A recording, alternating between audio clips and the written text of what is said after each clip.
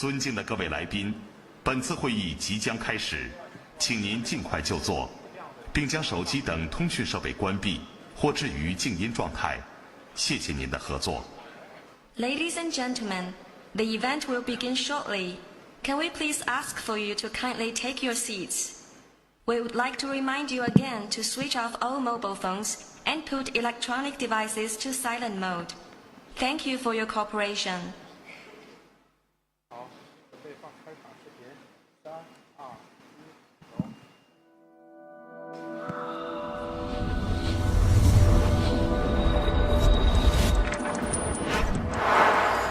在智能化浪潮与全球文明交织的时代，金融如水，以流动的力量赋能万物，是国民经济的血脉。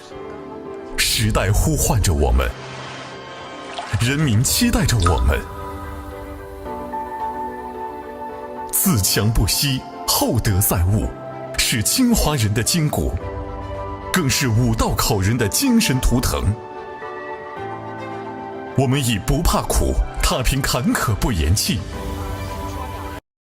勇敢维新刻度，在讲团结中汇聚起磅礴力量，与众贡献里。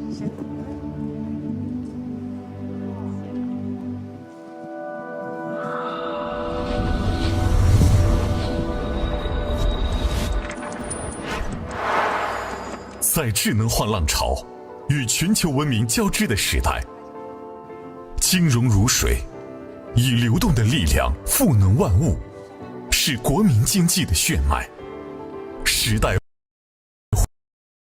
呼唤着我们，自强不息，厚德载物，是清华人的筋骨，更是五道口人的精神图腾。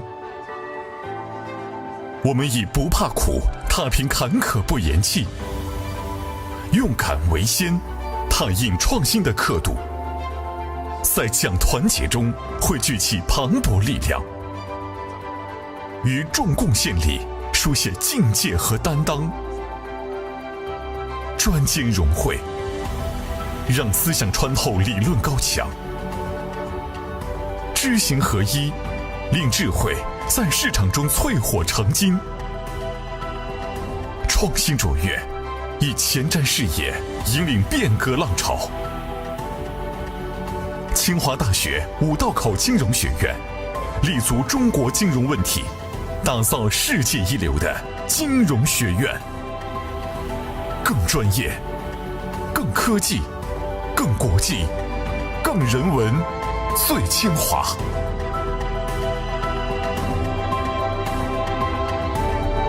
活水归海处，金融润邦国。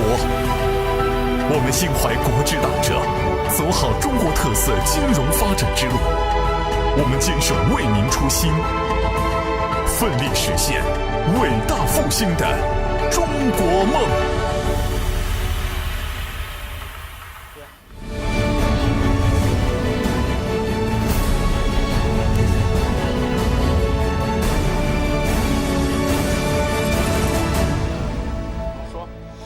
有请开幕式主持人、清华大学五道口金融学院副院长、讲席教授张晓燕老师。Now, please welcome our moderator, Professor Zhang Xiaoyan, Associate Dean and Chair Professor of Finance, Tsinghua PBCSF.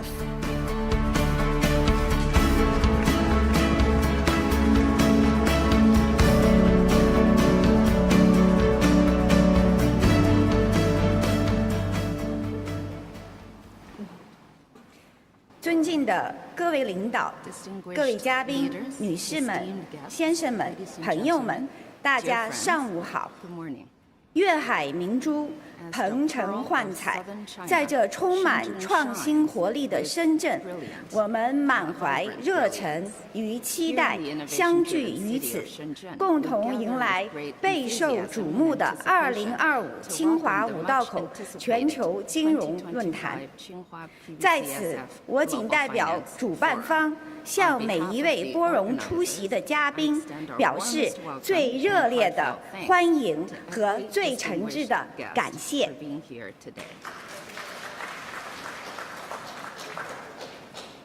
今天的论坛现场大咖云集，首先让我们以最热烈的掌声欢迎一位备受尊敬的重磅嘉宾，他就是第12届全国政协副主席、中国人民银行前行长周小川先生。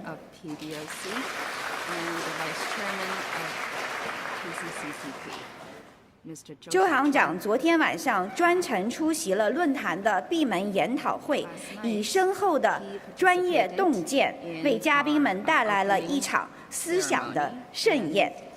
此刻，周行长亲临开幕式现场，让我们再次用掌声表达最诚挚的欢迎和最真心的感谢。谢谢周行长。接下来，请允许我介绍出席论坛开幕式并讲话的领导和嘉宾。首先是波兰前总理马雷克·贝尔卡先生 ，Mr. Belka。2001年诺贝尔经济学奖得主 Michael Spence 先生。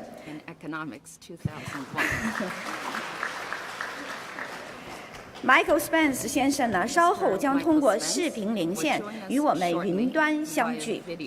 让我们以热烈的掌声欢迎很多位远道而来、跨越山海的国际贵宾。谢谢大家。接下来欢迎本届论坛的主办方领导。他们是清华大学党委副书记郭勇先生，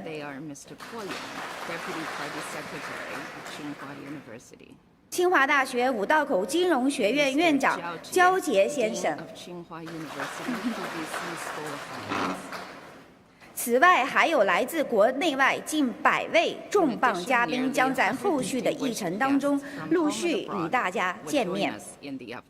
作为中国金融界的年度标志性盛事，清华五道口全球金融论坛已经走过了10年的历程。今年论坛的主题是共享未来，构建开放包容的经济与金融体系。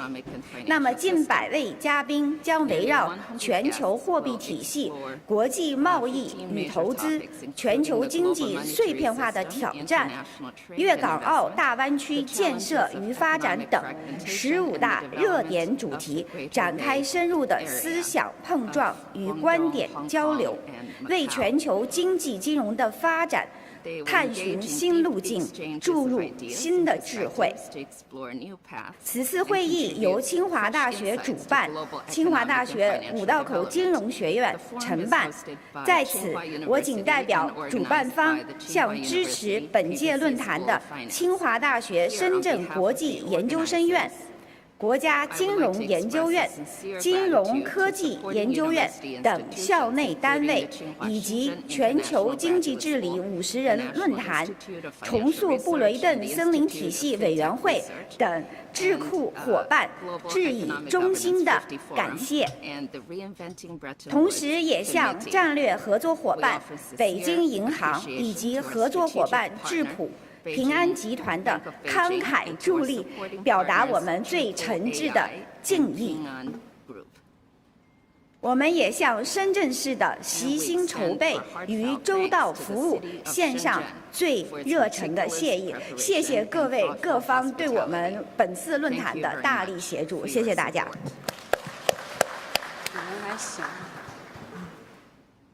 接下来，我们进入开幕式致辞环节。首先，有请清华大学党委副书记郭勇先生致辞。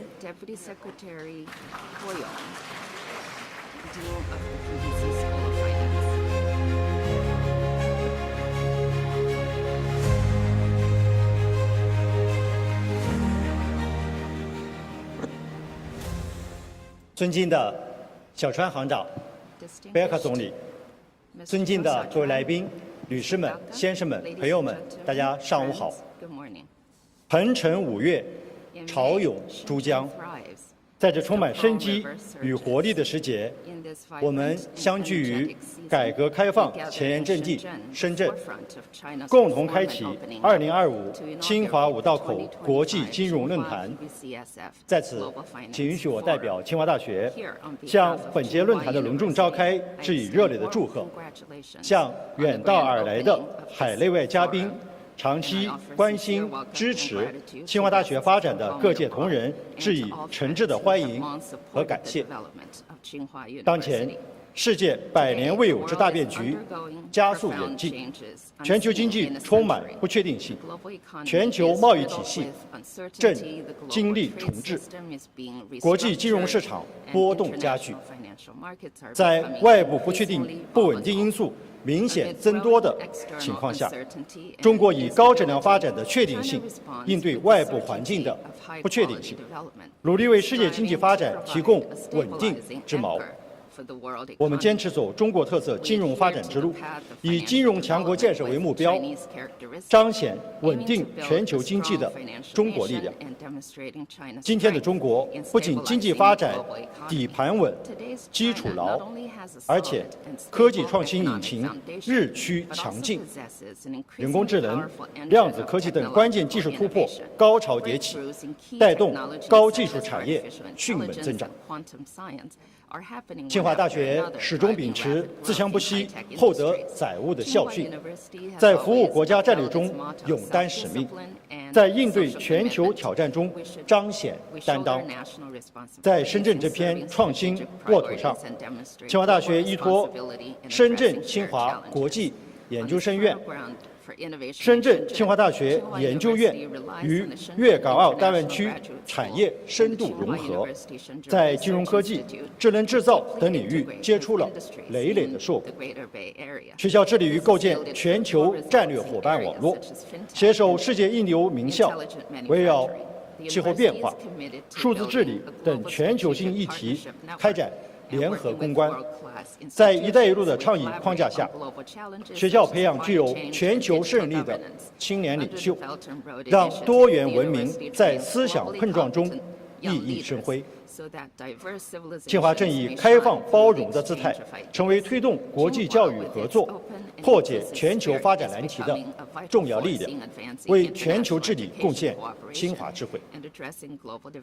薪火相传40载，清华大学五道口金融学院从中国人民银行研究生部的深厚积淀中走来，不仅是金融领域的黄埔军校，更是中国金融理论创新的策源地。五道口金融学院以中国特色、世界一流为坐标，构建融通中外的金融知识体系，锻造服务国家战略的金融重器，在全球金融舞台上发出越来越响亮的中国声音。清华五道口全球金融论坛自创办以来，致力于搭建高端对话平台，已成为汇聚全球政府人士、经济学者、金融领袖的思想盛宴。来自世界各地的精英在此激荡智慧，围绕全球金融热点与经济发展关键议题展开深入探讨，为行业发展提供前瞻性指引。本届论坛以共享未来、构建开放包容的经济与金融体系为主题，正是希望在复杂多变的全球经济形势下，共同探索金融开放创新与经济协同发展的新路径。在这里呢，我要特别感谢深圳市政府对清华发展，特别是本次论坛举办的鼎力支持。这座充满创新活力的城市，为论坛搭建了眺望全球金融前沿的绝佳平台。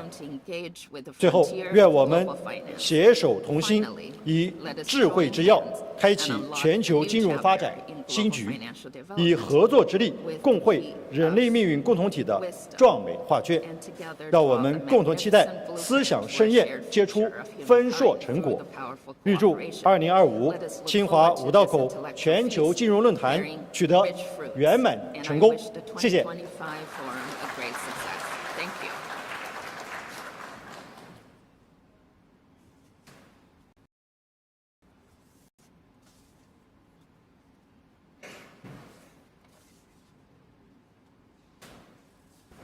谢谢郭勇书记。接下来有请清华大学五道口金融学院院长焦杰先生致辞。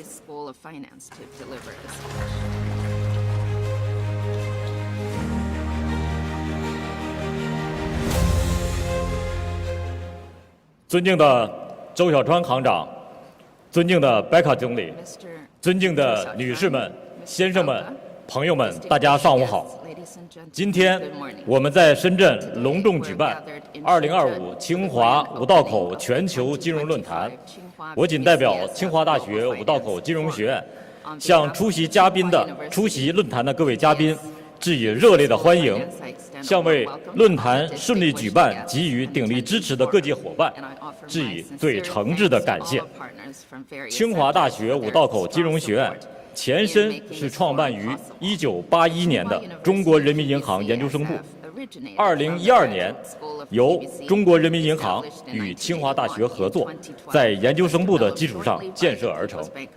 学院传承五道口办学特色，融合清华百年底蕴，牢牢扎根祖国大地，紧密结合时代形势，借鉴国际先进的金融学科和商学院高等教育模式办学，已经成为国内领先、国际一流的高等金融人才培养平台和金融学术政策研究平台。清华五道口积极构建金融教育全球，主动直身世界高等教育坐标，全面建设水平，拥抱世界，贡献力量。学院积极搭建清华五道口全球金融论坛等高端国际化平台，为全球经济金融的治理和健康发展提供支持。清华五道口全球金融论坛是清华大学于2014年发起的年度论坛活动，论坛已经成功举办10届，今年是第11届，成为国内最有影响力的金融学术与政策的国际化交流平台之一。2025清华五道口全球金融论坛首次在深圳举办。本次论坛以共享未来，构建开放包容的经济与金融体系为主题，旨在搭建全球政商界精英的高端对话平台，汇聚全球智慧，共谋合作的新篇。当前世界百年变局加速演进，国际形势变乱交织，全球化面临严峻挑战，世界经济格局深刻调整，碎片化加剧，不稳定性、不确定性上升，全球经济面临着增速放缓的结构性困境与分化风险，单边主义、保护主义加剧，全球贸易秩序面临新的严峻挑战，对国际经济循环造成了阻碍，全球治理体系和国际秩序变革加剧，全球金融稳定风险显著增加。在充满不确定性的时期，加强经济金融稳定以提高韧性，意义十分重大。多年来，中国一直是世界经济增长的主要贡献者和稳定锚。中国坚持真正的多边主义，积极参与全球经济治理，是经济全球化和贸易自由化的倡导者，并正从全球治理的规则追随者逐步转向制度改革者。中国致力于以高质量发展的确定性，应对外部环境急剧变化的不确定性。当前，中国正以新质生产力破解增长瓶颈，推动经济高质量发展。金融是国之大者，关系中国式现代化建设全局。中央金融工作会议首次系统提出，做好金融科技、绿色科技、科技金融、绿色金融、普惠金融、养老金融、数字金融5篇大文章。应该讲，5篇大文章构成了中国金融高质量发展的新的驱动力。面对复杂多变的国际环境、深刻变革的世界经济以及快速迭代的技术革新，构建一个开放包容的经济与金融体系，已成为推动全球可持续发展、实现共同繁荣的关键路径。期待参加2025清华五道口全球金融论坛的嘉宾们分享真知灼见，激荡思想火花，凝聚各方共识，擘画发展蓝图，贡献创新解决方案，共赴金融未来新征程。最后，感谢海内外嘉宾对清华大学五道口金融学院一如既往的大力支持，预祝本届论坛圆满成功。谢谢大家，谢谢。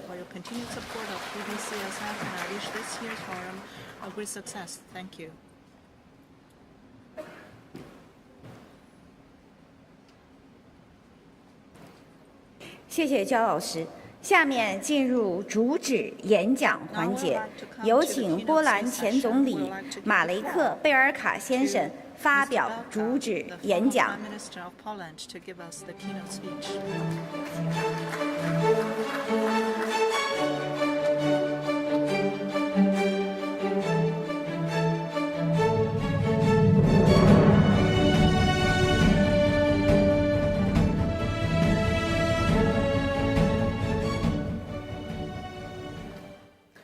Good morning, ladies and gentlemen. First, thank you for inviting me to this wonderful forum, for an opportunity to meet Chinese and international experts and take part in a discussion on probably most important global economic but also political issues. Of course, you would expect of me to offer you a European perspective on what we are discussing. But as always, the discussion on global issues has to start with America and with the new American administration, because it's injected so much new in the situation that it cannot be ignored in any discussion. I will try to pose and partially answer to the following questions. Question number one is, what does Donald Trump want? And is it correct diagnosis? Is it internally consistent? The second question is, what are the European most important problems or challenges that Europe faces?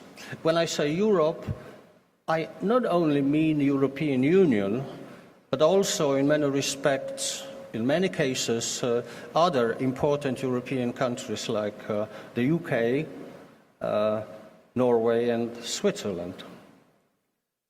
So, what are the problems that Europe faces now and in the future? Then the third question is, how will Europe, or how should Europe react to this? What should Europe do, in my humble opinion? And then, probably the most difficult and, let's say, well, the difficult question is what Europe will do. And it will probably do something, but not enough. This is what I presume is the main conclusion of my statement. So, what does Trump want? Well, if he wants to make America great again, then what we can conclude from his statements and actions is that he wants to turn back history.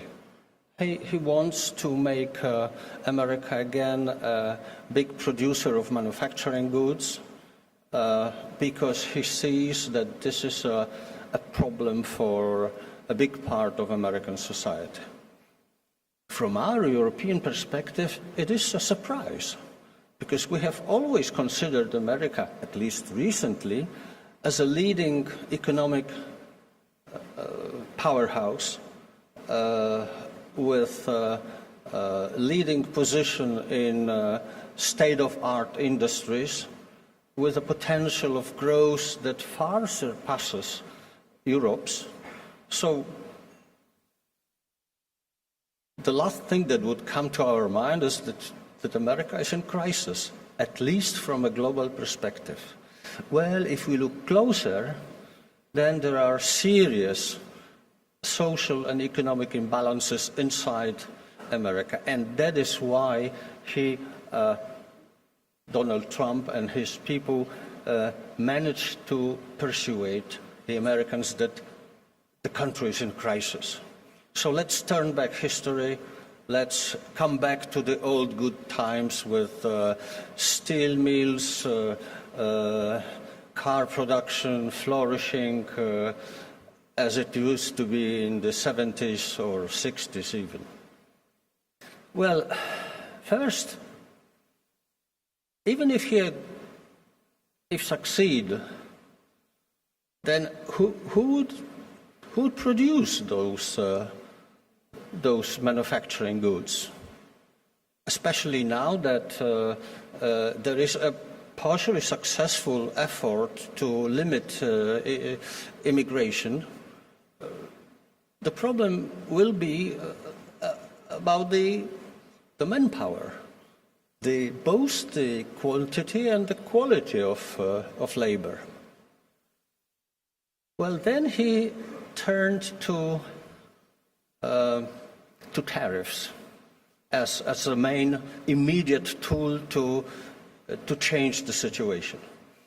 Well, first, we all know, at least economists know, that tariffs are not the main factor behind the trade imbalances.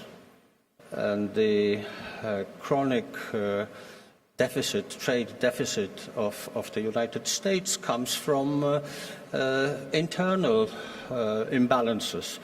Basically, Americans consume more than they saved. That's it. And the tariffs cannot do much.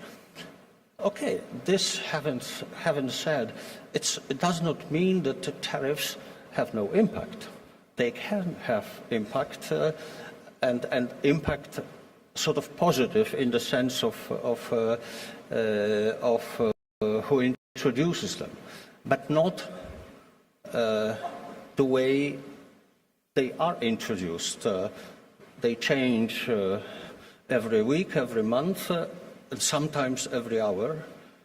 So what it brings is uncertainty and not really an effective move of production from abroad to America, back to America.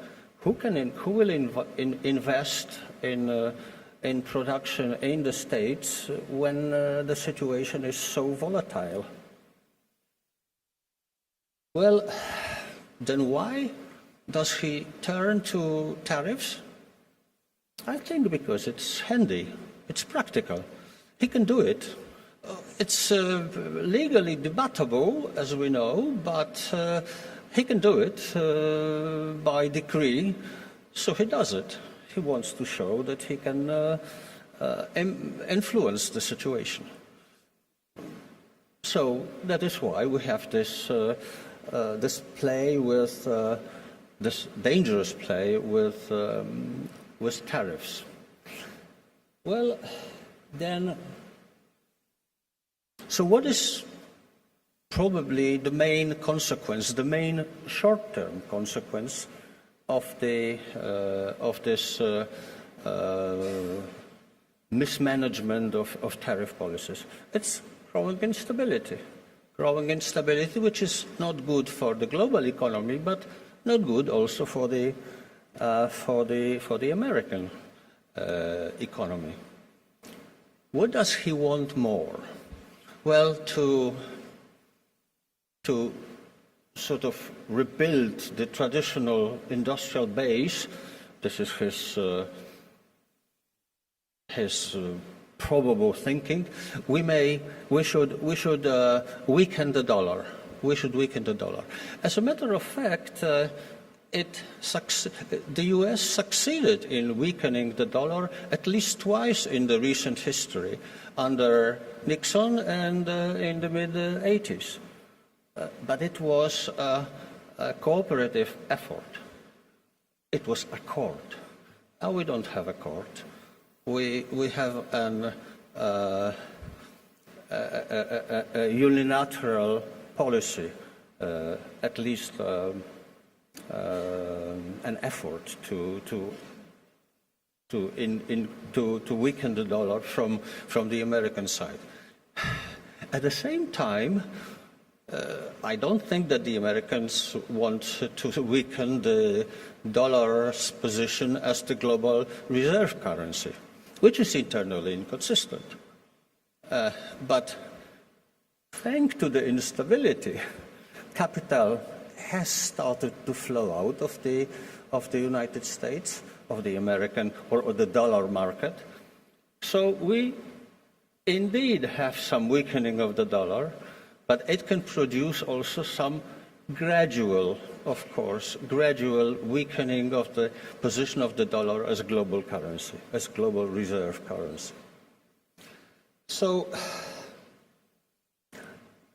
to sum up, I think that the diagnosis of the new administration is incorrect. America is not in crisis as global economic superpower. It has very deep social problems inside, but even compared to China, it is a technological superpower and a country leading in the state-of-art industries, in so-called disruptive industries. And more so, the strategy, or I would say tactics, taken is internally inconsistent and producing imbalances, instability. Okay, what are Europe's challenges? Well, the main longer-term challenge of Europe is lack of dynamics, is a slow pace of productivity growth, is a tendency to stagnate. It is to some extent inevitable. Europe is aging, well, as China is aging, but Europe is aging for a long time, and we cannot expect potential growth comparable to other regions in the global economy. Quite recently, of course, the immediate challenge is the instability. Europe prospers in a stable, rules-based world.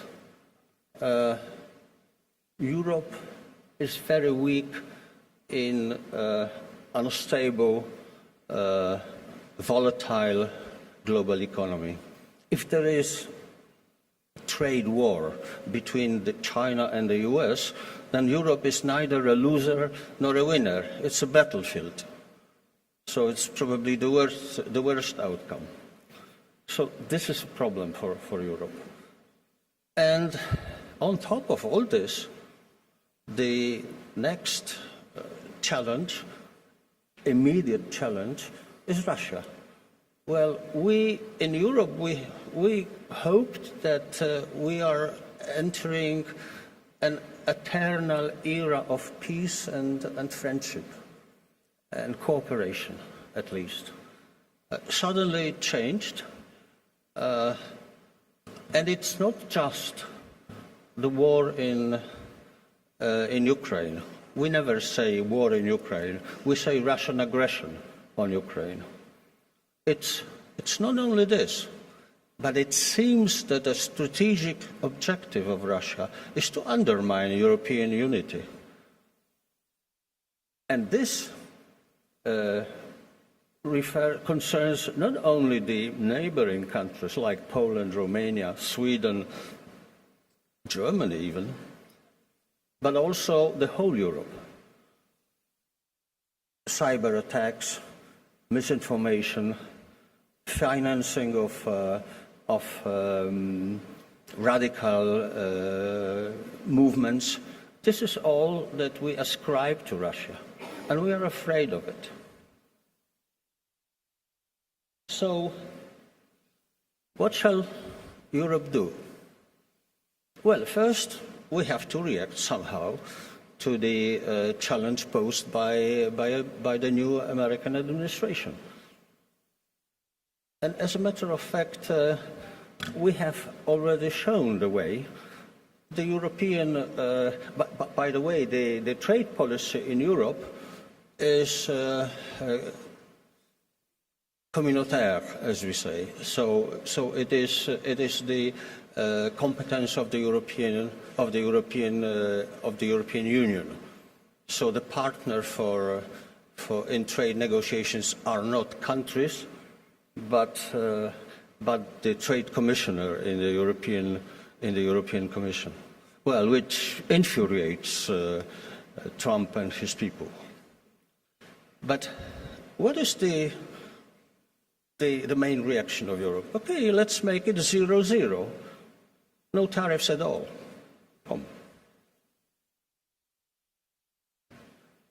This will not be destructive for the European Union, and we can live with it. Probably, as a sweetener, Europe should allow more import of American food to the European market. This is socially and politically very delicate, because as in the United States, it's also in Europe that the agricultural lobby is very strong, is stronger than it deserves to be, and it will raise havoc in Europe. But it is probably something that Trump will understand.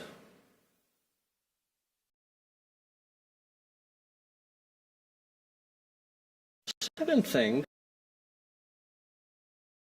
already have agreement with Mercosur,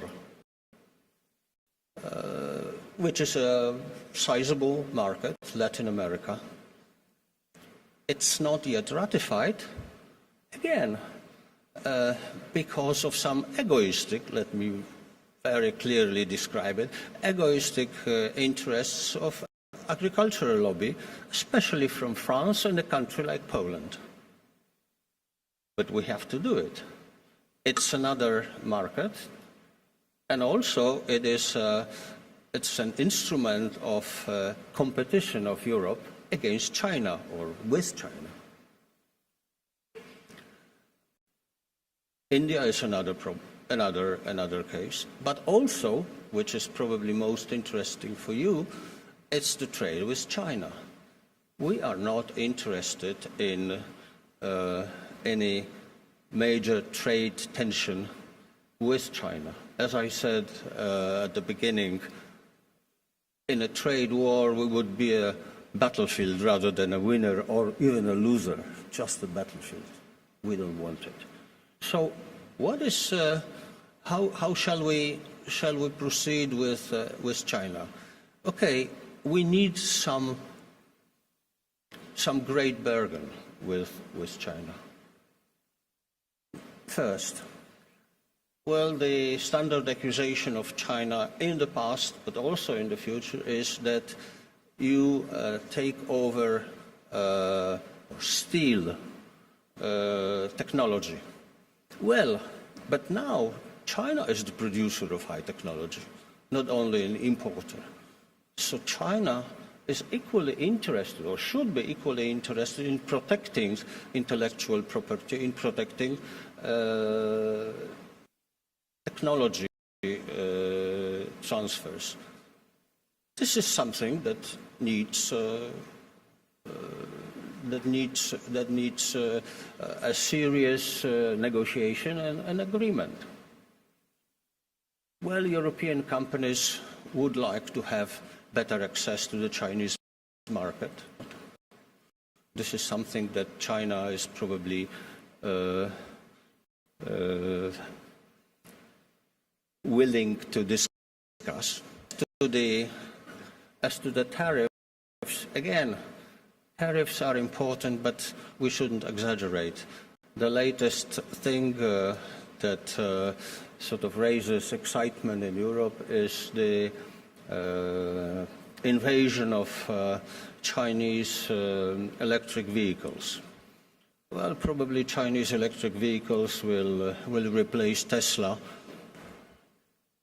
Tesla happens not to be a European company, so we can survive it.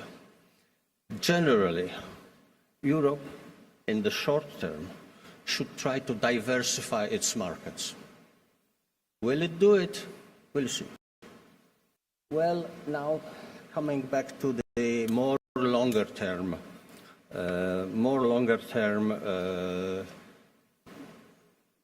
actions, activities. As I said, Europe feels that Russia becomes not a competitor, not a partner, not a competitor, but an enemy. And from many statements of Russian politicians, and I don't only mean the aggression on Ukraine, they make hostile statements and hostile actions against the European Union. So Europe, and also because of the pressure from Donald Trump, has to spend more on armaments or military industry. Well, this is possible. Europe, as an economic power, is much bigger, many times bigger than Russia. The problem is how and will it be willing to spend more on military technology? Well, first, what kind of military technology should Europe invest in? Should it invest in purchasing American arms? Well, this is probably the easiest, the shortest way to increase the military power of European countries, because the problem is that the American arms industry is overbooked, so to say.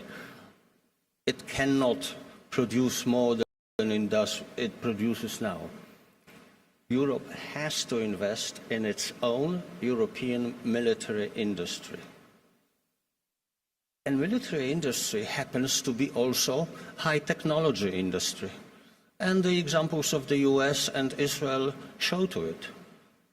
So if we suffer from lack of dynamics in high technologies, military industry is probably a way to boost it, to stimulate it.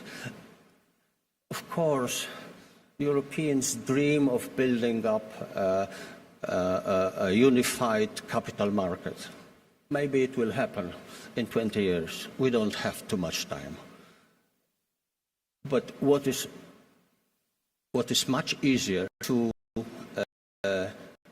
smartly use the money for military efforts to build up or rebuild European high technology.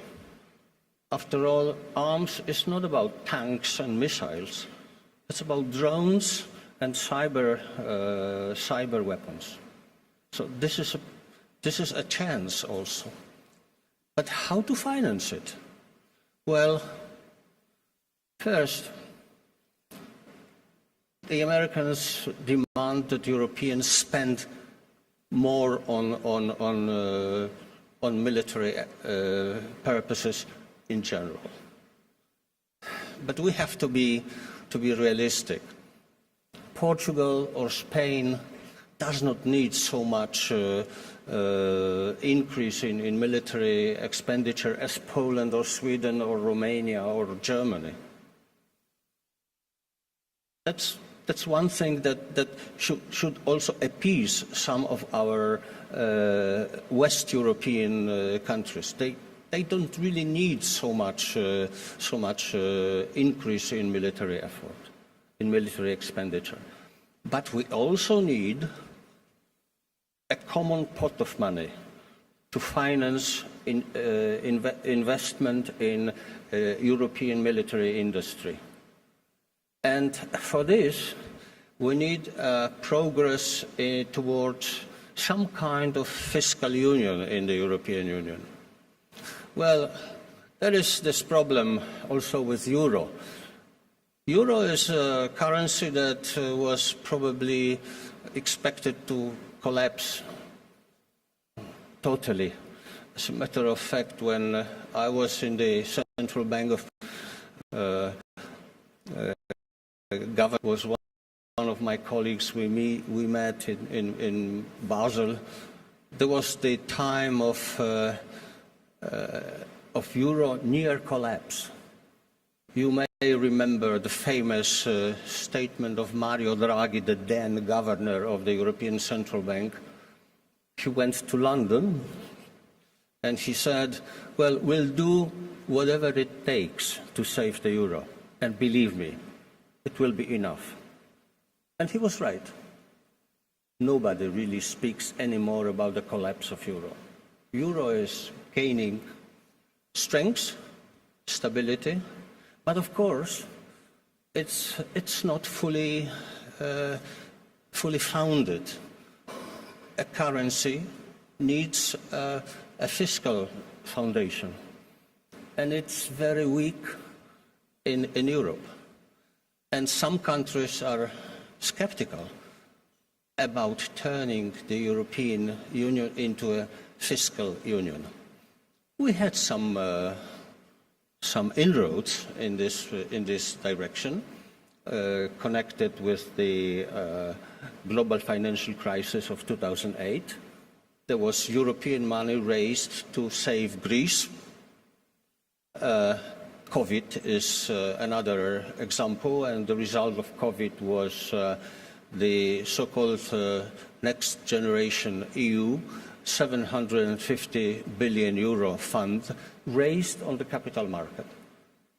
Why not repeating this exercise for arms industry? Well, the problem is that if you raise money from capital market, you have to repay it.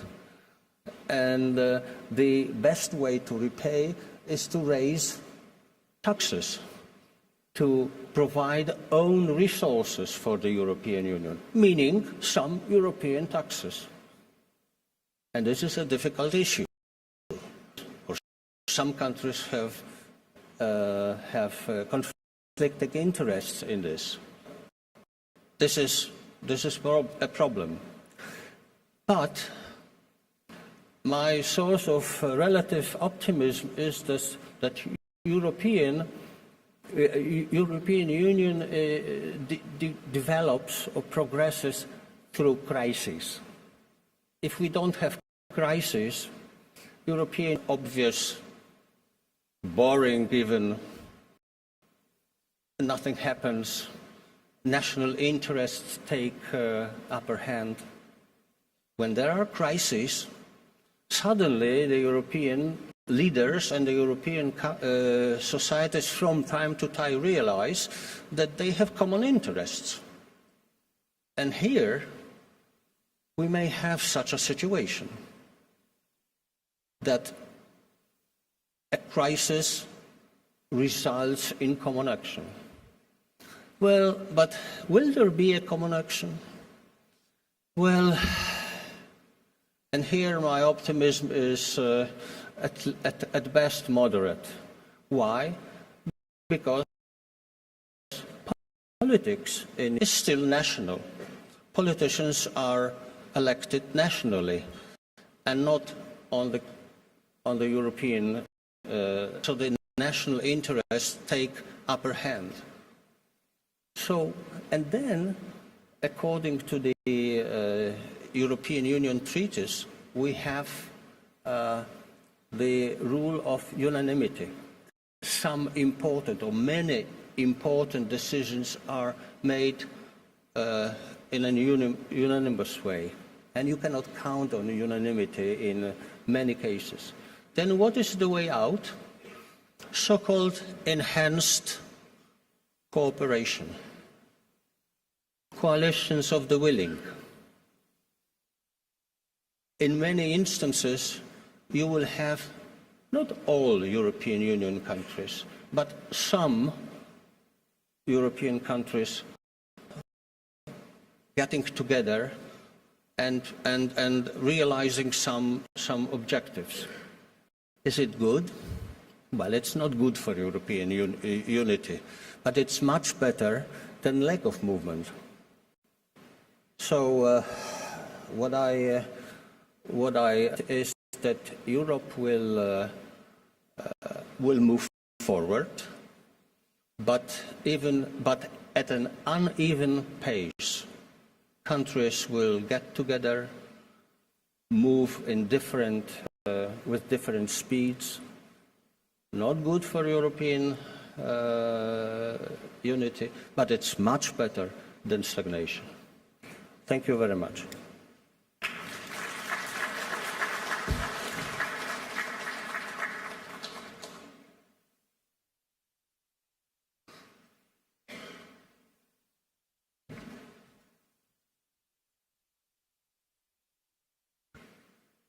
非常感谢马雷克·贝尔卡先生，非常感谢这个贝尔卡先生呢，share 了跟我们分享了很多对于欧洲的洞见。那么接下来我们有请2001年诺贝尔经济学奖得主 Michael Spence 先生发表主旨演讲。Professor Spence, welcome to.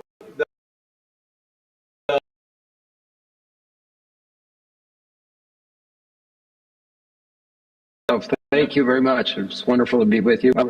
Hopefully I'll be with you in person on the next Absolutely.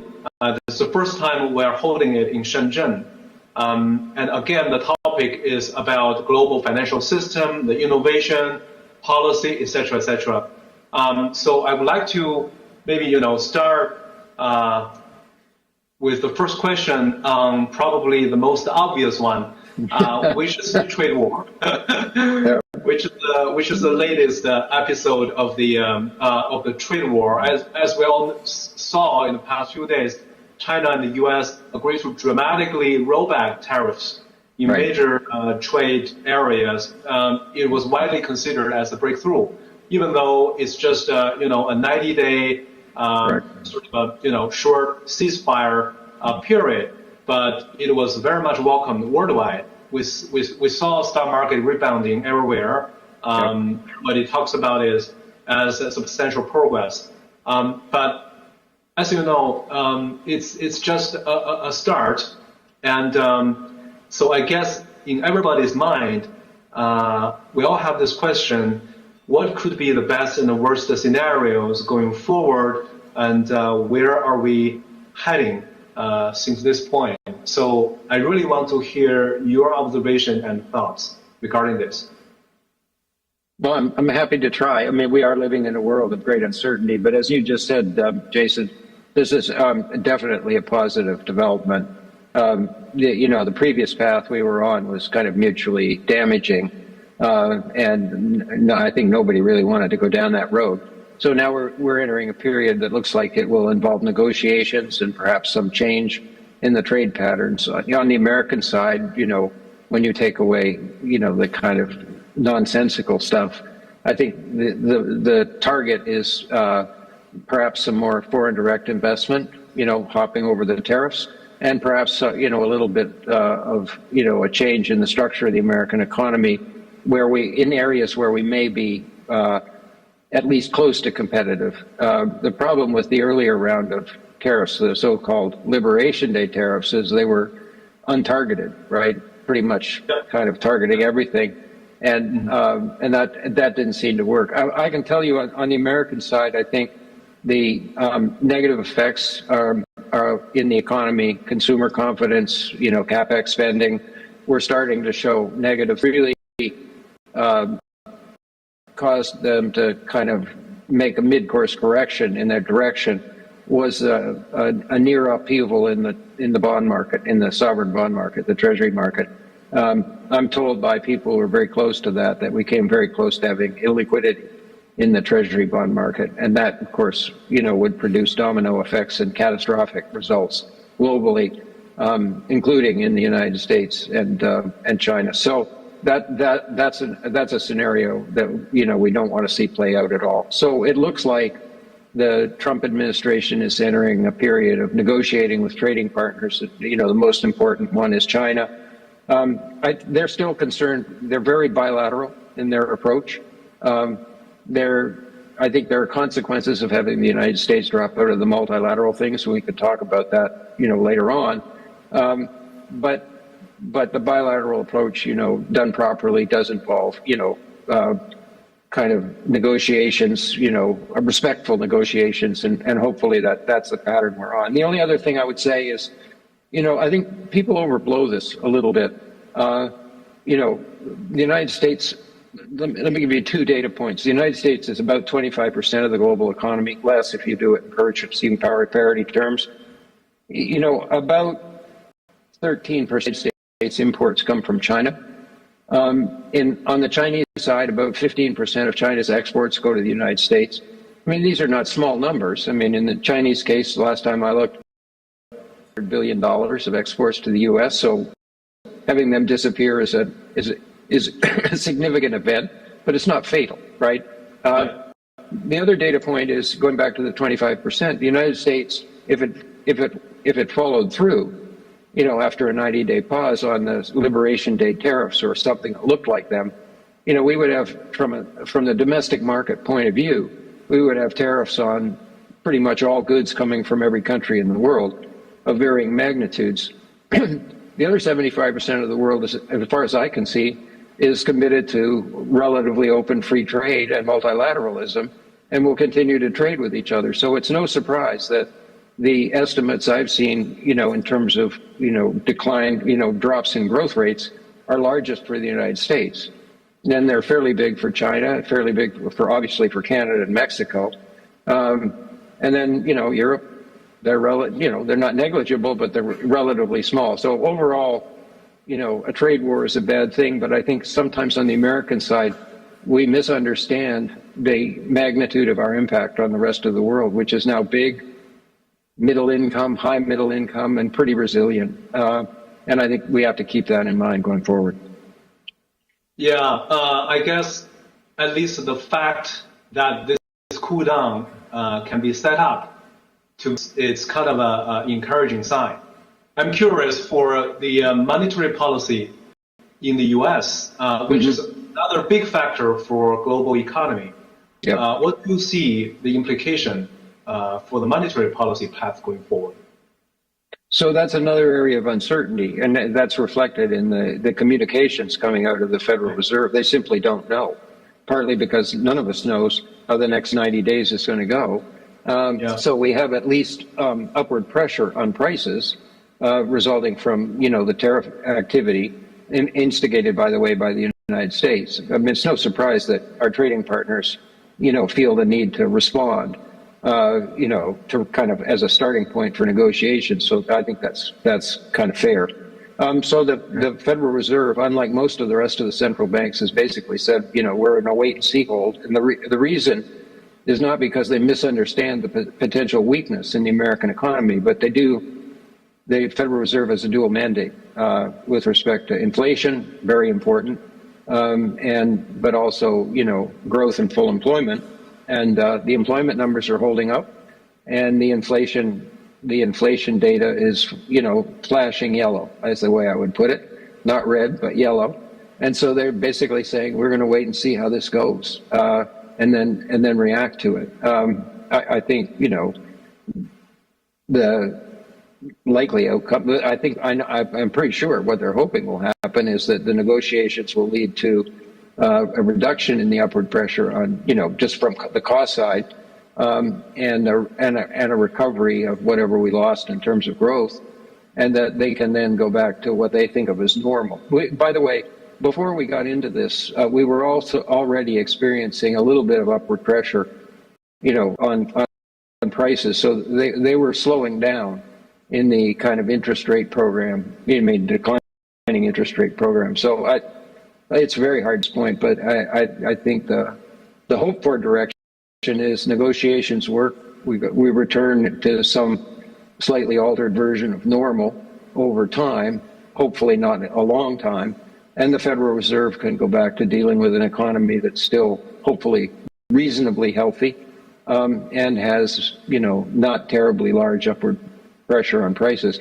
The only thing I would say is, and I think the Federal Reserve understands this, is a kind of one-time increase in prices, whether they come from energy or tariffs or anything else, is one thing. But that doesn't mean you have sort of persistent inflationary pressure. So you get those from an excess demand sort of situation, which is what we had coming out of the pandemic. But if you have enough decline in consumer confidence, enough decline in tourism, enough decline in capex spending, then the aggregate demand side, you know, is weaker as well. So another element of uncertainty is what's the situation, what's the relative magnitude of the, you know, the impact on both the supply and the demand side. And it's not obvious that the demand side is going to stay healthy and produce inflationary pressures that are persistent, that they feel that they have to respond to. How do you feel about this episode impacting the global trade system? Because this has been a big topic which had drawn lots of discussions. Yep. You mentioned multilateral, bilateral, et cetera, et cetera. How do you feel about where the global, you know, trade system is heading?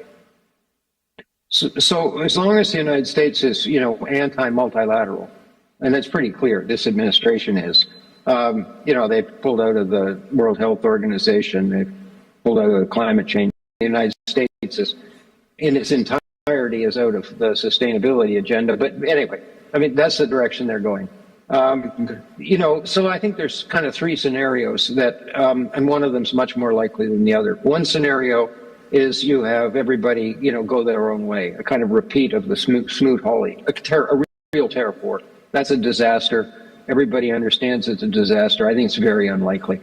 The second one is we have two spheres of influence, China and the United States, force people to choose. I think that's also unlikely because the emerging economies, you know, basically don't want to do that, right? They want to have a productive relationship and an important relationship with China on investment and trade, and they have important relationships with the United States and with Europe on trade, technology, and let's not forget, you know, there are security and defense arrangements as well, and aren't necessarily very well aligned with the trading patterns in the world at this point.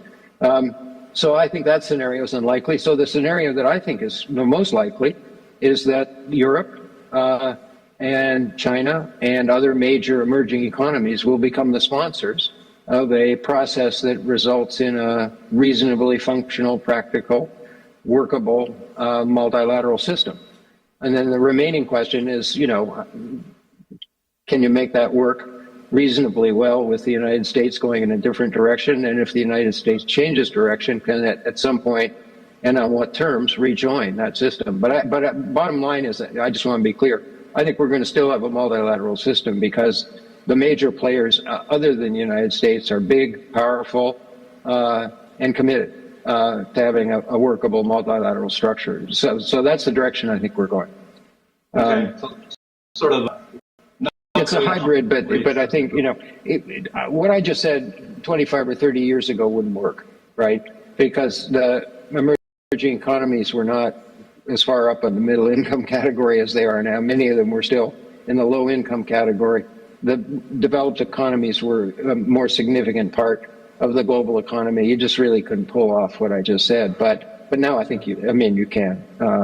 And so I mean, there's lots of details to work out, and it'll be messy. But the simple truth is, as we came out of the pandemic with lots of shocks, geopolitical tensions and other things, the global economy was already in a process of, fairly rapid structural change, encounters in their own way. This is another shock in a sense, but I don't think it derails the process of trying to make a practical, somewhat more complex version of multilateralism work, because it's, because it's important, because it benefits everybody, and because in things like climate change, it's essential. Yeah, this is really sharing, Mike. Thank you so much. Let me move on to the other topic, which is also very, very exciting. We touched on this 2 months ago, the AI frontier. Right. I mean, this part of the world just has been moving so fast. Right. We see new funding coming out, new initiatives taken by big corporations like Google, new valuation, new startups, and also pleasant surprises everywhere, including in China. Right. Yeah. Even it's interesting. We even see new financial product related to AI. I just saw in UK market there's an insurance product rolled out against malfunction of AI tools. Right. Right. Hallucination. So that's sort of encouraging business to adopt more AI tools or practice. So this is all very exciting, very new. But I want to hear from your perspective, just in the past several months, what's new and what's most exciting and meaningful development you have seen in this field? Well, it's exciting and complex. So many. Let me start. There's a report produced at Stanford by the Human-Centered Artificial Intelligence Institute, by Index. They do it every year, and this year was I'm sure you've seen it, but it was particularly interesting from my point of view. What struck me this year is a few things. One, the increase in the open source part, which is very much related to the DeepSeek and other developments in China. Second one is the gap between China and the United States is closing.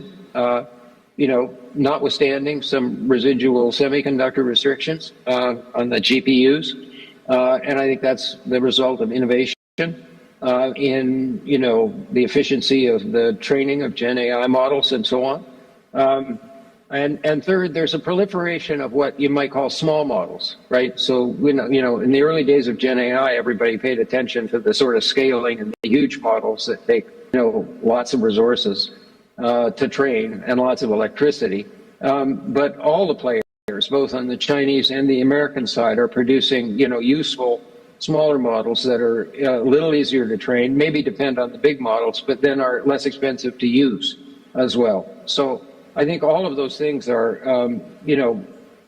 important and positive developments for the global economy.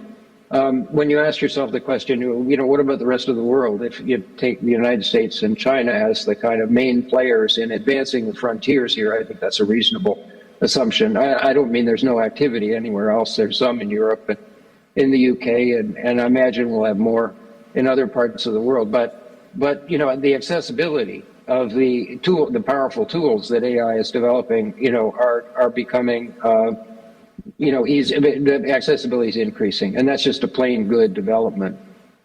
Second thing I'll mention is that I was involved as a co-chair of the advisory committee on the the Human Development Report this year, which is the focus is on artificial intelligence.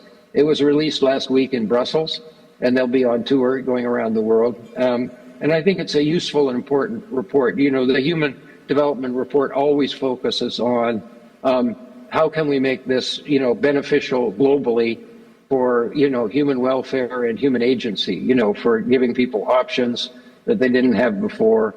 It's very much focused on what's the impact for humanity. And I think it's a very useful report, and it's quite upbeat. It doesn't neglect the potential for digital divides and uneven access, but it's very balanced. And I think we can look forward to trying to make progress in making sure that these tools are accessible to everybody. So the notion that there's only two players in the game and we're sort of, competing with each other is one dimension, but I think it's a full picture is now, observation is, I think, there are, in my own personal opinion, and we talked about this before, Jason, is that we'll see stunning breakthroughs in science, and almost immediately and everywhere, right? So we had the AlphaFold work that received the Nobel Prize. I'm told there's 2.5 million or more biologists all in 100 and some odd countries who pick up this tool and use it to increase their speed of their research in biomedical science, vaccines, drugs, treatment, etc. I think we'll see that in a wide range of sciences, and again, that will not be in just one place. I mean, with the biomedical life sciences ecosystems in China are extremely strong, and there does look like there's an intersection of AI and biology coming. But I think we'll see this in material science and physics, battery development, and in weather forecasting. I'm told there's this came out of Google, but that there's a short-run forecasting algorithm that predicts 12 hours in advance extremely severe weather events in a 5-kilometer radius with an accuracy of about 15 minutes back and forth. It won't affect the GDP of any country, but it'll probably save a lot of lives. That's amazing. Once it gets into use. And I just think we're going to see a proliferation of that. The people I talk to about this all the time on the economic and business side say, we're clearly in rapid change. I think we're getting past the experimental, what are we supposed to do with this kind of phase, and into, we found some really good uses for this. I still think there are some issues that have to do with making sure the development isn't concentrated by sector, by type of firm, and so on.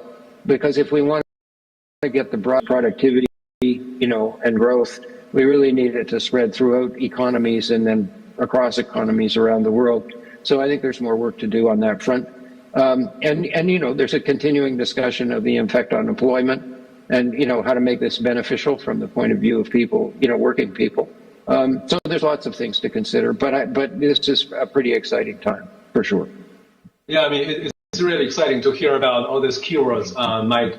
Let me just, briefly repeat as a recap: open source, accessibility, and breakthrough in the science field in particular. And I think we're seeing and hearing almost exactly the same thing. Especially, I think the accessibility issue has been, dramatically changed after the emergence of DeepSeek. And Absolutely. We see institutions on the large and the medium small scale, they're all seeking viable ways to embrace what you call AI smaller model or vertical model. Vertical, really enable their business practices, even just for a small part or a small step of the whole process. That becomes much more possible, and the benefits becoming more tangible and significant. And so I totally agree with what you just summarized. And lastly, because we're always short of time for this kind of a dialogue, I want to ask another third question, which is more related to business school. Given what we just talked about just now, we have two issues right now we're thinking hard. One is globalization of business school in the current, environment. Two is how we as a business school should embrace AI in terms of research, educating, et cetera, et cetera. So, given your long tenure and very successful career in education, I really want to hear your views. So I may be extreme on this, but I'll take the second part first, right? Sure. So this is probably excessively dramatic, but we're fairly close to having everybody on the planet have a digital assistant that's read everything in every language and at some level understood what it read. To my way of thinking, this is an unbelievably powerful tool, at least for people who are curious. to expand their knowledge about the world. In addition, I mean, you probably remember in the early days of the computer revolution, the personal computer, the democratization of access to computers, the graphical user interface was a crucial step, developed at Xerox PARC, picked up by Apple, universally used now. But because of Gen AI, we're not very far away from having an audible user interface, right? Now, that is not an earth-shattering development for most people, unless you're illiterate. Yeah. Right. So in terms of inclusiveness, I keep finding dimensions, and China has led in this, in which the AIs increase the inclusiveness of the way the whole economy works, finance, credit, in health and education and so on. And now here's another dimension. So I'm pretty excited about that. But to go back to the question you asked, then I think what we need to do in education is not focus on the negative side. So we sort of say, well, what if the students use the AI to write a paper, right? As opposed to a research tool. So I think this is a question of education and values. When you use resources, you put in a footnote and acknowledge them. I think if you use an AI, you put in footnotes and acknowledge you use the AI. And you certainly don't just repeat what the thing said. Will people cheat? Sure. So then my colleagues, ask the question, well, how do we test? Ultimately, what we care about is not whether people finish their assignments, but whether they learned anything, right? So my answer to that is, yeah, it's possible that, using traditional methods like writing papers, they don't have a kind of reliable test. But, if you and I sat down with a student for 15 minutes with no iPhones and no computers, we could probably tell pretty quickly whether the person knew anything about the subject. So, some of my colleagues think that's a bit labor intensive, and that's okay with me. But I think, there's fairly easy solutions to this. So bottom line is, I think we should encourage its responsible use as part of the process of, learning, regardless of the subject matter. And on the kind of business schools, I think that's a very interesting question that I'm sure you're wrestling with. In this world, I would be under the heading of globalization of a business school or business schools. I'd be looking to make sure we were connected to all the parts of the global economy, right? And that is, I wouldn't focus on either the United States or Europe. I wouldn't ignore them, but you have big, important economies who are growing in Asia, in ASEAN, and so on. The natural direction of evolution is to forge the relationships that you have with Cornell in other areas. Now, you can overload yourself with too many relationships, so maybe one business school can't do all of the above, right? But you can collaborate with each other within China and have multiple relationships with sort of Indonesia, with Latin America, etc.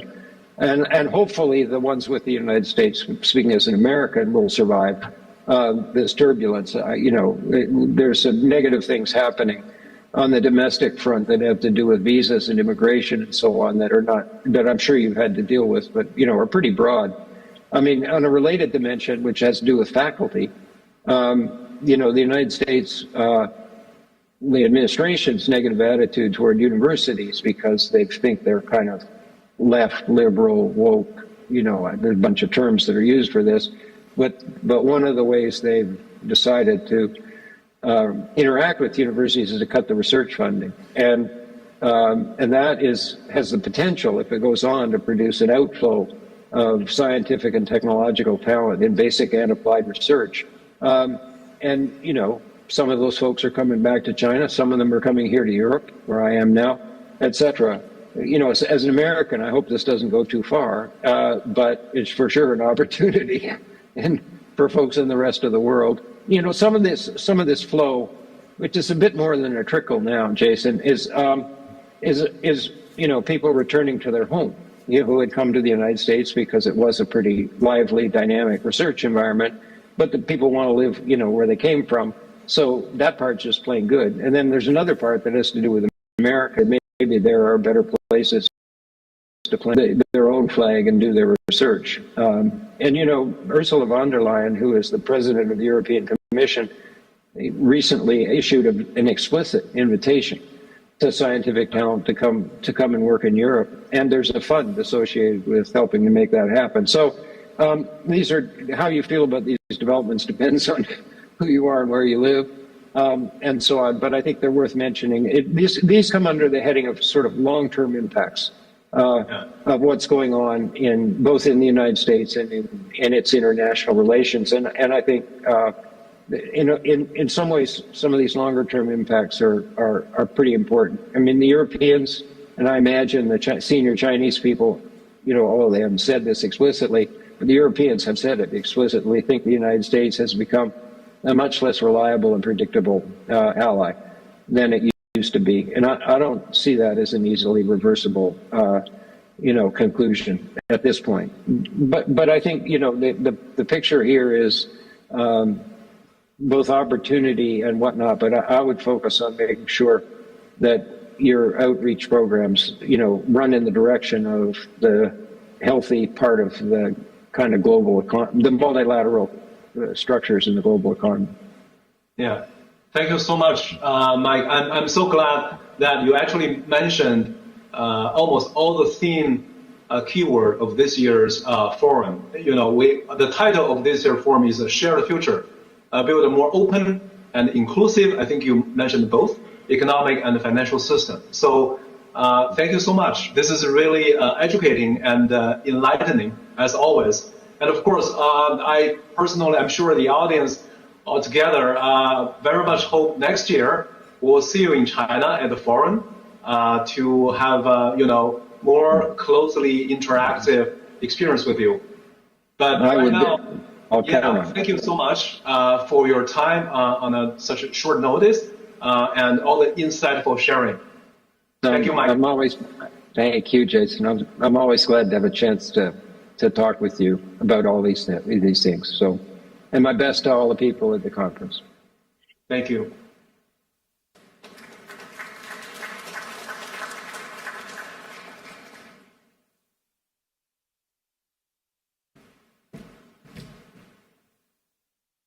好，非常感谢 Michael Spence 先生的分享。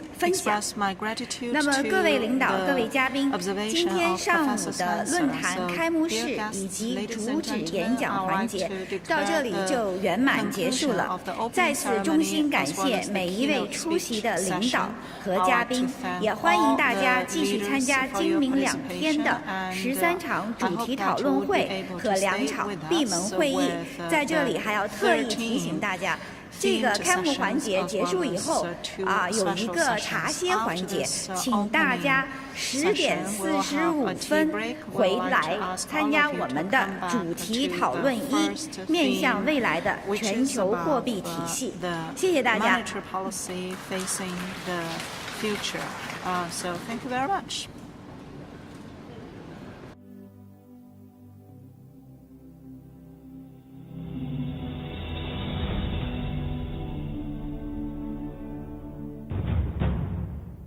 打造具有中国特色的世界顶尖金融学院，开设金融学博士、金融专业硕士、清华、康奈尔双学位金融 MBA、金融 EMBA、全球金融 GSFD 以及高管教育等项目，培养高层次、创新型、国际化的未来金融领袖。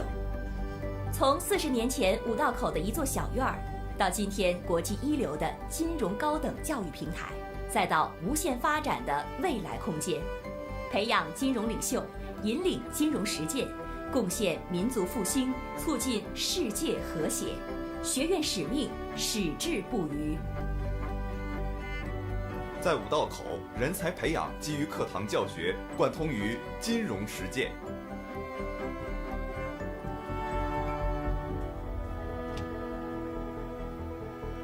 欢迎来到五道口。在这里，我们有着立体，通过全球招聘，学院建设了国际一流的全职师资，同时始终坚持外聘导师的育人传统。来自业界的专家导师将为同学们提供紧贴金融实务的机会，全方位培养金融人才。学院一贯注重培养、拓展学子的国际视野和跨文化交流能力，依托清华丰富的国际交流资源，建立了体系化、个性化的国际金融人才培养机制。国际术科培养、海外交换、短期访学、海外实习，我们鼓励学生勇敢地走出去，同时我们也大门敞开，迎四方来客，让学生能够身在中国，瞭望世界。每年5月，全球的财经领袖和金融学者云集清华五道口全球金融论坛，共同探讨世界经济格局变迁和中国金融改革未来。通过一系列峰会、讲堂、学术年会，学院为国内外的金融学界、业界领袖提供高水平的开放对话空间，围绕中国金融问题开展深度的研究和探讨。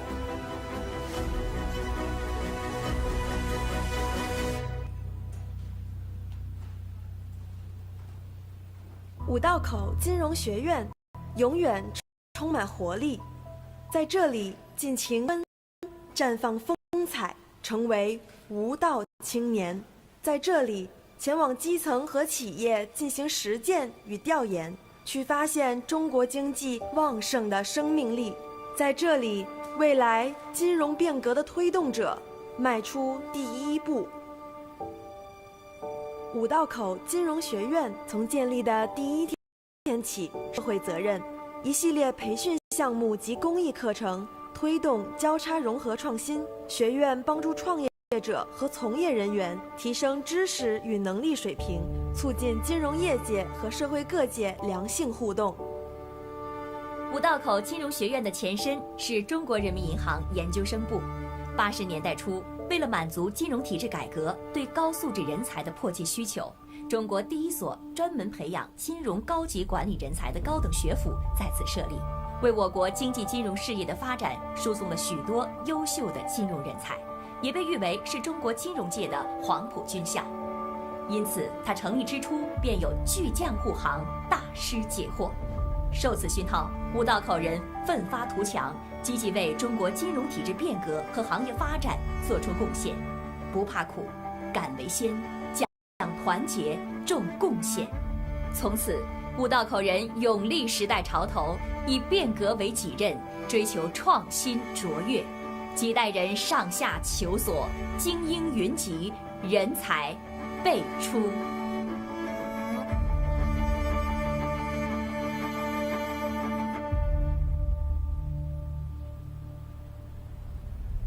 时代在变，但坐标不变；外表在变，但精神不变。这就是清华五道口的故事。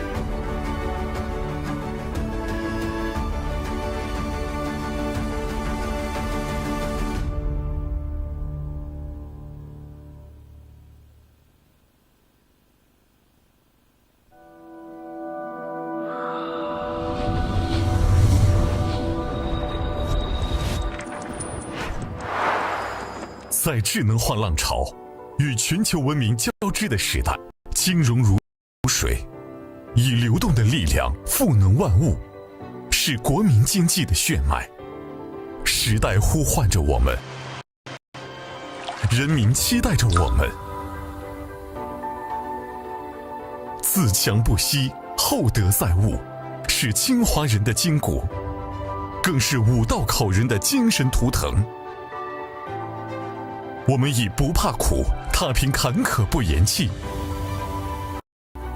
踏印创新的刻度，在讲团结中汇聚起磅礴力量，于重贡献里书写进专精融汇，让思想穿透理论高墙，知行合一，令智慧在市场中淬火成金。创新卓越，以前瞻视野引领变革浪潮。五道口金融学院立足中国金融问题，打造世界一流的金融学院，更专业、更科技、更国际、更人文，最清华。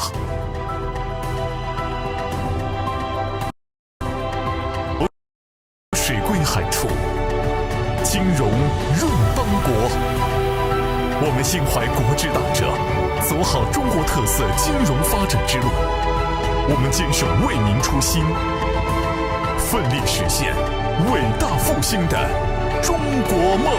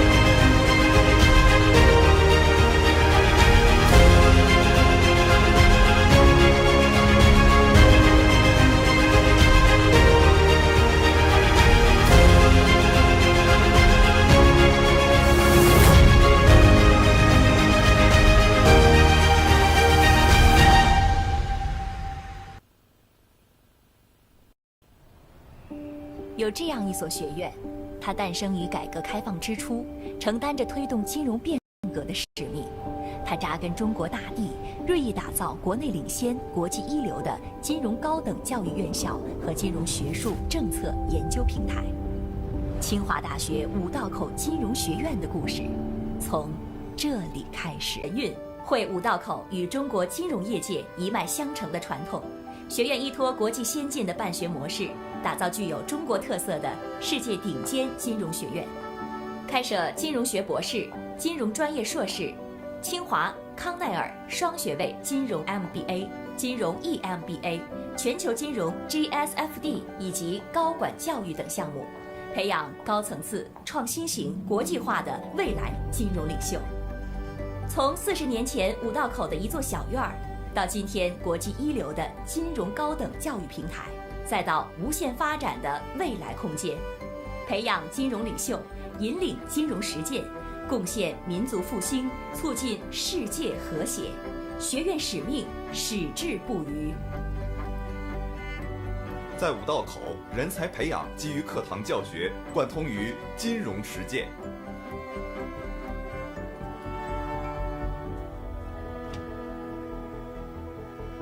欢迎来到五道口，在这里，我们有着立体化的教师队伍，通过全球招聘，学院建设了国际一流的全职师资，同时始终坚持外聘导师的育人传统。来自业界的专家导师将为同学们提供紧贴金融实务的机会，全方位培养金融人才。学院一贯注重培养、拓展学子的国际视野和跨文化交流能力，依托清华丰富的国际交流。在这里尽情享受青春，绽放风采，成为无道青年。在这里前往基层和企业进行实践与调研，去发现中国经济旺盛的生命力。在这里，未来金融变革的推动者迈出一步。五道口金融学院从建立的第一天起，始终不忘社会责任。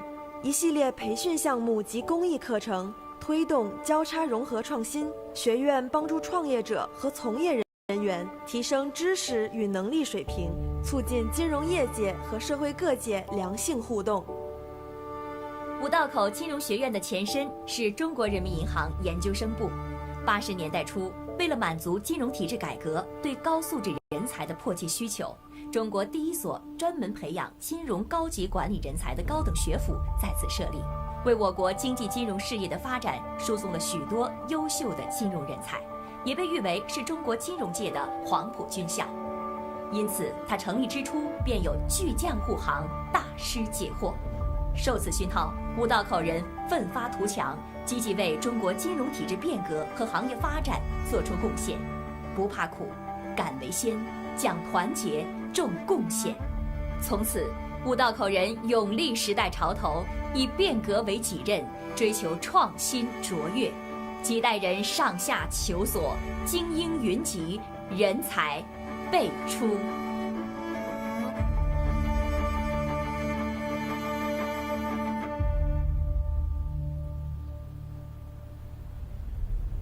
时代在变，标不变，外表在变，但这就是清华五道口的故事。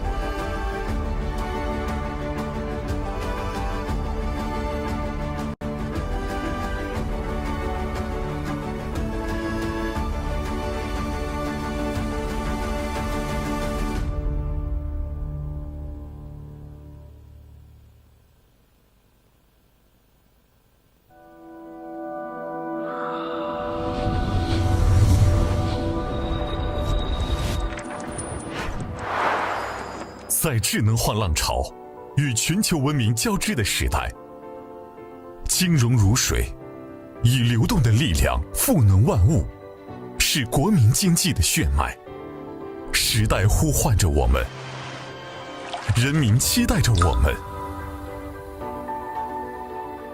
自强不息，厚德载物，是清华人的筋骨，更是五道口人的精神图腾。我们以不怕苦，踏平坎坷不言弃，勇敢为先，踏印创新的刻度，在讲团结中汇聚起磅礴力量，于重贡献里书写境界和担当，专精融汇，让思想穿透理论高墙，知行合一，令智慧在市场中淬火成金，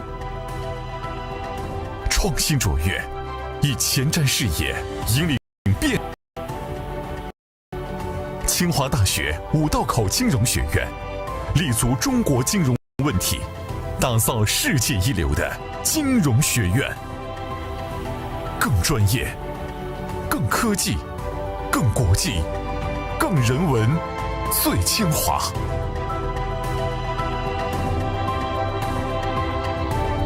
活水归海处，金融润邦国。我们心怀国之大者，走好中国特色金融发展之路。我们坚守为民初心，奋力实现伟大复兴的中国梦。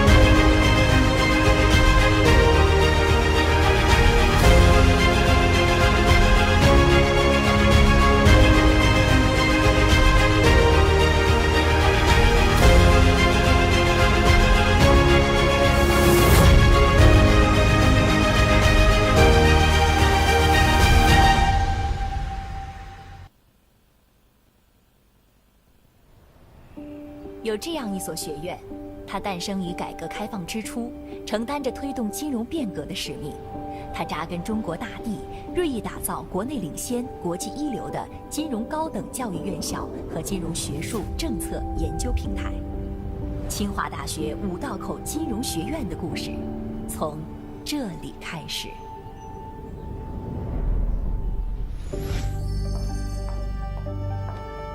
融清华百年学府气度神韵，汇五道口与中国金融业界一脉相承的传统。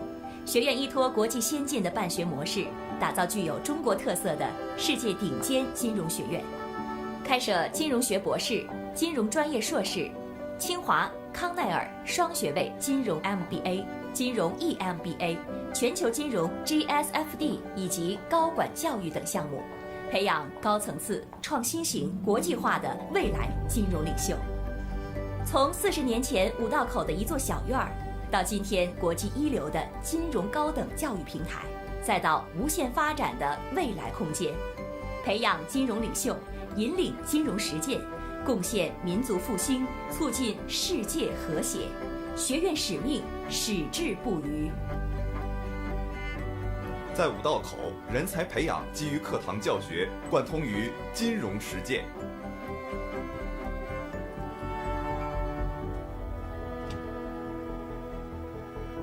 欢迎来到五道口，在这里，我们有着立体化的教师队伍，通过全球招聘，学院建设了国际一流的全职师资，同时始终坚持外聘导师的育人传统。来自业界的专家导师将为同学们提供紧贴金融实务的机会，全方位培养金融人才。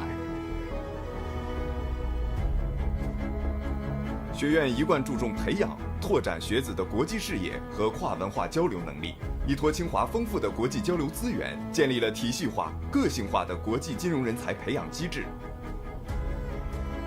国际暑期项目、联合培养、海外交换、短期访学、海外实习，在这里，我们鼓励学生勇敢地走出去，同时，我们也大门敞开，迎四方来客，让学生能够身在中国，瞭望世界。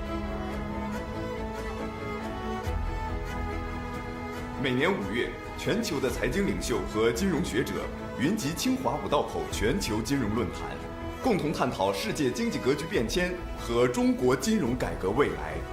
通过一系列峰会、讲堂、学术年会，学院为国内外的金融学界、业界领袖提供高水平的开放对话空间，围绕中国金融问题开展深度的研究和探讨。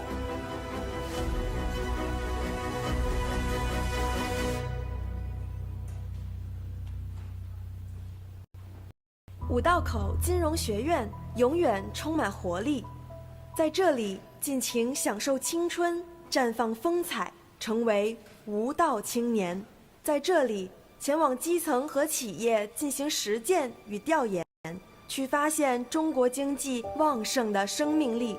在这里，未来金融变革的推动者迈出第一步。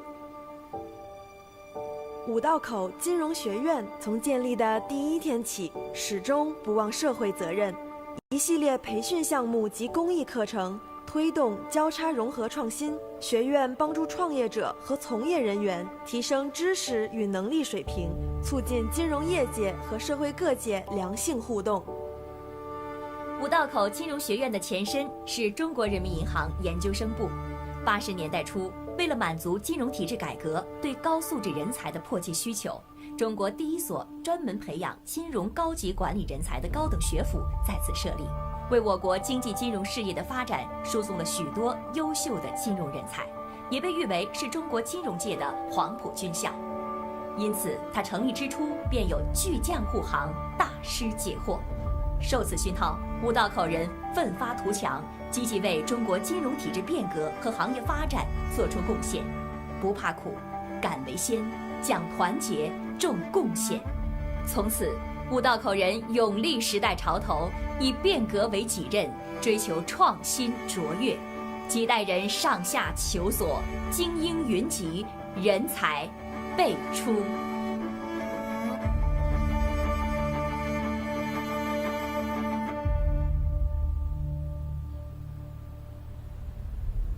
时代在变，但坐标不变；外表在变，但精神不变。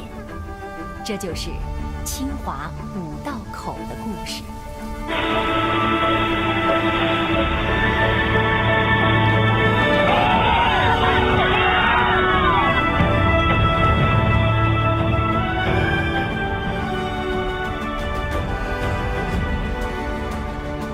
尊敬的各位来宾，本次会议即将开始，请您尽快就座，并将手机等通讯设备关闭或置于静音状态。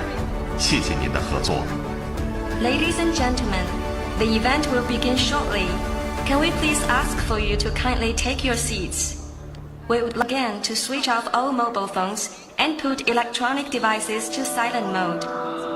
Thank you for your cooperation.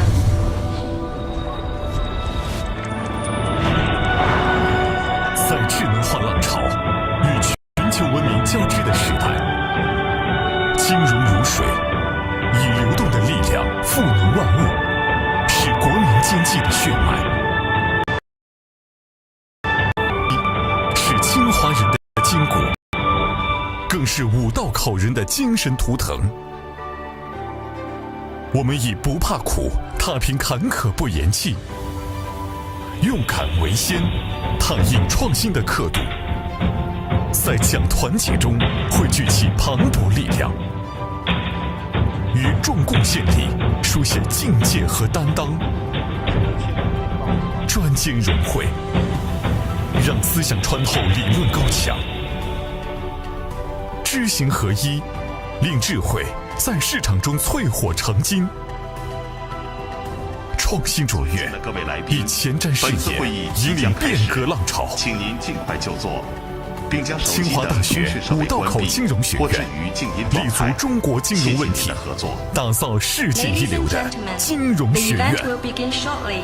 Can we 更 please 专业 ask for you to kindly 更 take 科 your 技 seats? 更国 We 际 would like to remind you 更人 again 文 to switch off all 最 mobile 清华 phones and put electronic devices to silent mode. Thank you for your cooperation. 活水归海处，金融润邦国。我们心怀国之大者，走好中国特色金融发。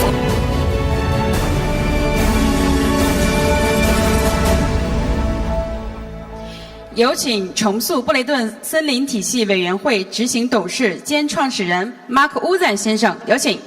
Now let's welcome the moderator, I would like Mr. to Mark Wuzan, the Executive Director, invite Reinventing Bretton Woods Committee.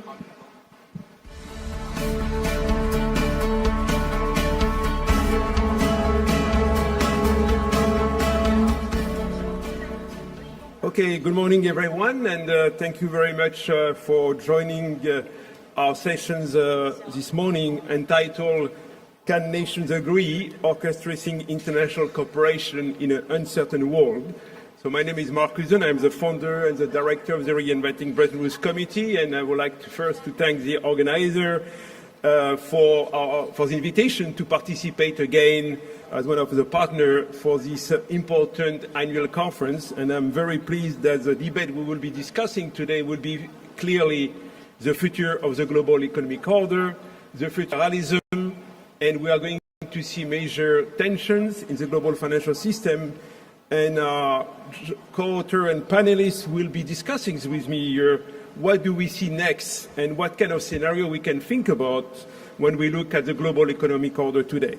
Let me try to introduce quickly our panelists, and I will ask them to join the floor. Professor Xi Kang, special term professor at Tsinghua PBCSF and a professor of economics at the Chinese University of Hong Kong. Professor Xi, please, welcome. Lord Malone Brown, the former Deputy Secretary General of the United Nations and head of the UNDP.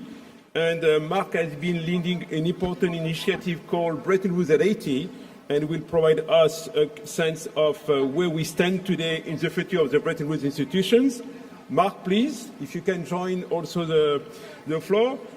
Eric Bergloff, the chief economist of the Asian Infrastructure Investment Bank. Eric was for many long time in the multilateral institution, including the EBRD. Eric. And last but not least, Maximiliano Castelli, the managing director and head of strategy at UBS, following carefully central banks and central banking.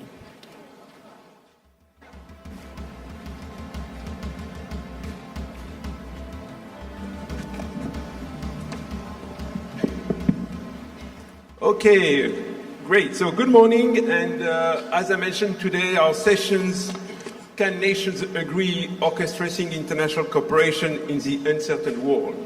The way we are going to put together these sessions, I'm going to try to ask a couple of questions to our panelists, and after this we will engage with the audience. This session is live, media have been invited, so we'll be able to engage with the audience. Yesterday night at a dinner we have been discussing, the future of the global economic order. This morning also there was a lot of references about the underpinnings of this global financial system. And one of the first questions I want to ask our speakers here is the following. Is the post-1944 economic order that was built on liberal trade, dollar centrality, and multilateral institutions gone? That would be the first question in order for us to set the stage that is this the case? Maybe you saw an article written in the Financial Times by Martin Wolf about the end of the global economic order. Last week, when we were all heading to Washington for the IMF and the World Bank meeting in Washington, the big questions for all delegates was, is the US will withdraw from the IMF and the World Bank? So this is exactly the current context where we are going to discuss this. So this is not something abstract, this is very concrete, and I think it will have major consequences. If we want to build an inclusive global financial system, we need to understand exactly what's next. Is it a turning point in history? So let me start with Mark. Mark, please. Is the global economic order as we knew it, and the underpinnings of this order is gone? Over to you, and thank you for joining. Well, thank you, Mark, and thank you to our hosts at Tsinghua for arranging this wonderful meeting. It's a real crisis. The global system is threatened by the recent actions of the US on tariffs particularly, but the consequences of that, questioning about both multilateralism in general, but the role of the dollar, the role of international trade, and that an alternative has been articulated to a multilateral system. It is one in which the new American, or new and old American President Trump in his second term, has called for a Yalta-type arrangement of spheres of influence led by major powers. And I think the challenge now is to the rest of the world, including China, as to whether to accept that new arrangement of global political economic arrangements. And I think it's very much in the hands of the Chinese, the Europeans, and the developing world to either go along with a new arrangement which would almost certainly lead to much lower levels of global growth and development and to potentially much more political instability and to the failure to address major shared global public goods problems like climate. It's in our power to decide whether to go along with that or to stand up for the multilateral system, a theme we heard articulated both last night and by the speakers earlier this morning. And, I think it's really important, both speaking here in China, but speaking as a European in China, that China and the US, China and Europe, are resolute in standing up for that multilateral system. And I would just say that, for many years before this crisis, the talk at the meetings of the World Bank and the IMF and other international fora such as the United Nations had been heavily around the need to evolve power from such a singular dependence on the US in these institutions to much more devolved ownership. There might be debate about how that increased ownership by others should be shared ownership of China and the World Bank and the IMF? What should China's role be at the United Nations? What should that of other developing countries? What reduction should Europe make in its role to enable this? So there was not agreement on what a new ownership structure of these institutions should look like. And there was also a view that the US would, for quite a long while, if not indefinitely, remain the single biggest shareholder in these institutions or influence in these institutions, but that their health and legitimacy required a new power arrangement. And so I think, the question to the rest of the world is be careful what you wish for. That moment when the US has signaled its desire to lessen its role in these institutions, to essentially lessen the power of the dollar in the global economy, is one where either our response is a panicked one of crisis, or it's to say a moment that we all thought should come has come earlier than we anticipated in a much more rushed and crisis-like way than we would have hoped. But it does provide an opportunity to reset the international system to better reflect today's distribution of economic and political power in the world. And so, as an American politician said, never waste a good crisis. Thank you. Thank you. First, is the global economic order as we knew it is gone? And if this is the case, maybe, as Mark was mentioning, let's use this opportunity maybe to build something better. Over to you, please. Thank you, and also thank you very much for inviting me.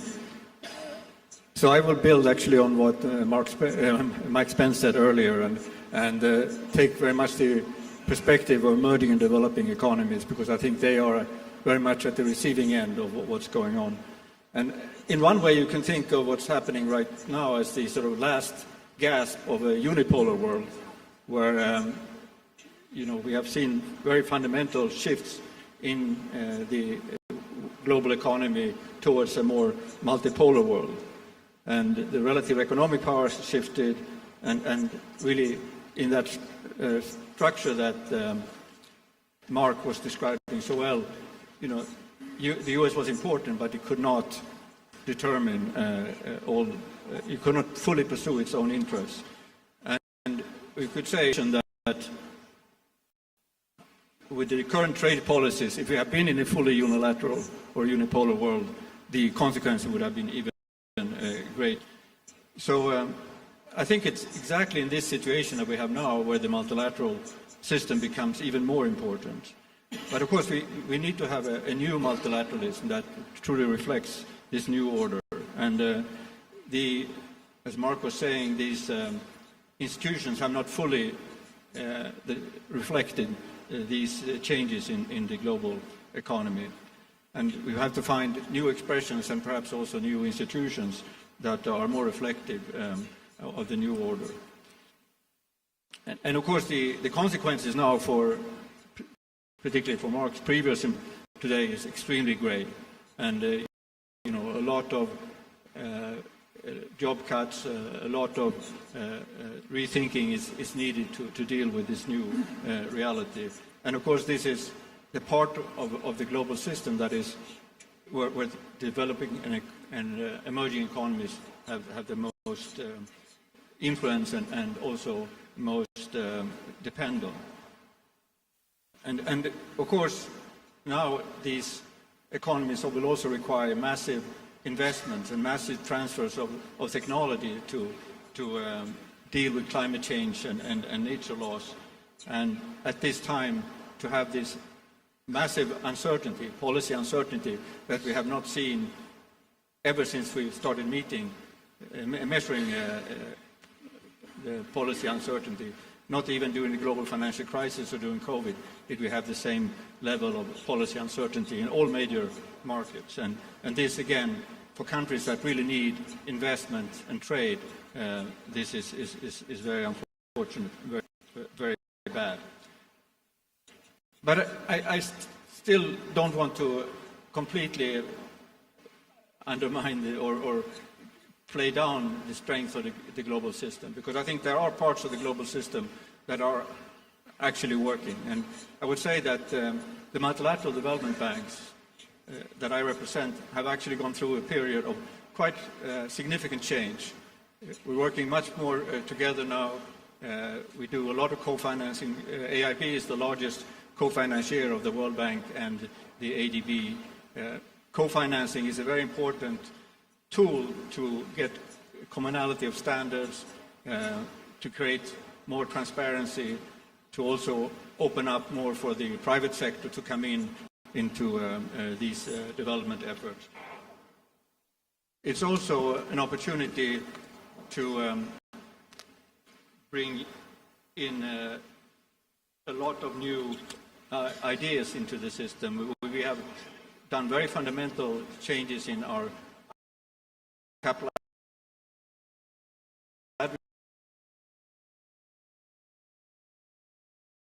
Yes, that system is still alive and well and kicking and working more as a system than it did in the past.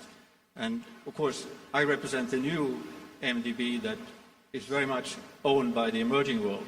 We have two very strong shareholder interests in China and Europe, but actually the most interesting part of AIB is the fact that the majority is controlled by the emerging and developing world.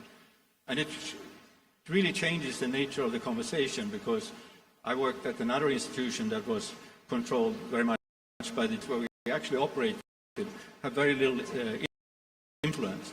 And I think that is a very different conversation, and it's exactly the conversation that we have in the board today that we need to have at the global level. We need to find, coalitions of the willing. We need to find opportunities to collaborate. I'm not very optimistic that, for example, EU and China will start working together in Europe and be major openers to Chinese technology, particularly in the low-carbon space, coming into Europe. But I think there are very major opportunities for Europe and China to work together in the emerging world. Europe has a lot of insights into how to run effective energy systems. There are also some real technological strength. China has massive technological strength. There's a lot of opportunities to work together. Doing the climate agenda, it can only work now through some kind of coalition of the willing. And I think the fundamental challenge that we see now for the emerging and developing world, that these countries are being asked to choose which sphere of influence it wants to be part of. But this is not what these countries want. These countries want to have the choice and want to be able to get the most appropriate technology at the cheapest price, and of course also get capital that it can so it can invest in these technologies. So I think in Africa there's this saying that when the big elephants dance, the grass suffers. And I think that's really what's happening right now. And that's where the multilateral system is more important than ever. It is for these countries that we need these coalitions of the willing, and we need to move the system forward. Thank you. Thank you, Eric. Professor Shi, if I can put you on the spot. So my first question was clearly to set the stage, to clearly understand if this global economic order is gone or not. But I want to ask you also specific questions about China. When we travel and we come abroad, everyone is asking, what is the view of China? So I want to ask you the following. China has been a major beneficiary of global economic integrations, but there was always a sense of frustrations that the weight of China in the global financial architecture, particularly at the IMF and the World Bank, didn't really reflect the weight of China. So now, do you concur that we are at a turning point in terms of global governance? And if this is the case, so what China should do? If China is going to be a way to be a new anchor in the system, we have been seeing over the last few years the creation of different institutions, the Asian Infrastructure Investment Bank, the New Development Bank. I think Governor Zhu yesterday mentioned many swap lines among central banks. So do you see that China is going to become maybe, at least maybe an innovator in global governance? And this is the case, under what parameters this innovation can come? Okay, thanks for Mark. Thanks for organizing this very interesting conversation and these kind of good questions. So I'm a professor of the economics from China University, Hong Kong. My research is on the the open macro, money policy, and the Chinese economy. So I have been studied, the global financial and the money system, global imbalance for a long time. My PhD thesis is about the money policy under the dollar standard. So I have a bunch of papers about the global balance. So as a professor of economists who study the global imbalance, we know what really happens about the global imbalance. So that we thought definitely tariff issue cannot be the right thing to address this issue. So like most of people, so we are very disappointed about the current global global political development. So the U.S. just reached a temporary 90 days kind of buffer agreement, but the future or the look of the global cooperation is not optimistic. So it would be a very difficult time for the global cooperation or global talk. So in some sense, so global cooperation might be a luxury goods for us. So that's, I think, my first kind of the judgment. We're not very optimistic. So, and from the China point of view, you ask, what the global order looks like. I think China government has expressed very clearly. Okay, China advocate the multilateralism, mutual benefit, and equality, and China like the common development. So China wants to solve all the issues under the framework of the United Nations, the trade dispute under the WTO framework. So China don't like bullying. China wants the respect. I think that's China want to do. Even China, advocated the BIA initiative, the Belt and Road initiative. So when China do business with Africa, South Asia, basically we follow the business model. So when we want the resource from Africa, we give them the infrastructure. When we want to the market from the Vietnam, Thailand, okay, we investment. Okay, that's what we do. So that we believe that this is the right thing to do. So we never will say bully the neighbor and say, okay, give us something like the other country do. That's not the Chinese model.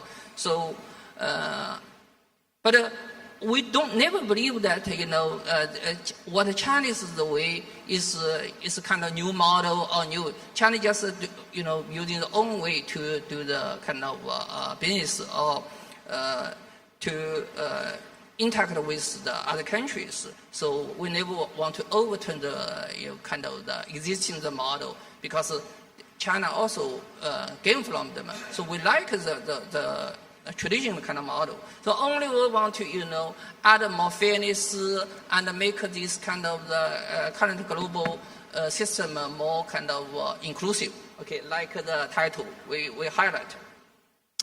So for the global order or global cooperation, we think that this really depends on our consensus. If you believe that globalization is a good thing, okay, easy to cooperate.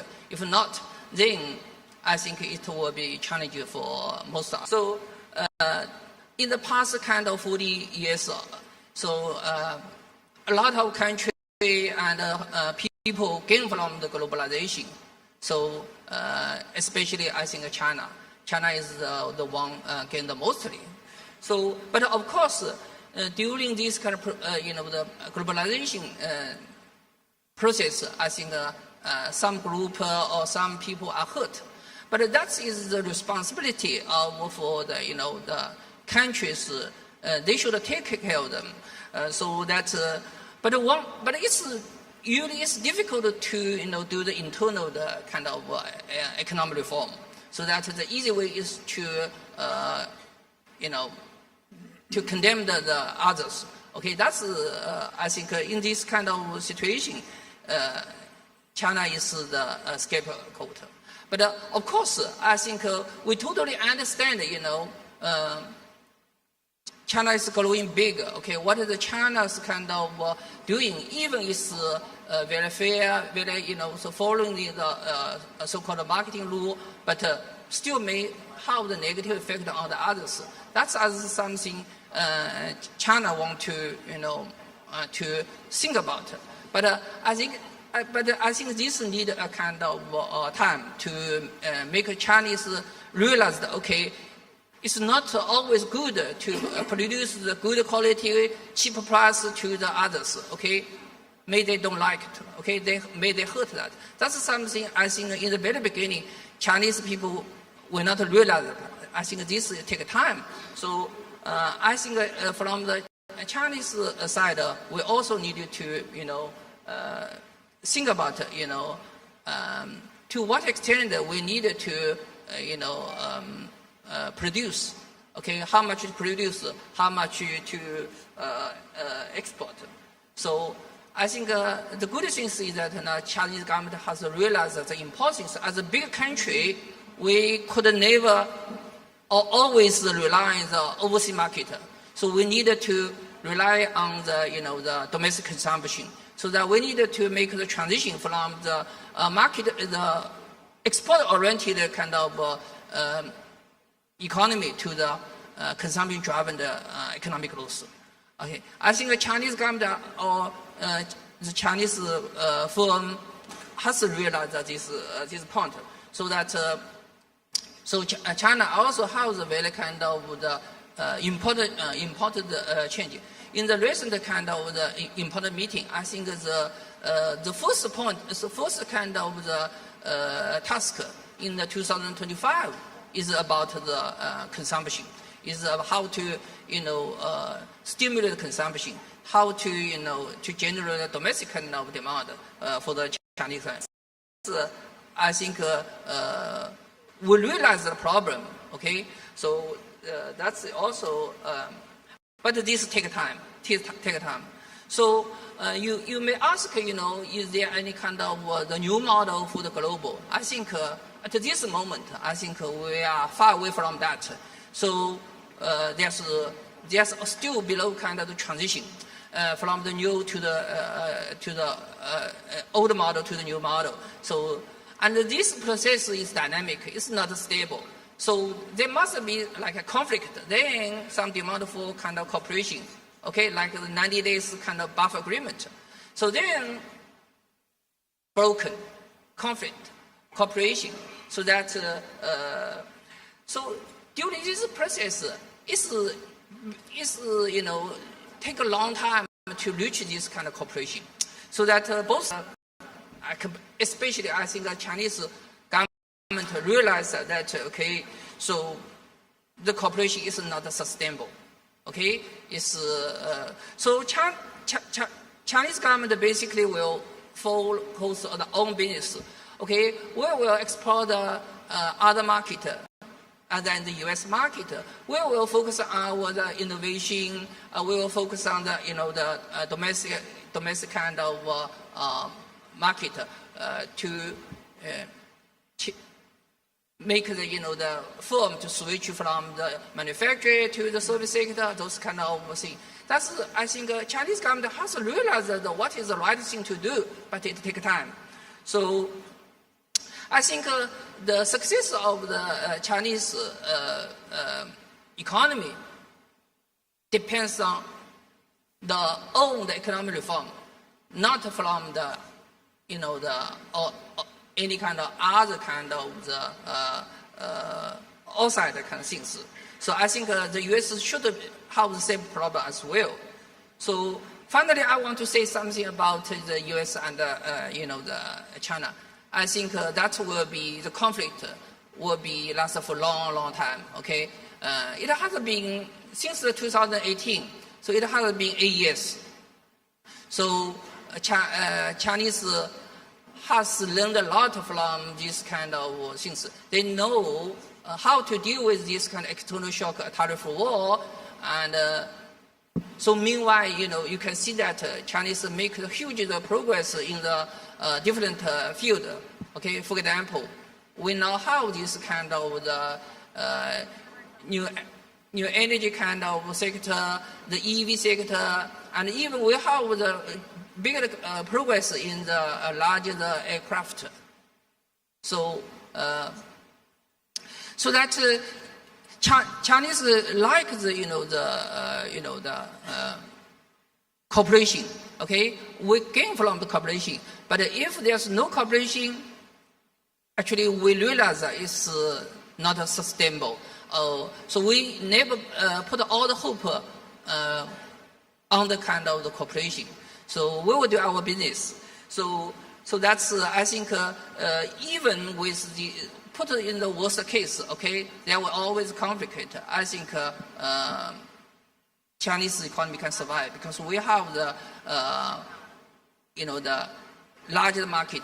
Okay, the only thing is how to stimulate the market, and we all have the complete kind of industry chains and the huge kind of production capacity. But for the U.S. side, I think this time the tariff is different from the 2018 because the U.S. is experiencing high inflation and high debt. Also, I think the U.S. administration is trying to fight with all the rest of the world. Okay, so now the pressure on the U.S. side is not from the China. It's from the whole world, from the global investment, from the financial market. Okay, so that's I think they should realize that this kind of if the U.S. government can clearly understand what's the situation and know that okay, if there's no way to block China's economic growth, maybe you can slow down, but Chinese still continue to grow because they know what's the right thing to do. So I think for a rational kind of the strategy is to instead is how the tariff kind of war between the U.S. and China. Instead you should like China, what China do in the maybe 40 years ago, open the market and welcome the Chinese firm to investment in the U.S. market to help the U.S. to rebuild this infrastructure. And that will be really help the return of the manufacturing because tariff, the price, the relative price is not is a small thing. The return of the manufacturing in the U.S. rely on the systematic approach, the infrastructure, the talent, and a lot of things. Okay, and also I think the U.S. needed to realize that okay. U.S. don't need to beat or ahead of China in all the aspects. U.S. have the strength in the Wall Street, in the Silicon Valley, in the higher education sector, and those kind of things. So that's U.S. needed to be more confident about that. Finally, I think if U.S. worry about okay, the special, the special law of the U.S. dollar in the international system has become a burden for, the U.S. They want to take a break. I think it's good time for the, the renminbi to take some law of them. But I think we never ask for that. We don't want to do that. But as a bigger country, I think China has the responsibility to do something. Okay, although the renminbi is not fully convertible, so that we're not ready for that. Okay, so finally, I want to say that the world is so big that it's big enough to accompany two major countries like U.S. and China, and even more. That's That's my kind of comments on for the global cooperation and the current conflict. Thanks. Thank you. You mentioned, and you give me a good transition to go to Maximiliano Castelli. You mentioned the role of the dollar in the international monetary system. And indeed, when we think about the global economic order, World War II, we think about the Bretton Woods institution, but of course, the role of the dollar in the international monetary system. So, Max, do you think that the recent statement from the Trump administration, when you have Mr. Rubio mentioned that the international order is working against the US, trade wars, do you think that is undermining the centrality of the dollar and how investors are reacting? We see this episode during Liberation Day, quote unquote, in April. Do you see something structural is happening here when we think about the role of the dollar in the international monetary system? Over to you, please. Thank you, Mark. And first of all, I would like to thank Tsinghua University for inviting me again. This is the second year that I have this opportunity, and I'm really grateful for being part of this event. There is no doubt that, I'm the head of strategy for UBS, for sovereign wealth funds and central banks, and since Liberation Day, several central banks contacted us, and the question was all about the role of the US dollar as a reserve currency in the current geopolitical environment. Now, the fact that the central banks are looking at their US dollar allocation in the sense that they are questioning whether there has been any change in the safe haven status of the US dollar is actually unprecedented. In the sense I've been around in this business for more than 20 years, not even after the great financial crisis, the role of the dollar as the ultimate safe haven has ever been put into question. So this fact already gives an idea of the sort of phase that we are living in at the moment and the level of uncertainty that we have in financial market. Now this leads, so central banks are definitely, Liberation Day has been a wake-up call, no doubt about that. I don't want to go through the whole what happened after Liberation Day, but in the jargon that we use in the industry, the positive correlation between the US dollar and volatility in markets or geopolitical volatility basically broke down. There has been the US Treasury normally receive a lot of flows when uncertainty goes up. This did not happen. Actually, we see outflow from the US Treasury market. I believe this, and I think Michael Spencer, the Nobel Prize who spoke before, mentioned this very clearly. This was the limit which the market has put to Trump. Something to keep in mind, that there are also limits to what Trump can do, and these limits are not coming from other governments, but actually is coming from the market. And this is very important to fix it, because it means that also Trump cannot do more than a certain amount of damage to the global economy. But this, of course, leads to the question that you raise. The question is, are we seeing the beginning of the weakening of the dollar status as the dominance in the system? And, of course, the follow-up question is, if this is the case, which other currency are going to benefit? Now, it is interesting to know that so far, the main beneficiary of the turmoil around the dollar, and I would say of the turmoil around geopolitics over the last few years, including the impact of the Ukraine conflict, the fact that the reserve of the Central Bank of Russia has been targeted by sanction. Actually, the main beneficiary has not been over currency, has been the gold. And if you look at gold, has been in net demand among central banks. Largely, we are talking about central banks for emerging markets, including China, is a public information. And they've been adding gold a big way. And this trend actually has been reinforced by Liberation Day, by the unilateral action taken by the Trump administration.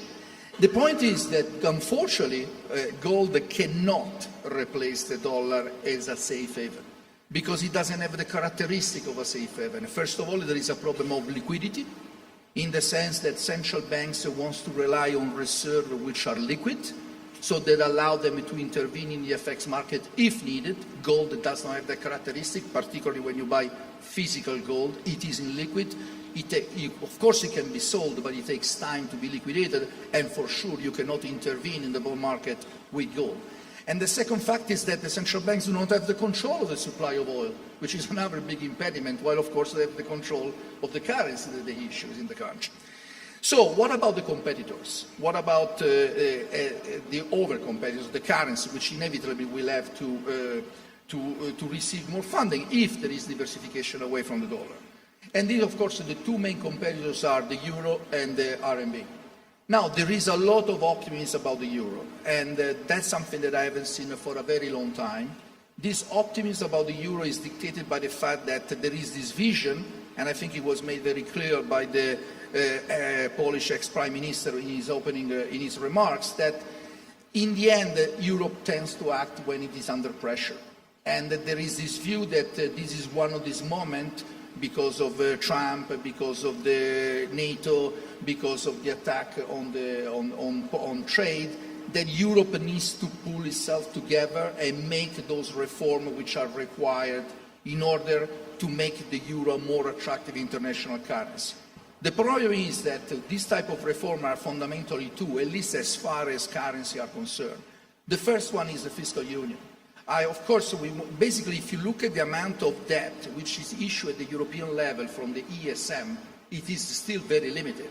And by the way, it is not even considered government bond. It is a supranational because there is no European fiscal treasury issuing bonds. In order to see the euro attracting a significant share of FX reserve as central banks start to diversify from the dollar, we need to see more fiscal union. This is something that is a wish at the moment, but there are a lot of doubts whether this will happen over the foreseeable future. The second point is about financial integration. This is another very important topic. Actually, this is for me the low-hanging fruit for Europe, for a very simple reason. In order to do the fiscal union, you need unanimity. Instead, for going ahead in financial integration, you can vote by majority. So if, and I quote again the Polish ex-prime minister, if Europe wants to move ahead because a group of countries wants to move ahead, actually in the area of financial integration, Europe has the political capital to do it, simply because they don't have to have the vote of everybody. So if the largest country, Germany, France, Italy, and decide to move ahead there and make reform, this is actually feasible. The second currency, which of course is in discussion and has been in the radar screen of central bank, has been the RMB. The RMB has, the euro has some limitation, the RMB has over limitation. It has already been mentioned, the fact that it is not a fully convertible currency yet. Convertibility is a very important element. However, we should not forget that the RMB, starting from a very low level, increased its share of reserve already without convertibility. Then what happened in the last few years is that the rise in the share of the RMB in the global FX reserve has slowed down, I believe not just because of the convertibility, but more because of two factors. One, the US-China confrontation, sanction risk, which has created uncertainty. And the second one, it is about the fact that the low yield environment is a lowering interest rate. There is a massive differential in interest rate differential between the dollar and the RMB, and at the moment actually has become probably at the max of the last few years. This is definitely a factor which prevents many investors from going into the RMB, but I think the potential is there. So what are investors doing? Do they talk about this? Are they acting in the sense, sorry if I talk as a banker, are they moving funds? Do we see outflows from the US towards the euro, towards the RMB, or towards over-reserve currency like the sterling, the Australian dollar, etc.? My answer is not yet. We definitely saw outflows out of the US equity market, but this was already happening before Liberation Day. This was largely because of very high valuation in the tech stocks of the US. This is continuing. But in the fixed income space, we are just at the beginning of an adjustment in the portfolio of central banks and institutional investors, which I think will lead to a gradual decrease of the share of the US dollar. We should not forget the US dollar was already declining as a share of global FX reserve. We went from a peak of more than 70%, we are now below 60%. It was a steady decline, which was very much in line with the new reality of the global economy, in the sense that we have a new economy like China having a much higher weight in the global international financial system. I believe that what we are going to see, this is the most likely scenario, it is maybe an acceleration in this steady decline, but nothing comparable to an imminent demise of the US dollar as the dominant reserve currency largely because of lack of alternative. Two final points which you raised at the beginning in your opening remark, Mark. What about the multilateral order? I think the dollar is just one aspect of the story. It is a financial aspect. Sometimes it's also something more for technicians than for politicians, because it is really, it is something which is discussed very much only in financial markets here. But here I will use a quote from, allow me to use my Italian fellow Mario Draghi, who has been a champion of the European integration.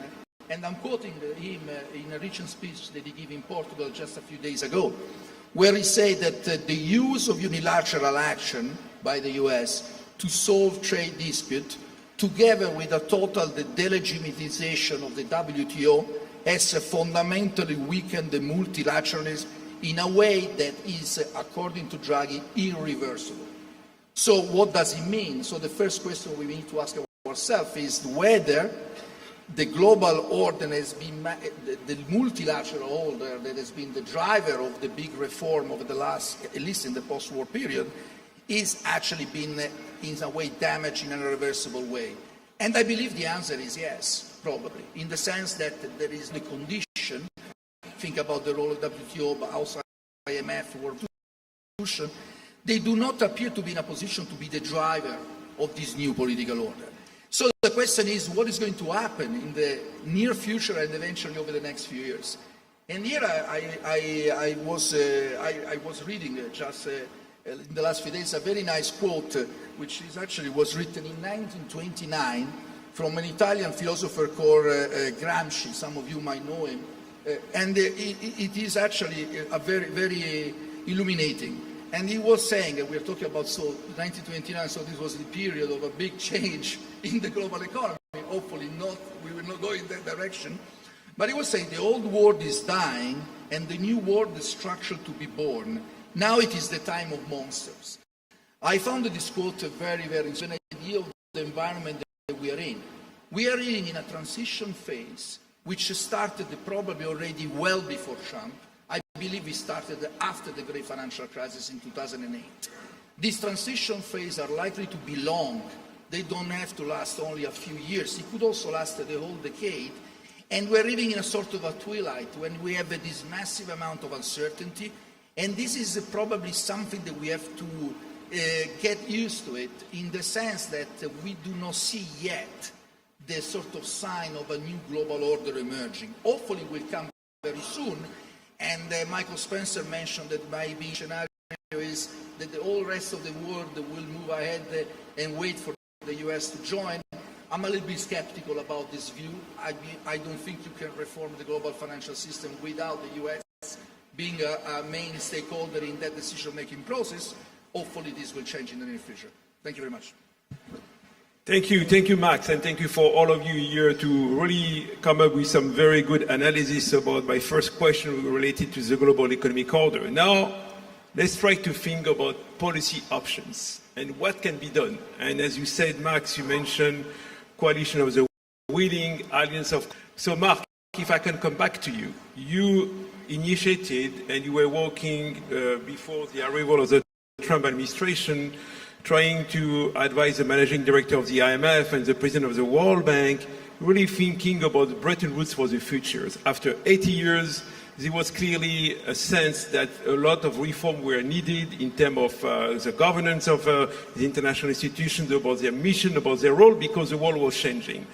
What have you learned from this exercise so far, number one? And two, when we think about maybe a new Bretton Woods moment or a coalition of the willing, who can initiate this? Under what terms? And as you said, can we do something without the US? Over to you. Well, look, I think that absolutely, as Max just said, is the challenge. Can we? And, you know, the Gramsci quote, I'm pleased to report to you, is used now frequently in conferences like this. Because I think, as you put it, we are in that twilight moment when there's been huge damage done to the old system. It's uncertain if it can survive. It's uncertain the changes necessary to make it survive.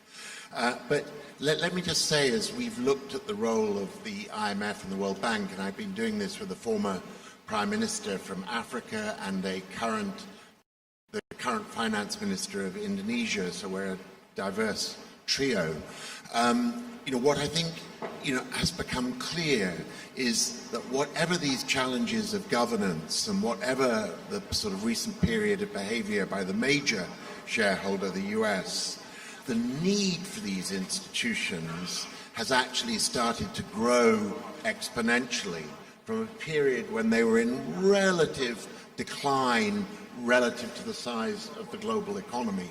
Now, why do I say it's jumping exponentially? Cite three reasons, if you like. First is a lost part of what's happened, Eric touched on it with the crisis in the United Nations, is the collapse of ODA, of Overseas Development Assistance, the main vehicle of grant finance, typically from primarily Western donors, but not exclusively. And that money, most notably has dried up because of the actions against USAID out of Washington, but actually have been preceded by dramatic cuts in development finance in Europe as well.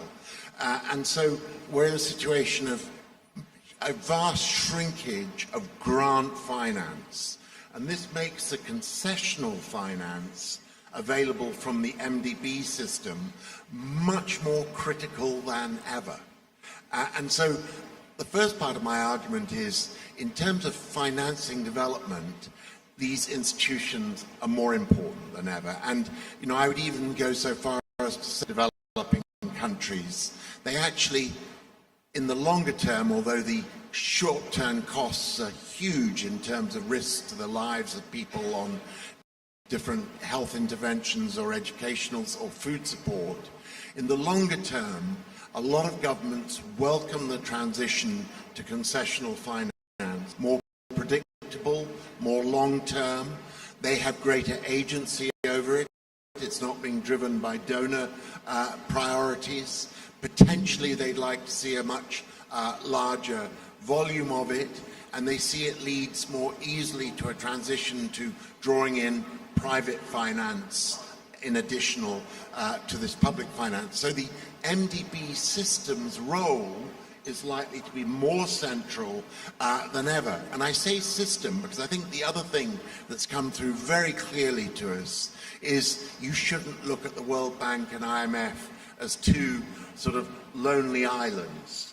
They are parts of much bigger networks. And if you take the bank again for a moment, it is Eric's institution, the AIIB, as well as the regional development banks, but a whole network of national development institutions as well, running into hundreds. So put the whole system together, and several things become clear. One, if you could better mobilize capital through it with an element of government-provided guarantee to provide subsidy to that capital and reduce its costs, it is the likely future of development finance. And it is a system, when you take its total ownership, that is not so indisputably owned by the US. The US isn't even a member of the AIIB. Development banks have very strong elements of regional ownership, not just of Western or major other power ownership. So take the system as a whole, and it's already got a more diverse ownership. So I think that's point one. Point two, if I could make, is about the IMF. The current uncertainty and, frankly, near chaos that we've seen in recent months reflects a world where we are almost certainly going to see increases in financial crises. But I think what the IMF has noticed, we're all a little bit lazy about not recognizing, is most financial crises, even when they're called global ones, are actually regional. Global financial crisis of 2009, I was at the time in the UK government and was the ministerial sort of Sherpa sent around the world to drum up support for the financial summit in London.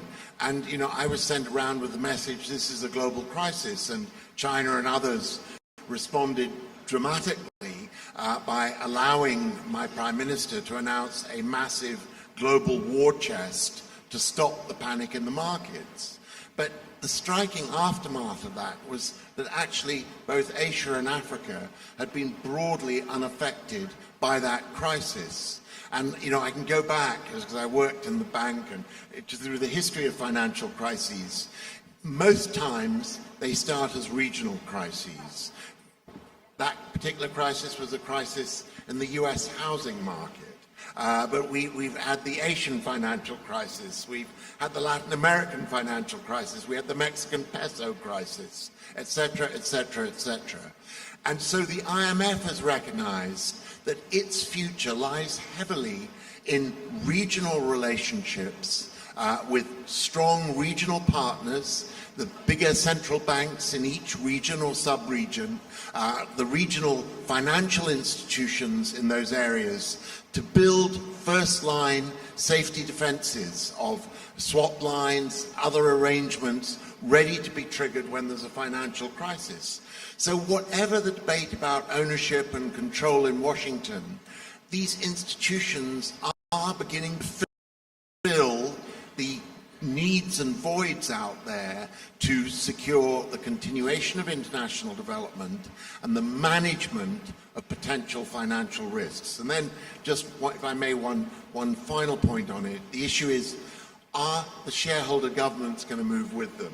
Is there going to be the courage and statesmanship to replace a US whose role may be more limited and more unipolar in future? And there, I think, one turns the question back to audiences such as this, because, you know, you can certainly point to all the caution and conservatism in my own region, Europe. You know, we've heard, you know, of governments being much more interested in immediate crises than stepping up to this sort of vision. I think one can make that same argument about pretty much every region in the world. So the question is, will leaders recognize these growing needs and back these institutions to step up and fill them? And I think, again, it is forums like this where that collective will gets seeded and born and develops. We're in a twilight, but I think it's in the hands of all of us to come out of that twilight, to find the bright sunlight afterwards of a reorganized multilateral system which better reflects both the crises of today, including imbalances such as the one that's prompted the crisis we're in now, and comes up with new solutions to them and new governance arrangements, yes, coalitions of the willing to address them. Thank you. Thank you, Mark, because you already give us options moving forward. So, Eric, Mark mentioned two things. MDBs as a system can be already a pillar of, you know, moving forward in thinking about how we are going to reorganize or to reimagine global governance. And number two, this regional dimension.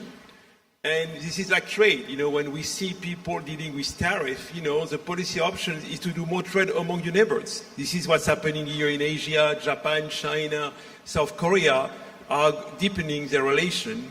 And when you think of a regional initiative, we have in Asia AMRO, you know, the famous Shanghai, the underpinning of Shanghai Initiative, who last week have agreed, the three main countries and three main shareholders, to commit capital to become a de facto type of Asian monetary fund. So, Eric, you see already that these two pillars, MDBs as a system, and you are working at the Asian Infrastructure Investment Bank, and regionalization can be the way forward.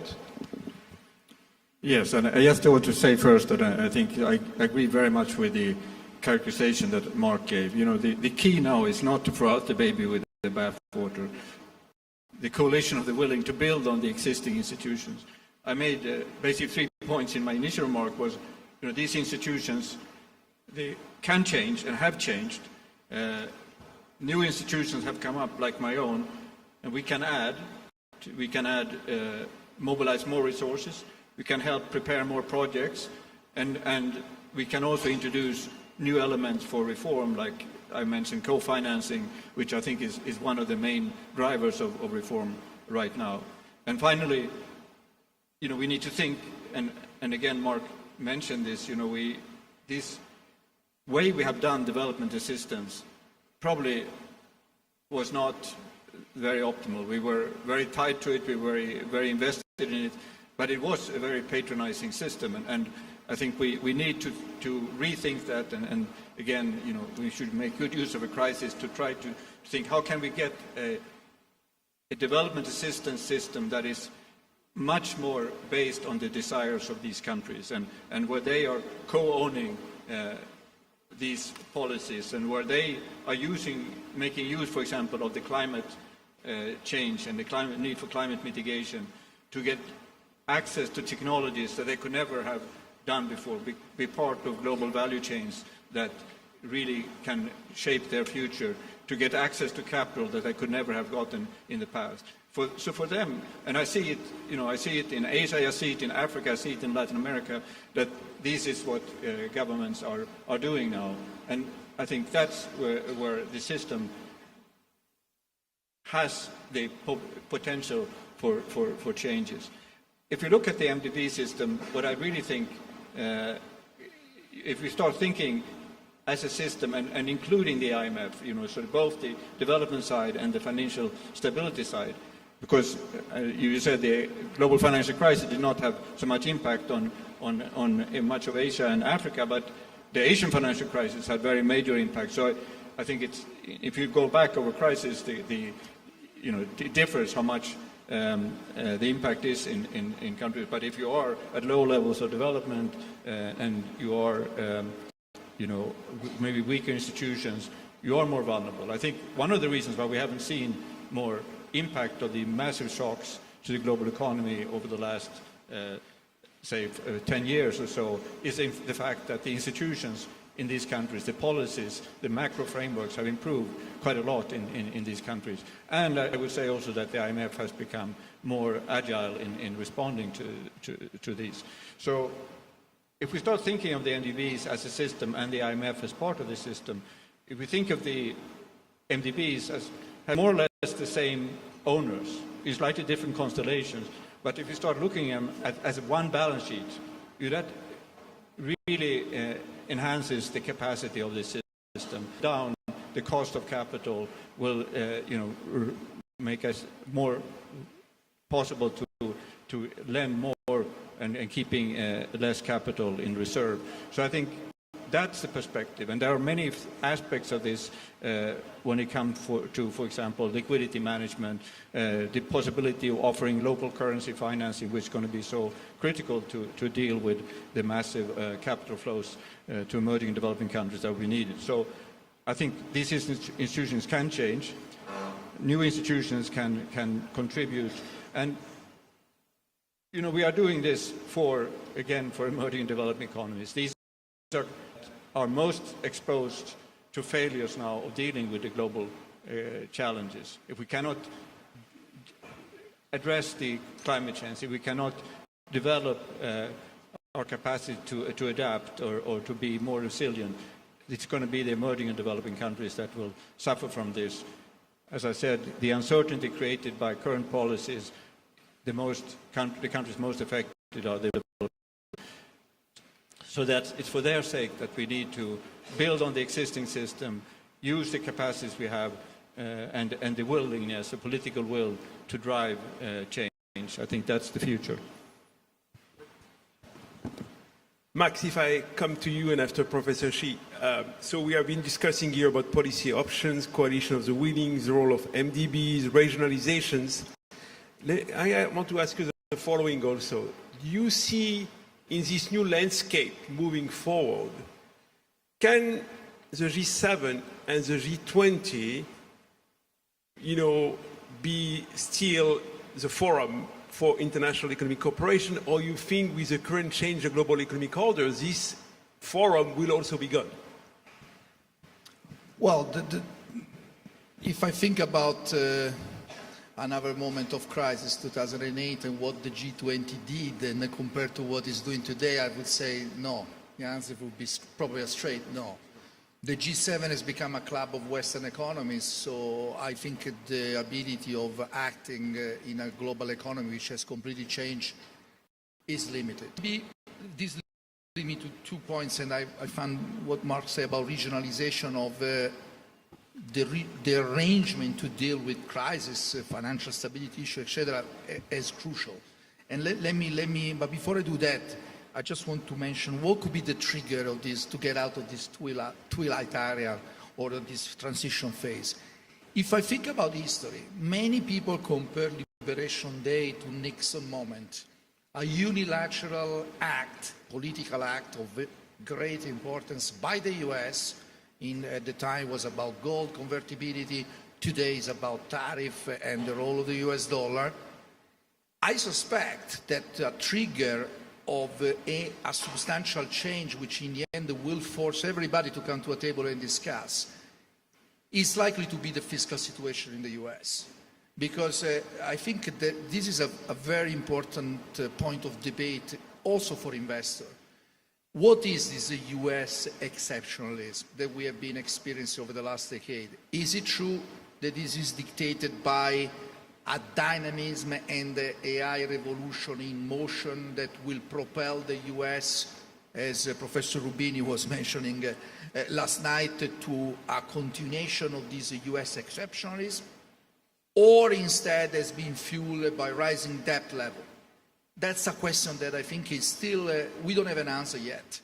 And very often the truth is in the middle. But there is no doubt that if I compare the performance of the US of the since 2009 with the performance of Europe, for example, the amount of debt which has been issued by the US, it is basically 4 or 5 times what Europe did. There is no doubt that they eventually will hit a wall, either because investors will be less likely to buy US Treasury, or because interest rates become too high and then unsustainable, that eventually we'll have to deal with this debt. And then I think this could be the trigger of a more deeper conversation about the global financial architecture, the role of the dollar, exchange rate, etc., the famous Mar-a-Lago Accord and all the sources that we hear about. And normally you need a trigger.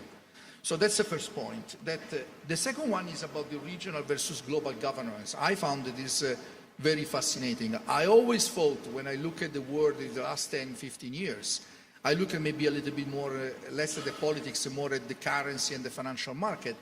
I always thought that we are moving towards a multipolar system, where you have, in the currency, you have 3 main areas, euro, dollar, RMB.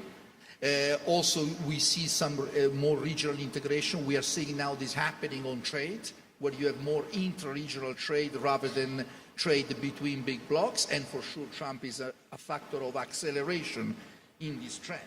So we are seeing the multipolar system shift, so I'm not surprised that the IMF and the multilateral institutions think we need to in some way go along this trend and adapt ourselves, also for survival, not just for because it's the best choice, or let's say the best choice of all, but that's the situation. But the second question we need to ask ourselves is this effective to deal with the challenge that we face today? And here the answer is a little bit more complicated, because I agree that many regional financial stability issues are regional, but there are other challenges which are not regional. Climate change is one of them. Pandemics, if there is a new pandemic in the future of the world, we know that you need issues that inevitably will require cooperation, at least between blocs, or some sort of coordination. And this leads me to another point, which is also very intriguing, is that if we are moving toward this multipolar system, where we are going to have 3 main regional blocs, apart that there will be a lot of free riders, in the sense that we already see that around the world. There are, they call it non-aligned, the one that they say that they don't want to be part of one bloc or another. And I think this is going to can create a lot of disorder, for sure, but I guess it's manageable. The question is this a global order made of regional blocs going to be cooperative or competitive? Because that's something which I think is not clear yet to me of the way. Because in a way, I would say that a competitive type of arrangement where regional blocs compete between them can also be positive, because it can also bring benefits. You have competition is always good, also in this type of arrangement. But on the other hand, there is a global public good that we cannot neglect, which require cooperation. So I think there is not yet an answer to that. And the final point, what the financial sector thinks about all this. And that's, I think, also an interesting point of observation. You know, in banking and financial service, there is always one view. We like the level playing field. This is a word that is often used by lobbyists or people who talk to regulators, because for investors, and I think the same is reflected in the way banks look at it's always good to have a level playing field because it allows you to make choice based just on pure economic and financial factors. Here, instead, we have a situation where you have to make choice by taking into account other factors, and this is a sort of complexity. So, thinking about an investor or think about a global portfolio, what we're going to see is that before, an investor think about a global portfolio split across different regions based on purely economic and financial factors. Maybe we're going into a world where other factors, geopolitical, sanction, regulation, which might be different. Just think about what's happening in the US with deregulation, Basel III change, and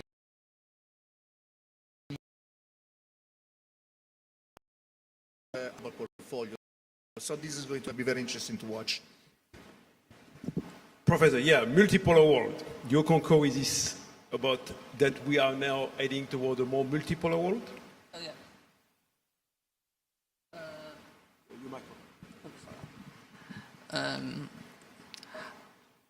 I think to address the question is a little bit complicated, but I think even for the multipolar world, I think from a Chinese perspective, you know, although we fit with you know, the US, but from a global perspective, a strong and a stable US economy is good for the whole world. So in this sense, so that we all need to do something to make the US great again. This doesn't rely on the, you know, the tariff war. Instead, it's needed global cooperation. So that I think we can have, you know, do two to achieve this target. Firstly, I think maybe you know, the institution like the IMF could play a more important role. Because one of the reasons, you know, like Steve Milan argued that, okay, because the U.S. take the dollar take too much kind of responsibility in as a kind of public goods to survive safety assets and a lot of things. Of course, the U.S. gain a lot dramatically from this kind of special law. But now, if the U.S. is realize that this is a burden, okay, of course, I don't think the U.S. will let, you know, the renminbi take this law. Okay, that's something U.S. don't want it. But from the you know, the international money system, we do need another type of kind of safe assets. So like the Governor Zhou Xiaochuan said yesterday, so there might be, you know, the other backup or alternative kind of currency. So, but you know, given, you know, the euro is subject to this kind of so that it's difficult for euro to take this law. So I think maybe IMF is needed to consider, you know, develop a kind of global currency like the SDI to exploit this kind of possibility. So that's I think is the possible way. And during this kind of process, because the SDI incorporated 5 kind of major currency, so that is kind of more other currency actually is involved in this kind of or indirectly become the major currency or the international currency.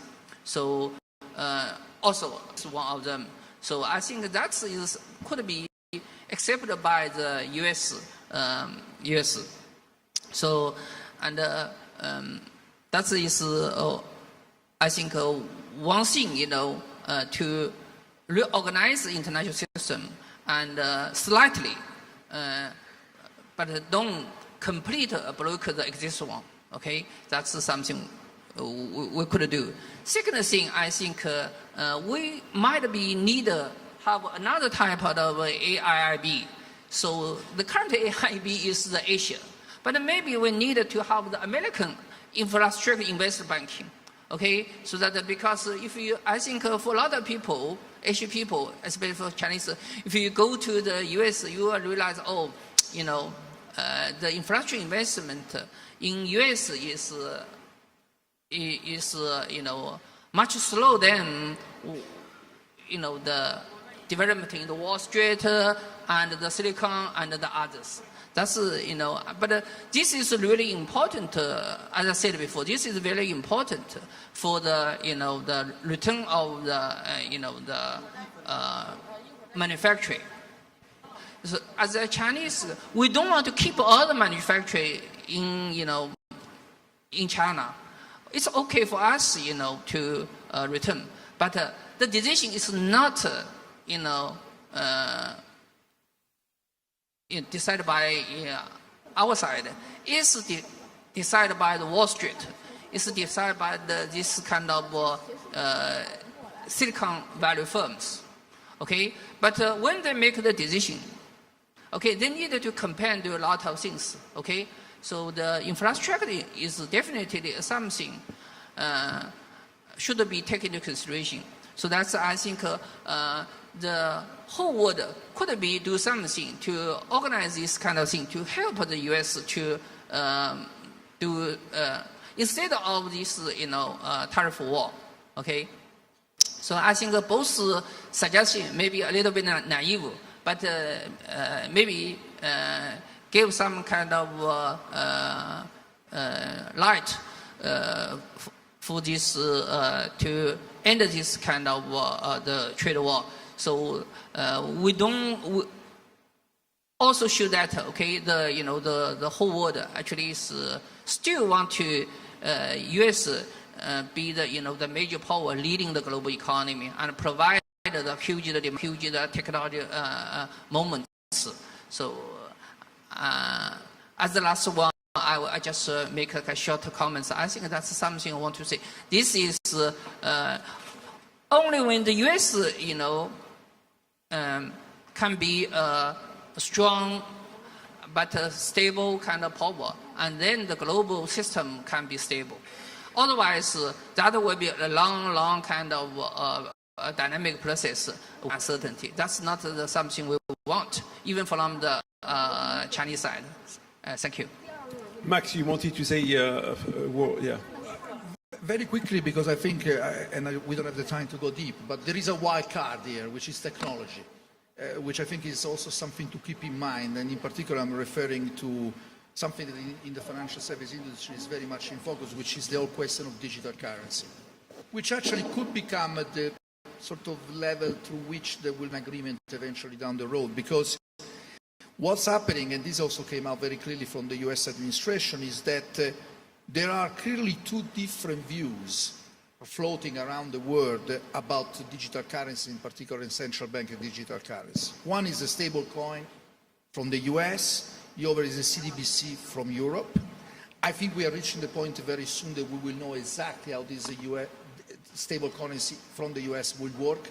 The feeling is that the US clearly sees stable currency regulated with a peg to the dollar, one-to-one, as a tool to maintain the dominance of the US dollar maybe for a little bit longer.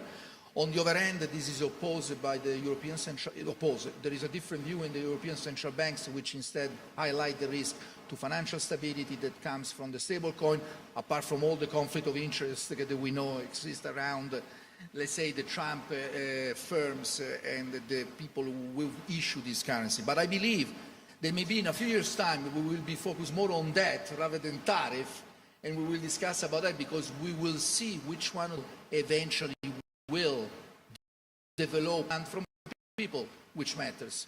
Will stable currency or CBDC become the sort of a standard going forward. And also China, we are in China, as you know, is also very much into this digital currency story. So I think it's going to be the technology aspect of all this conversation, I think is going to become a big part of any future type of global order that we might think about it in the next few years. I just want to put that on the table. Eric, you wanted to say something? No, yes, I didn't really respond to your question on the regional arrangement. So I think there's something very fundamental here about, you know, what do you think of how a regional arrangement different from global arrangements, and what really makes regional arrangements maybe more in the spirit of what I was trying to advocate, to giving more ownership to countries and getting a stronger sense of you know, these being their policy being implemented. You know, when you are in regional arrangement, you are much more likely to be dependent on the decisions of others within that region. That proximity strengthens the willingness to collaborate, both in terms of trade, but also in terms of you know, monetary arrangement, financial stability arrangements.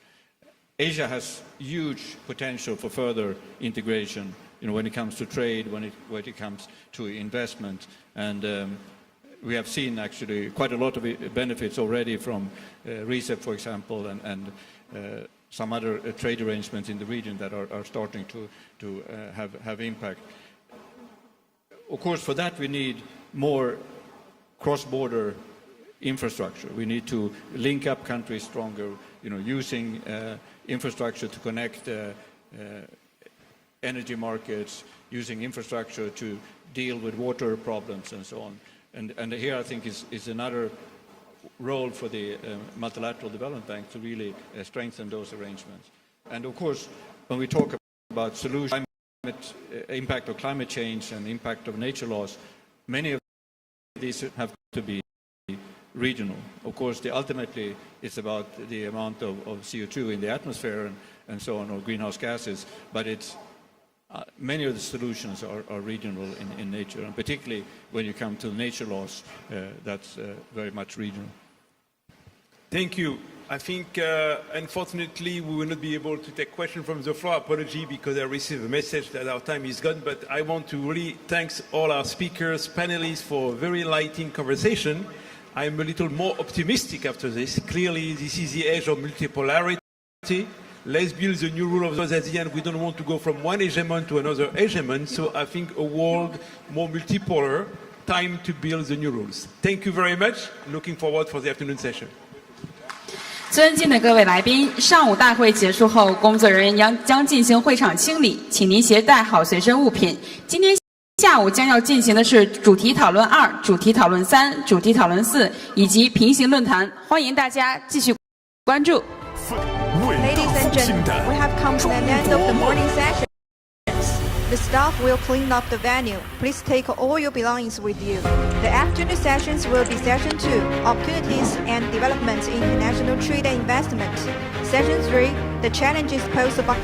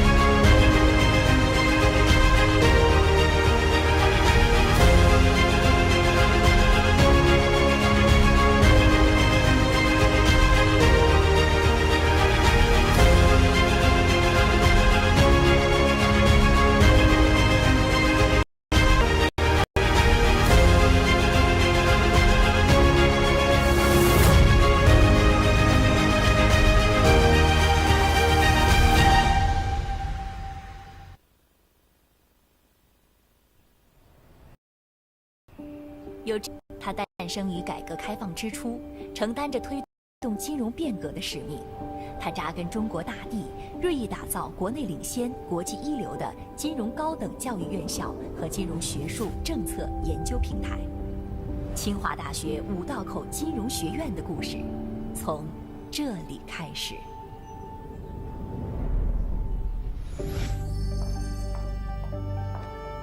融清华百年学府气度神韵，汇五道口与中国金融业界一脉相承的传统。学院依托国际先进的办学模式，打造具有中国特色的世界顶尖金融学院，开设金融学博士、金融专业硕士、清华、康奈尔双学位金融 MBA、金融 EMBA、全球金融 GSFD 以及高管教育等项目，培养高层次、创新型、国际化的未来金融领袖。从40年前五道口的一座天国际一流的金融高等教育平台，再到无限发展的未来空间，培养金融领袖，引领金融实践，贡献民族复兴，促进世界和谐。学院使命矢志不渝。在五道口，人才培养基于课堂教学，贯通于金融实践。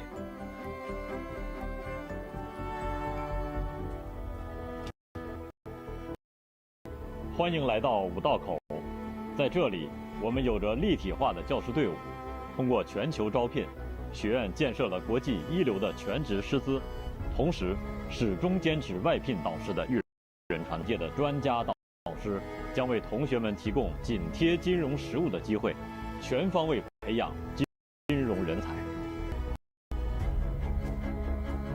学院一贯注重培养、拓展学子的国际视野和跨文化交流能力，依托清华丰富的国际交流资源，建立了体系化、个性化的国际金融人才培养机制。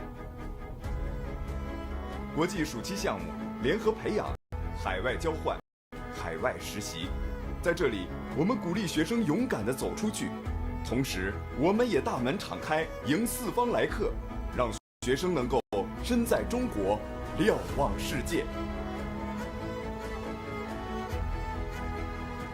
每年5月，全球的财经领袖和金融学者云集清华五道口全球金融论坛，共同探讨世界经济格局变迁和中国金融改革未来。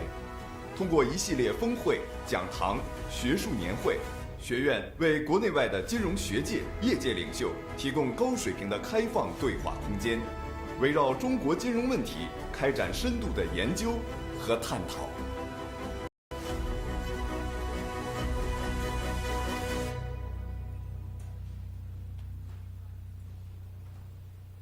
五道口金融学院永远充满活力，在这里尽情享受青春，绽放风采，成为无道青年。在这里，前往基层和企业进行实践与调研，去发现中国经济旺盛的生命力。在这里，未来金融变革的推动者迈出第一步。五道口金融学院从建立的第一天起，始终不忘社会责任。一系列培训项目及公益课程，推动交叉融合创新。学院帮助创业者和从业人员提升知识与能力水平，促进金融业界和社会各界良性互动。五道口金融学院的前身是中国人民银行研究生部。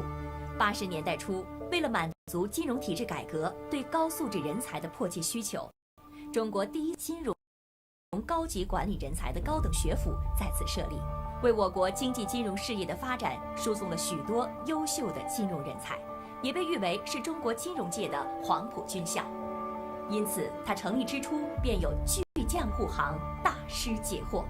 受此熏陶，五道口人奋发图强，积极为中国金融体制变革和行业发展做出贡献，不怕苦，敢为先，讲团结，重贡献。从此，五道口人勇立时代潮头，以变革为己任，追求创新卓越，几代人上下求索，精英云集，人才辈出。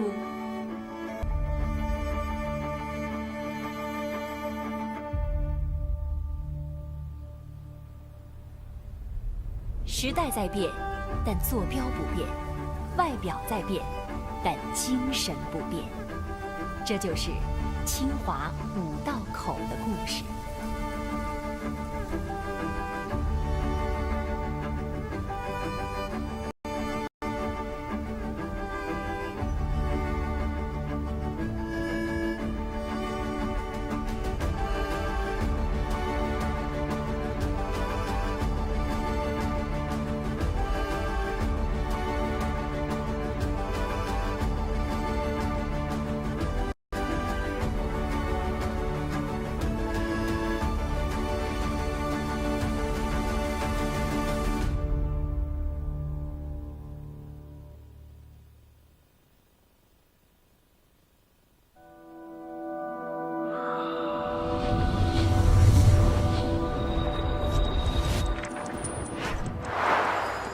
在智能化浪潮与全球文明交织的时代，金融如水，以流动的力量赋能万物，是国民经济的血脉。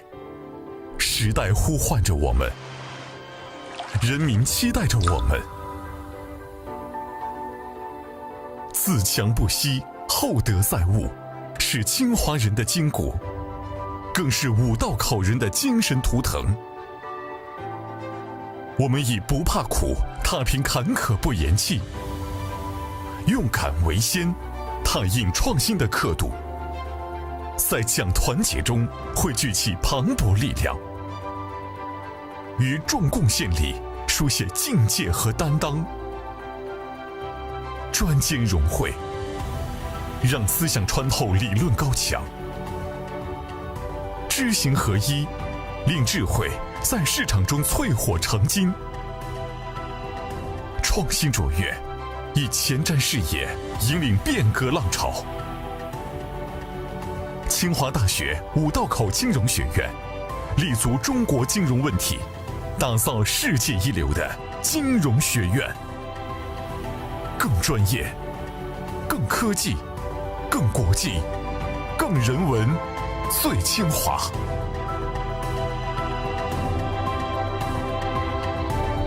活水归海处，金融润邦国。我们心怀国之大者，走好中国特色金融发展之路。我们坚守为民初心，奋力实现伟大复兴的中国梦。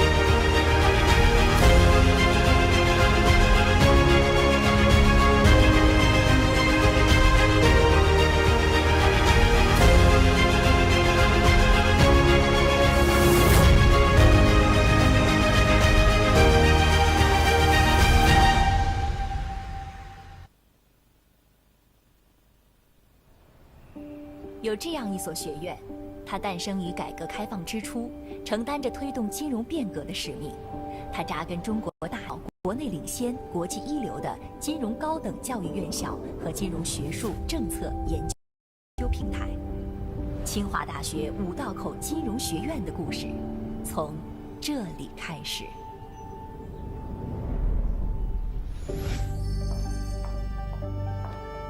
融清华百年学府气度神韵，汇五道口与中国金融业界一脉相承的传统。学院依托国际先进的办学模式，打造具有中国特色的世界顶尖金融学院，开设金融学博士、金融专业硕士，清华、康奈尔双学位金融 MBA、金融 EMBA、全球金融 GSFD 以及高管教育等项目，培养高层次、创新型、国际化的未来金融领袖。从40年前五道口的一座小院儿，到今天国际一流的金融高等教育平台，再到无限发展的未来空间，培养金融领袖，引领金融实践，贡献民族复兴，促进学院使命矢志不渝。在五道口，人才培养基于课堂教学，贯通于金融实践。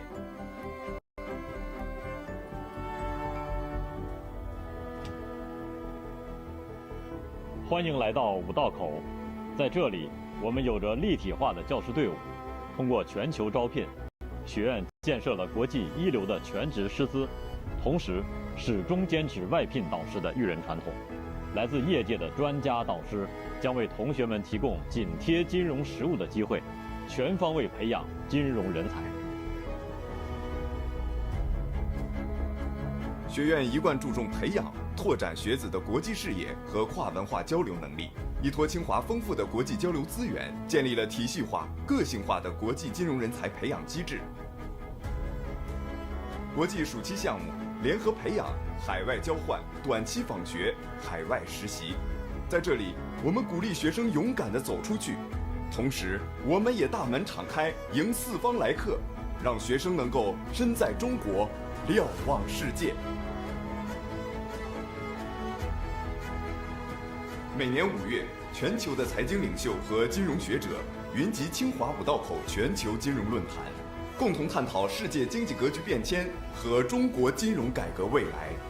通过一系列峰会、讲堂、学术年会，学院为国内外的金融学界、业界领袖提供高水平的开放对话空间，围绕中国金融问题开展深度的研究和探讨。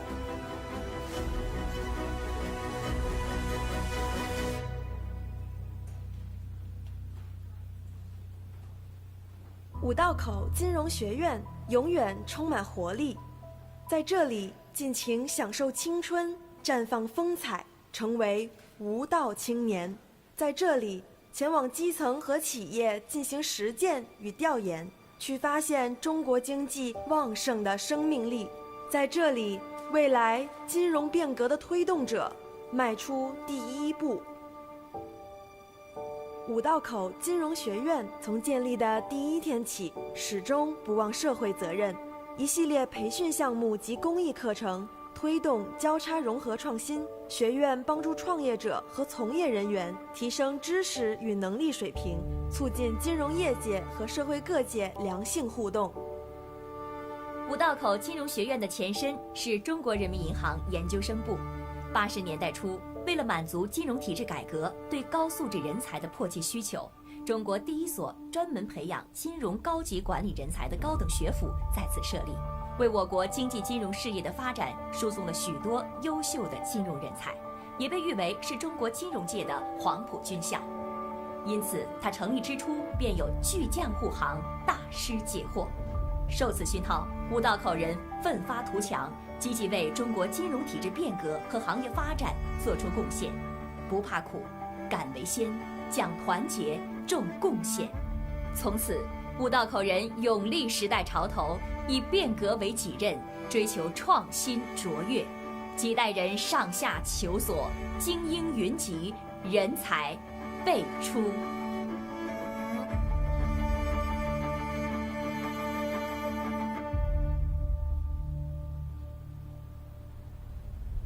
时代在变，但坐标不变；外表在变，但精神不变。这就是清华五道口的故事。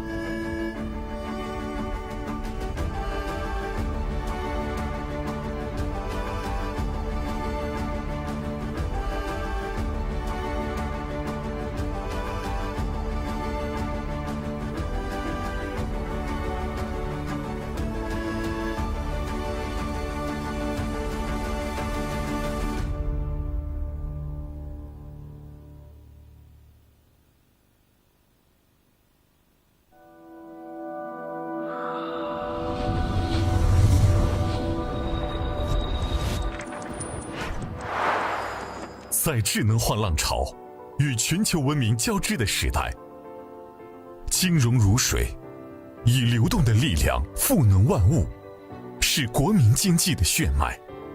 时代呼唤着我们，人民期待着我们。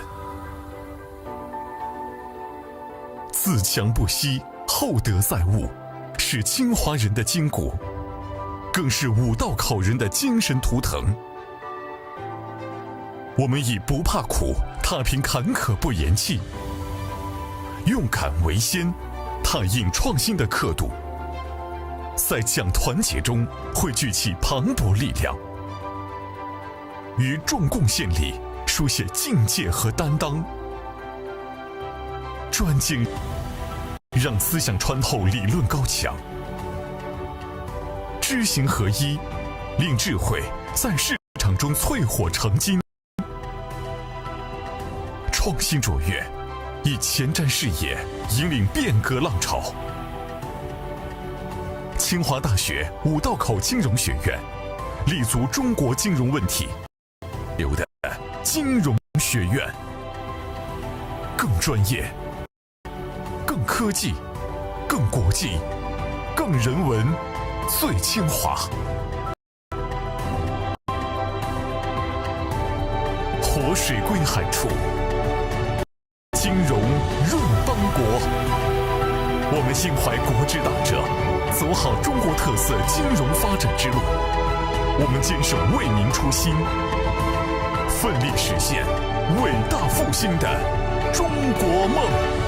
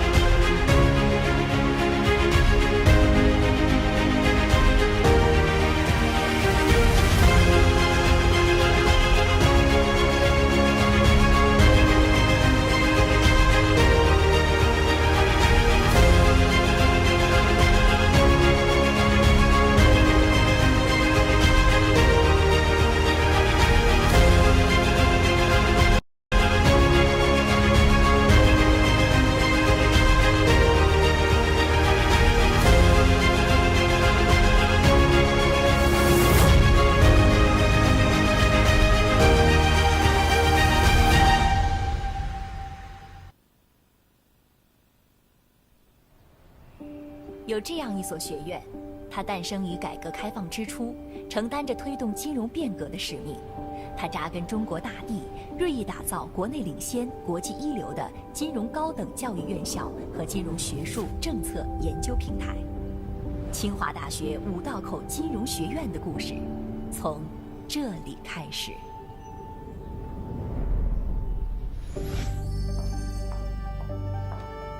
融清华百年学府气度神韵，汇五道口与中国金融业界一脉相承的传统。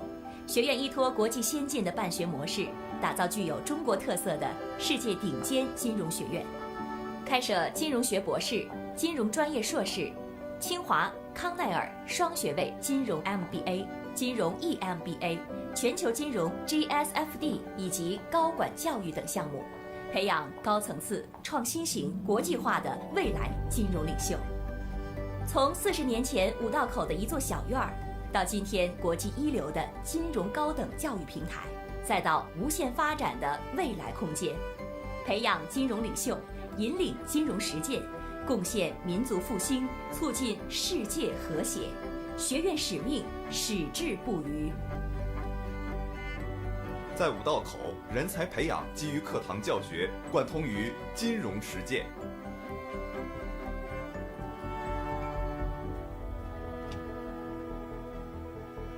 欢迎来到五道口，在这里，我们有着立体化的教师队伍，通过全球招聘，学院建设了国际一流的全职师资，同时始终坚持外聘导师的育人传统。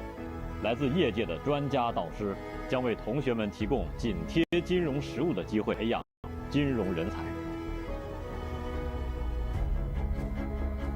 学院一贯注重培养、拓展学子的国际视野和跨文化交流能力，依托清华丰富的国际交流资源，建立了体系化、个性化的国际金融人才培养机制。国际暑期项目、联合培养、海外交换、短期访学、海外实习，在这里，我们鼓励学生勇敢地走出去，同时，我们也大门敞开，迎四方来客，让学生能够身在中国，瞭望世界。每年5月，全球的财经领袖和金融学者云集清华五道口全球金融论坛，共同探讨世界经济格局变迁和中国金融改革未来。通过一系列峰会、讲堂、学术年会，学院为国内外的金融学界、业界领袖开放对话空间，围绕中国金融问题开展深度的研究和探讨。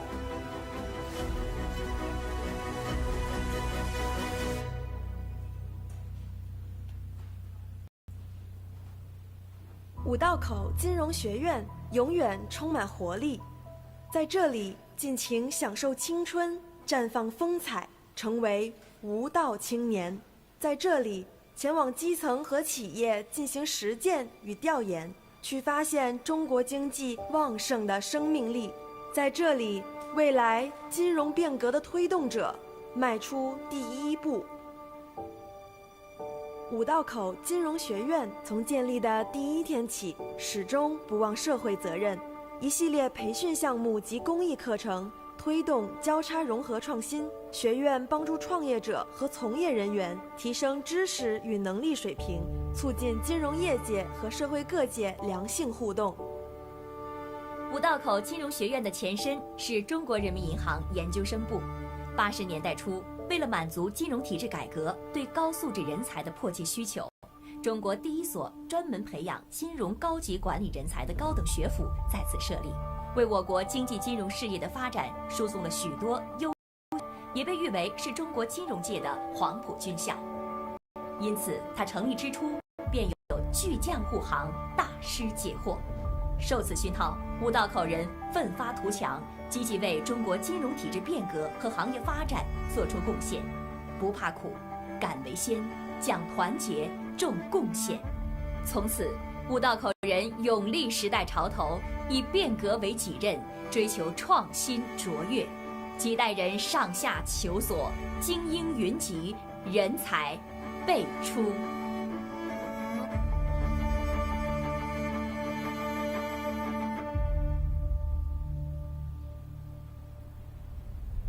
时代在变，但坐标不变；外表在变，但精神不变。这就是清华五道口的故事。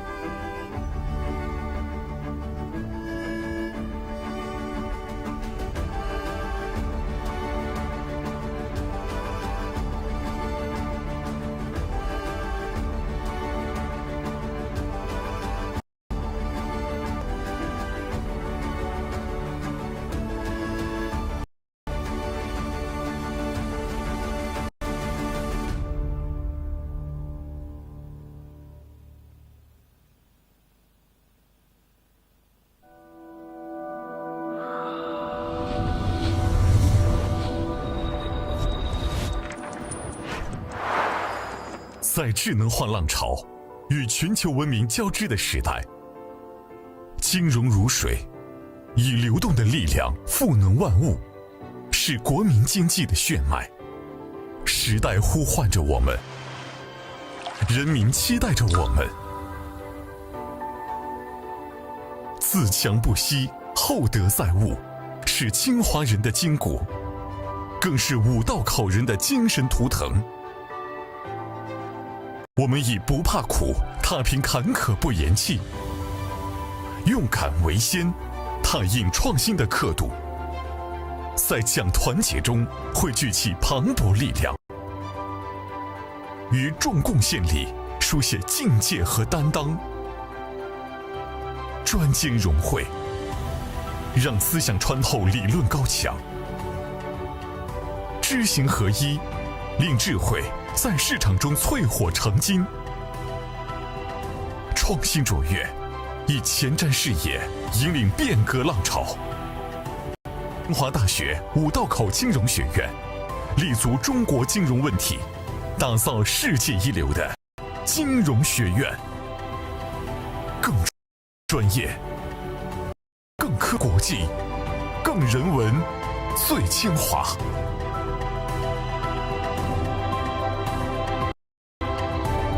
活水归海处，金融润邦国。我们心怀国之大者，走好中国特色金融发展之路。我们坚守为民初心，奋力实现伟大复兴的中国梦。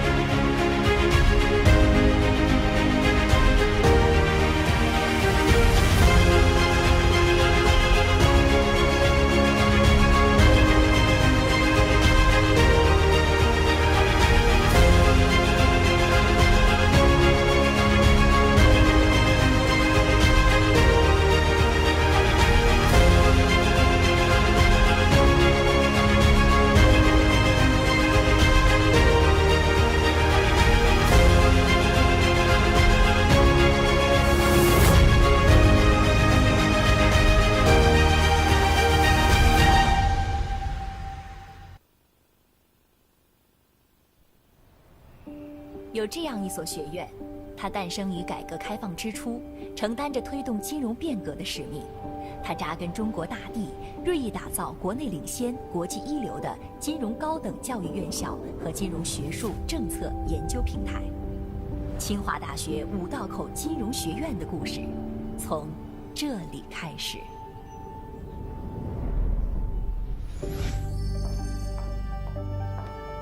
融清华百年学府气度神韵，汇五道口与中国金融业界一脉相承的传统。学院依托国际先进的办学模式，打造具有中国特色的世界顶尖金融学院，开设金融学博士、金融专业硕士、清华、康奈尔双学位金融 MBA、金融 EMBA、全球金融 GSFD 以及高管教育等项目，培养高层次、创新型、国际化的未来金融领袖。从40年前五道口的一座小院儿，到今天国际一流的金海，再到无限发展的未来空间，培养金融领袖，引领金融实践，贡献民族复兴，促进世界和谐。学院使命矢志不渝。在五道口，人才培养基于课堂教学，贯通于金融实践。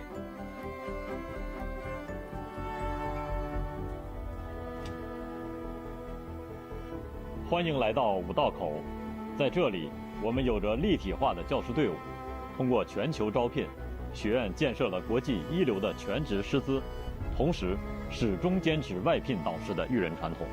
来自业界的专家导师将为同学们提供紧贴金融实务的机会，全方位培养金融人才。学院一贯注重培养、拓展学子的国际视野和跨文化交流能力，依托清华丰富的国际的体系化、个性化的国际金融人才培养机制。国际暑期项目联合培养、海外交换、短期访学、海外实习。在这里，我们鼓励学生勇敢地走出去，同时，我们也大门敞开，迎四方来客，让学生能够身在中国，瞭望世界。每年5月，全球的财经领袖和金融学者云集清华五道口全球金融论坛，共同探讨世界经济格局变迁和中国金融改革未来。通过一系列峰会、讲堂、学术年会，学院为国内外的金融学界、业界领袖提供高水平的开放对话空间，围绕中国金融问题开展深度的研究和探讨。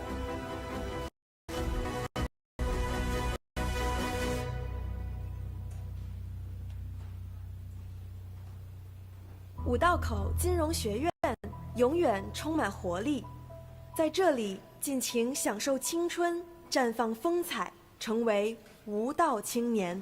在这里，前往基层进行实践与调研，去发现中国经济旺盛的生命力。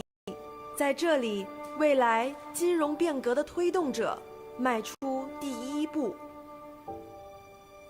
五道口金融学院从建立的第1天起，始终不忘社会责任。一系列培训项目及公益课程，推动交叉融合创新。学院帮助创业者和从业人员提升知识与能力水平，促进金融业界和社会各界良性互动。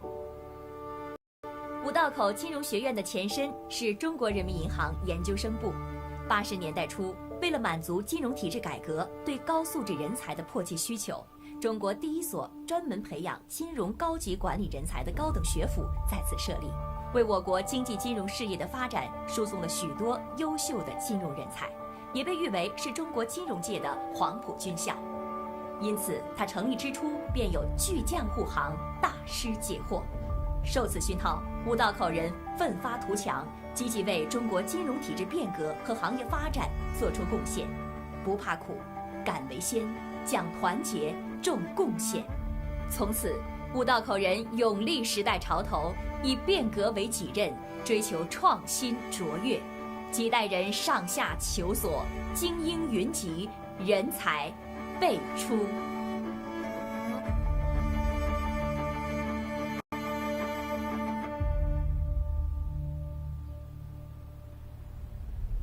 时代在变，外表在变，但精神不变。这就是清华五道口的故事。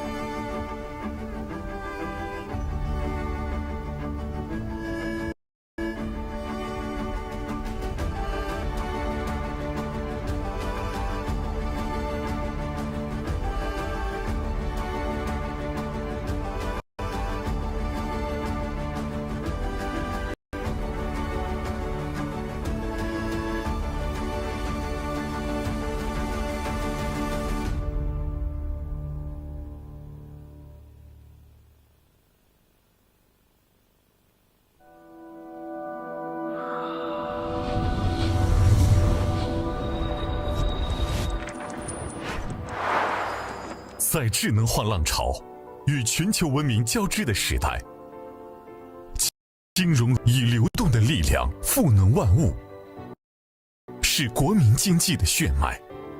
时代呼唤着我们，人民期待着我们。自强不息，厚德载物，是清华人的筋骨，更是五道口人的精神图腾。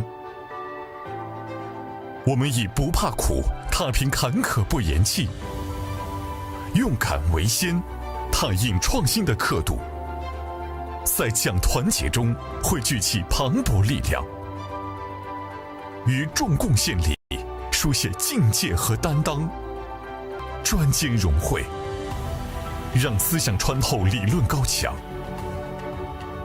知行合一，令智慧在市场中淬火成金。创新卓越，以前瞻视野引领变革浪潮。清华大学五道口金融学院立足中国金融问题，打造世界一流的金融学院，更专业、更科技、更国际、更人文，最清华。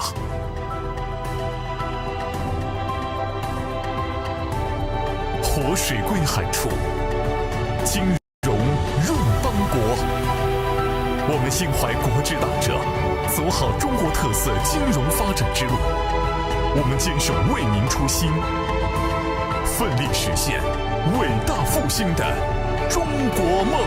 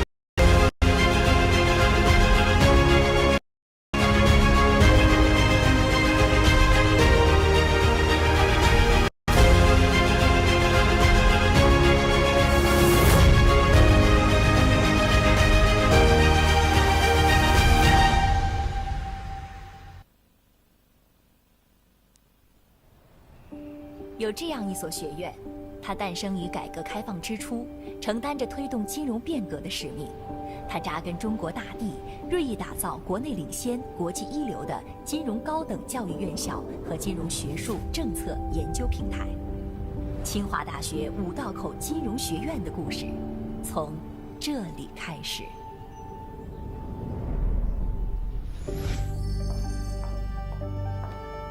融清华百年学府气度神韵，汇五道口与中国金融业界一脉相承的传统，学院依托国际先进的办学模式，打造具有中国特色的世界顶尖金融学院，开设金融学博士、金融专业硕士、清华、康奈尔双学位金融 MBA、金融 EMBA、全球金融 GSFD 以及高管教育等项目，培养高层次、创新型、国际化的未来金融领袖。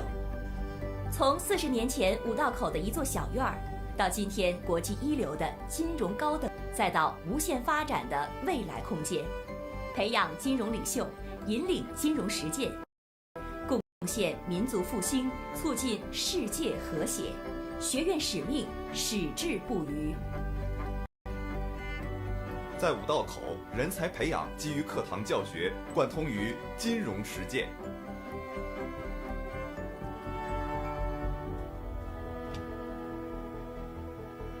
欢迎来到，在这里，我们有着立体化的教师队伍，通过全球招聘，学院建设了国际一流的全职师资，同时始终坚持外聘导师的育人传统。来自业界的专家导师将为同学们提供紧贴金融实务的机会，全方位培养金融人才。学院一贯注重培养、拓展学子的国际视野和跨文化交流能力，依托清华丰富的国际交流资源，建立了体系化、个性化的国际金融人才培养机制。国际暑期项目、联合培养、海外交换、短期访学、海外实习，在这里，我们鼓励学生勇敢地走出去，同时，我们也大门敞开，迎四方学生能够身在中国，瞭望世界。每年5月，全球的财经领袖和金融学者云集清华五道口全球金融论坛，共同探讨世界经济格局变迁和中国金融改革未来。通过一系列峰会、讲堂、学术年会、学院为国内外的金融学界、业界领袖提供高水平的开放对话空间，围绕中国金融问题开展深度的研究和探讨。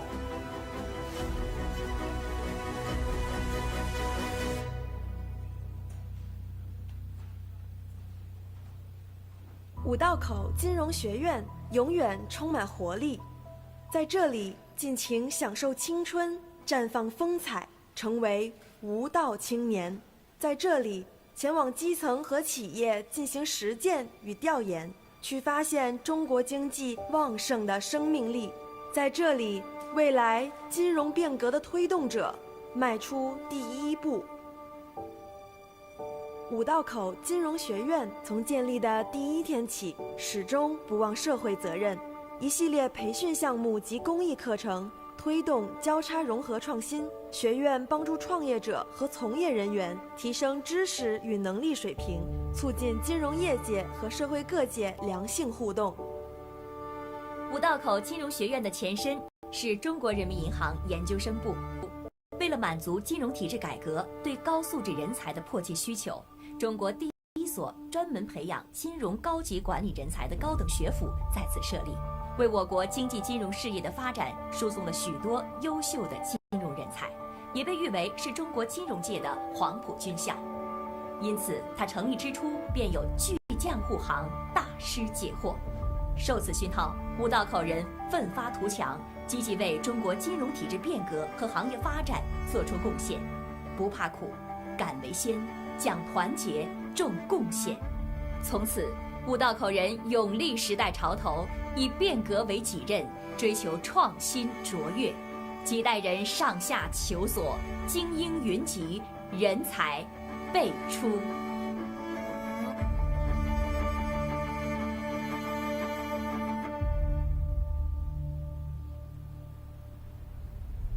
时代在变，但坐标不变；外表在变，但精神不变。这就是清华五道口的故事。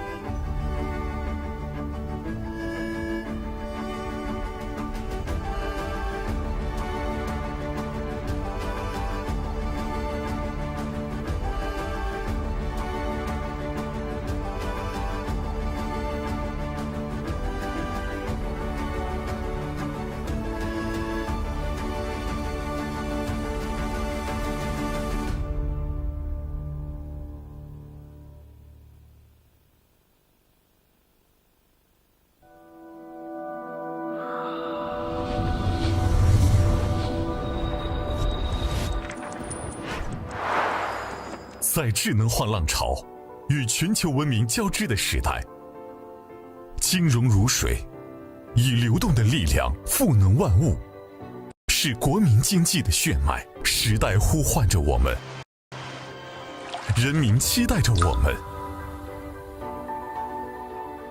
自强不息，厚德载物，是清华人的筋骨，更是五道口人的精神图腾。我们以不怕苦，踏平坎坷不言弃，勇敢为先，踏印创新的刻度，在讲团结中汇聚起磅礴力量，于重贡献里书写境界和担当，专精融汇，让思想穿透理论高墙，知行合一，令智慧在市场中淬火成金，创新卓越，以前瞻视野引领变革浪潮。清华大学五道口金融学院立足中国金融问题，打造世界一流的金融学院，更专业，更科技，更国际，更人文，最清华。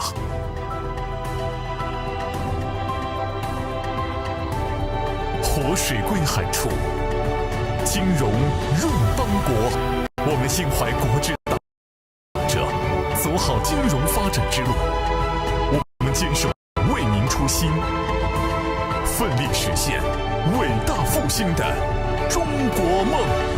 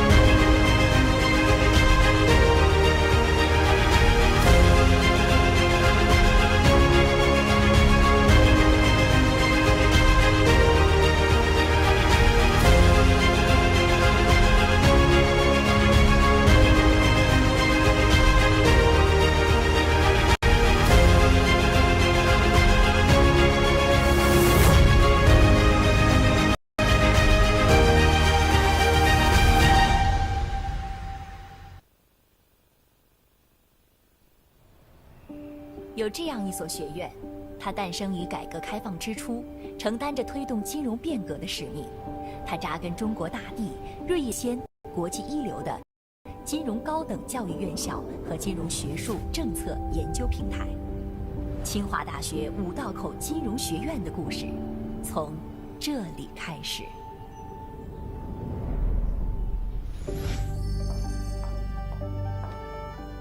融清华百年学府气度神韵，汇五道口与中国金融业界一脉相承的传统。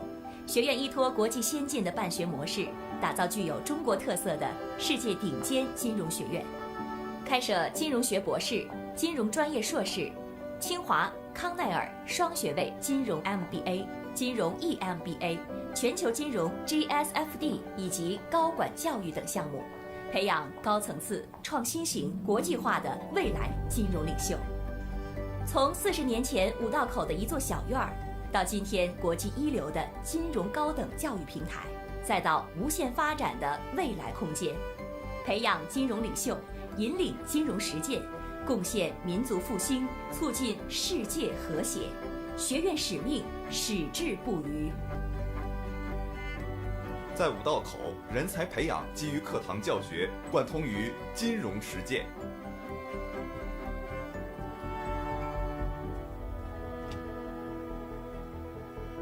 欢迎来到五道口，在这里，我们有着立体化的教师队伍，通过全球招聘，学院建设了国际一流的全职师资，同时始终坚持外聘导师的育人传统。来自业界的专家导师将为同学们提供紧贴金融实务的机会，全方位培养金融人才。学院一贯注重培养、拓展学子的国际视野和跨文化交流能力，依托清华丰富的国际交流资源，建立了体系化、个性化的国际金融人才培养机制。国际暑期项目、联合培养、短期访学、海外实习，在这里，我们鼓励学生勇敢地走出去，同时，我们也大门敞开，迎四方来客，让学生能够身在中国，瞭望世界。每年5月，全球的财经领袖和金融学者云集清华五道口论坛，共同探讨世界经济格局变迁和中国金融改革未来。通过一系列峰会、讲堂、学术年会，学院为国内外的金融学界、业界领袖提供高水平的开放对话空间，围绕中国金融问题开展深度的研究和探讨。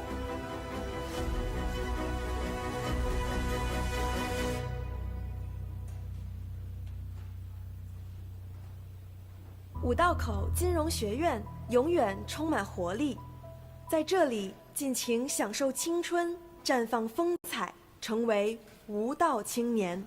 在这里前往基层和企业进行实践与调研，去发现中国经济旺盛的生命力。在这里，未来金融变革的推动者迈出第一步。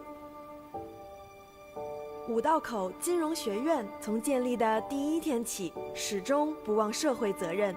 一系列培训项目及公益课程，推动交叉融合创新。学院帮助创业者和从业人员提升知识与能力水平，促进金融业界和社会各界良性互动。五道口金融学院的前身是中国人民银行研究生部。80年代初，为了满足金融体制改革对高素质人才的迫切需求，中国第一所专门培养金融高级管理人才的高等学府在此设立，为我国经济金融事业的发展输送了许多优秀的金融人才，也被誉为是中国金融界的黄埔军校。因此，它成立之初便有巨匠护航，大师解惑。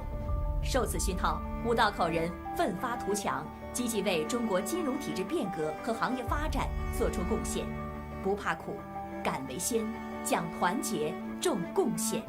从此，五道口人勇立时代潮头，以变革为己任，追求创新卓越，几代人上下求索，精英云集，人才辈出。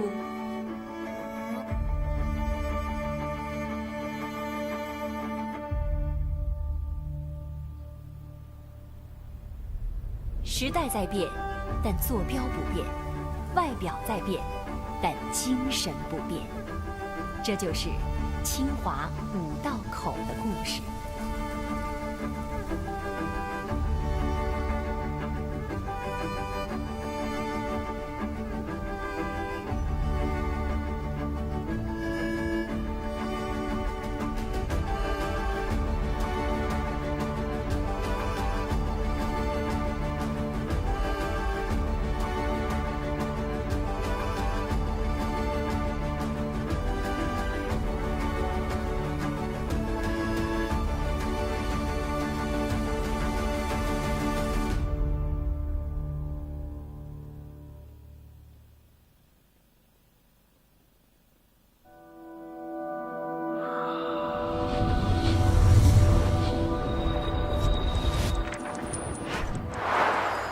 在智能化浪潮与全球文明交织的时代，金融如水，以流动的力量赋能万物，是国民经济的血脉。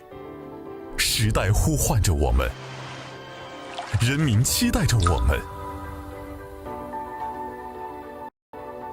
厚德载物，是清华人的筋骨，更是五道口人的精神图腾。我们以不怕苦，踏平坎坷不言弃，勇敢为先，踏印创新的刻度，在讲团结中汇聚起磅礴力量，于重贡献里书写境界和担当，专精融汇，让思想穿透理论高墙，知行合一，令智慧在市场中浴火成金，创新卓越，以前瞻视野引领变革浪潮。清华大学五道口金融学院立足中国金融问题，打造世界一流的金融学院，更专业，更科技，更国际，更人文，最清华。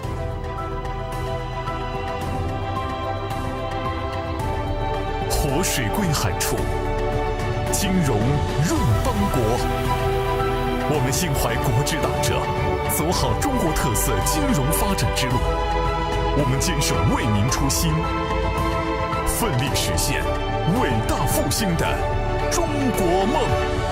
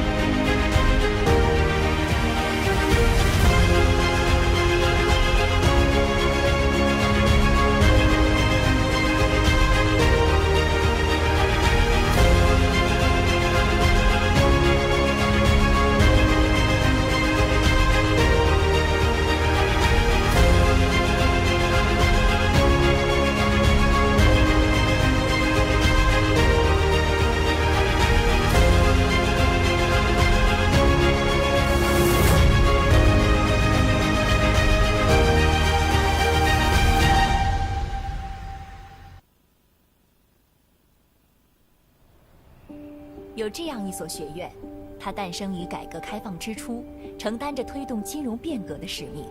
它扎根中国大地，锐意打造国内领先、国际一流的金融高等教育院校和金融学术政策研究平台。清华大学五道口金融学院的故事，从这里开始。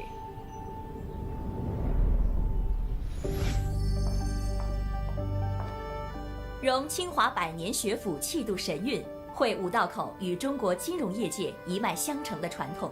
学院依托国际先进的办学模式，打造具有中国特色的世界顶尖金融学院，开设金融学博士、金融专业硕士、清华、康奈尔双学位金融 MBA、金融 EMBA、全球金融 GSFD 以及高管教育等项目，培养高层次、创新型、国际化的未来金融领袖。从40年前五道口的一座小院儿，到今天国际一流的金融高等教育平台，再到无限发展的未来空间，培养金融领袖，引领金融实践，贡献民族复兴，促进世界和谐。学院使命矢志不渝。在五道口，人才培养基于课堂教学，贯通于金融实践。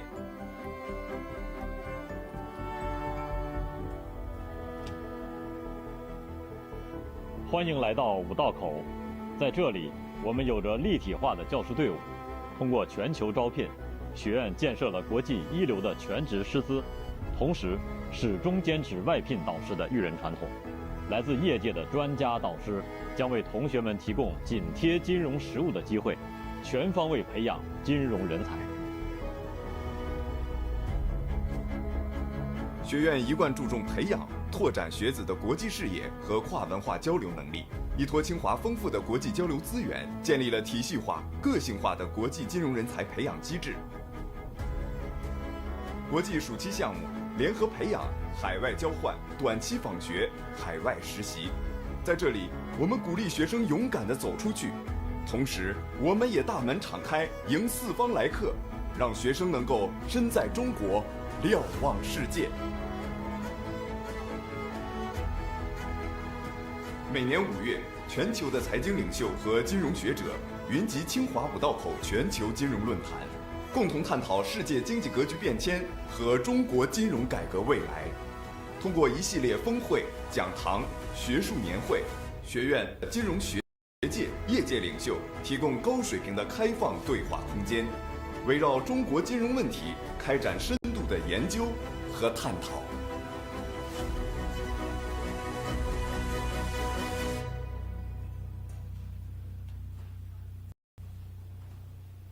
五道口金融学院永远充满活力，在这里尽情享受青春，绽放风采，成为无道青年。在这里，前往基层和企业进行实践与调研，去发现中国经济旺盛的生命力。在这里，未来金融变革的推动者迈出第一步。五道口金融学院从建立的第一天起，始终不忘社会责任。一系列培训项目及公益课程，推动交叉融合创新。学院帮助创业者和从业人员提升知识与能力水平，促进金融业界和社会各界良性互动。五道口金融学院的前身是中国人民银行研究生部。80年代初，为了满足金融体制改革对高素质人才的迫切需求，中国第一所专门培养金融高级管理人才的高等学府在此设立，为我国经济金融事业的发展输送了许多优秀的金融人才，也被誉为是中国金融界的黄埔军校。因此，它成立之初便有巨匠护航，大师解惑。受此熏陶，五道口人奋发图强，积极为中国金融体制变革和行业发展做出贡献，不怕苦，敢为先，讲团结，重贡献。从此，五道口人勇立时代潮头，以变革为己任，追求创新卓越，几代人上下求索，精英云集，人才辈出。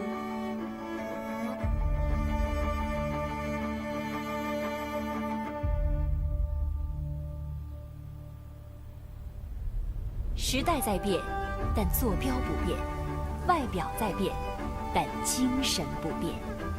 这就是清华五道口的故事。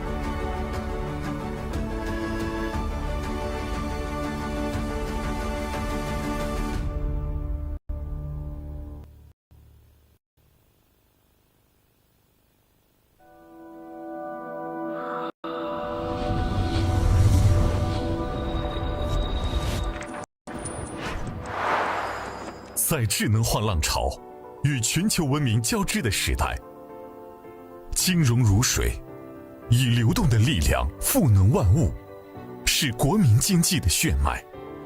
时代呼唤着我们，人民期待着我们。自强不息，厚德载物，是清华人的筋骨，更是五道口人的精神图腾。我们以不怕苦，踏平坎坷不言弃，勇敢为先，踏印创新的刻度，在讲团结中汇聚起磅礴力量，于众贡献里书写境界和担当，专精融汇，让思想穿透理论高墙，知行合日晖在市场中淬火成金。创新卓越，以前瞻视野引领变革浪潮。清华大学五道口金融学院立足中国金融问题，打造世界一流的金融学院，更专业、更科技、更国际、更人文，最清华。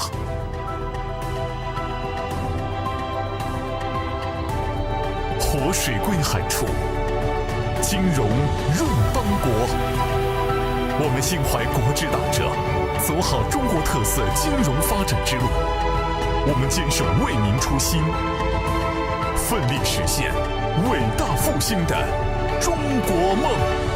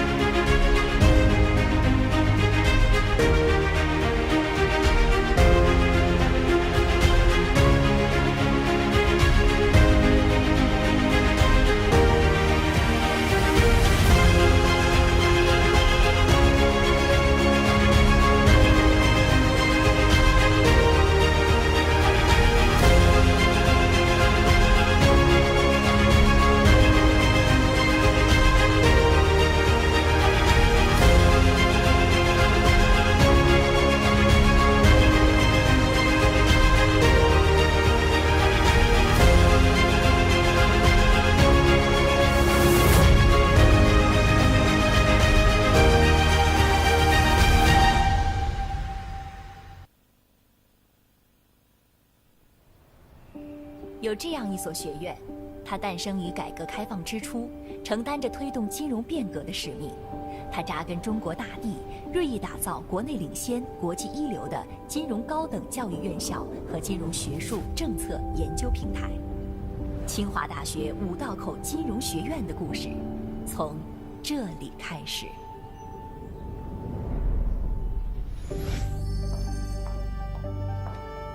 融清华百年学府气度神韵，汇五道口与中国金融业界一脉相承的传统。学院依托国际先进的办学模式，打造具有中国特色的世界顶尖金融学院，开设金融学博士、金融专业硕士、清华、康奈尔双学位金融 MBA、金融 EMBA、全球金融 GSFD 以及高管教育等项目，培养高层次、创新型、国际化的未来金融领袖。从40年前五道口的一座小院儿，到今天国际一流的金融高等教育无限发展的未来空间，培养金融领袖，引领金融实践，贡献民族复兴，促进世界和谐。学院使命矢志不渝。在五道口，人才培养基于课堂教学，贯通于金融实践。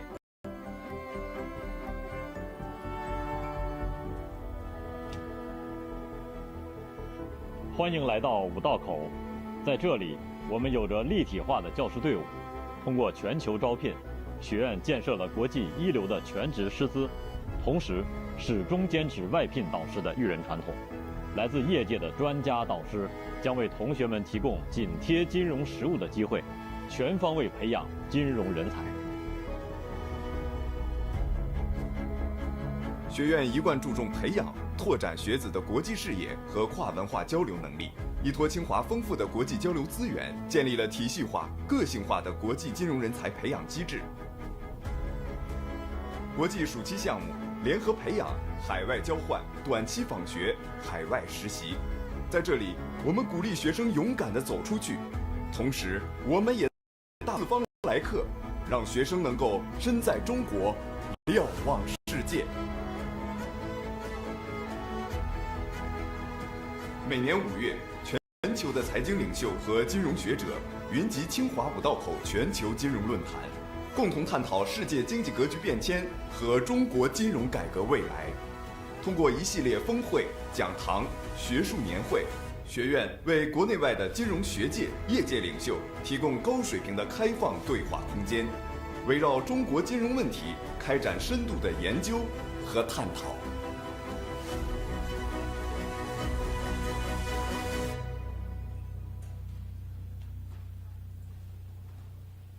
五道口金融学院永远充满活力，在这里尽情享受青春，绽放风采，成为无道青年。在这里，前往基层和企业进行实践与调研，去发现中国经济旺盛的生命力。在这里，未来金融变革的推动者迈出第一步。五道口金融学院从建立的第1天起，始终不忘社会责任。一系列培训项目及公益课程，推动交叉融合创新。学院帮助创业者和从业人员提升知识与能力水平，促进金融业界和社会各界良性互动。五道口金融学院的前身是中国人民银行研究生部。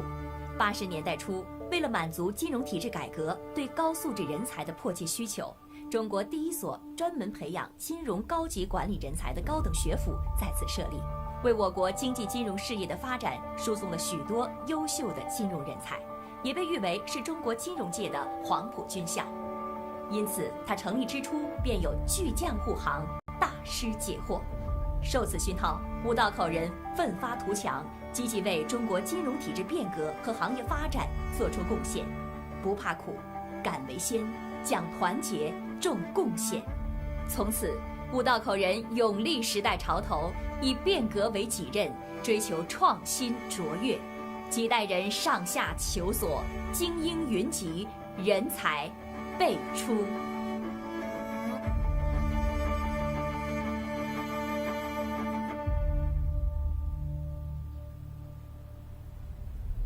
时代在变，但坐标不变；外表在变，但精神不变。清华五道口的故事。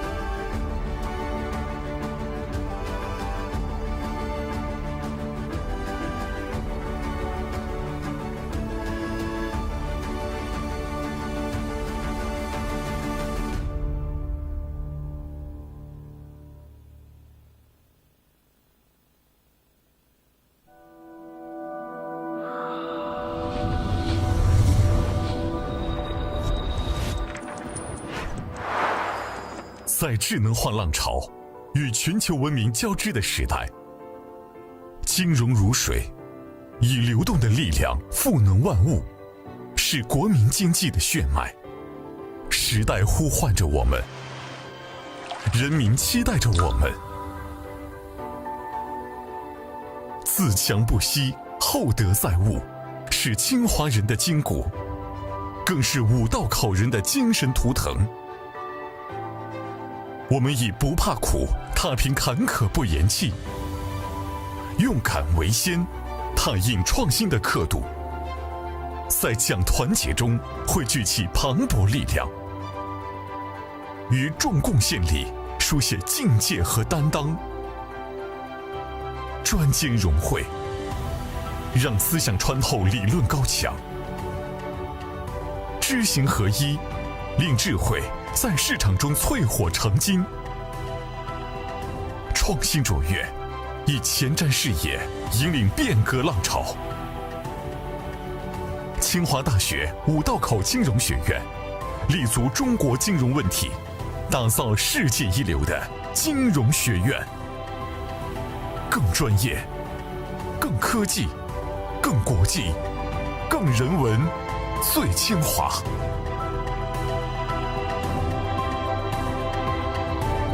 活水归海处，金融润邦国。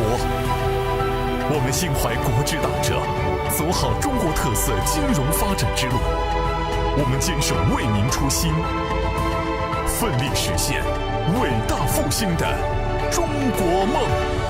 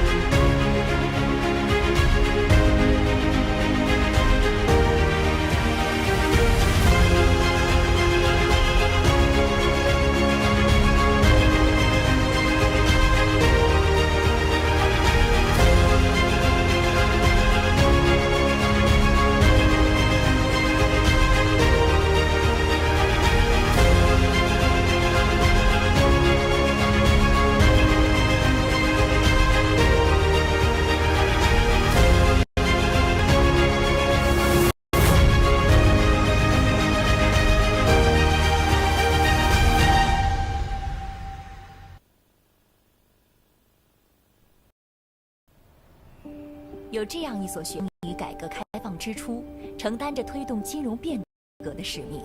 它扎根中国大地，锐意打造国内领先、国际一流的金融高等教育院校和金融学术政策研究平台。清华大学五道口金融学院的故事，从这里开始。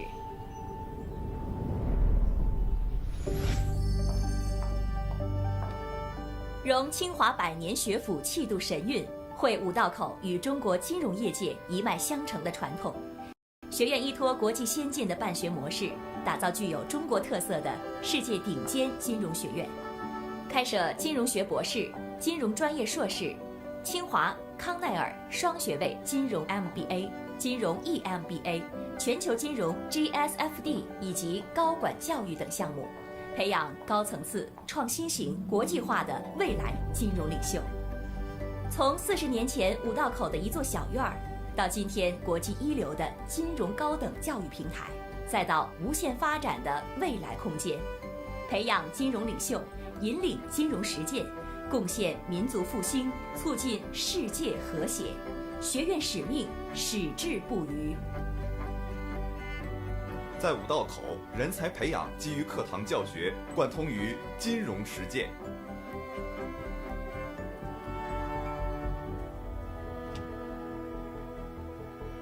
欢迎来到五道口，在这里，我们有着立体化的教师队伍，通过全球招聘，学院建设了国际一流的全职师资，同时始终坚持外聘导师的育人传统。来自业界的专家导师将为同学们提供紧贴金融实务的机会，全方位培养金融人才。学院一贯注重培养、拓展学子的国际视野和跨文化交流能力，依托清华丰富的国际交流资源，建立了体系化、个性化的国际金融人才培养机制。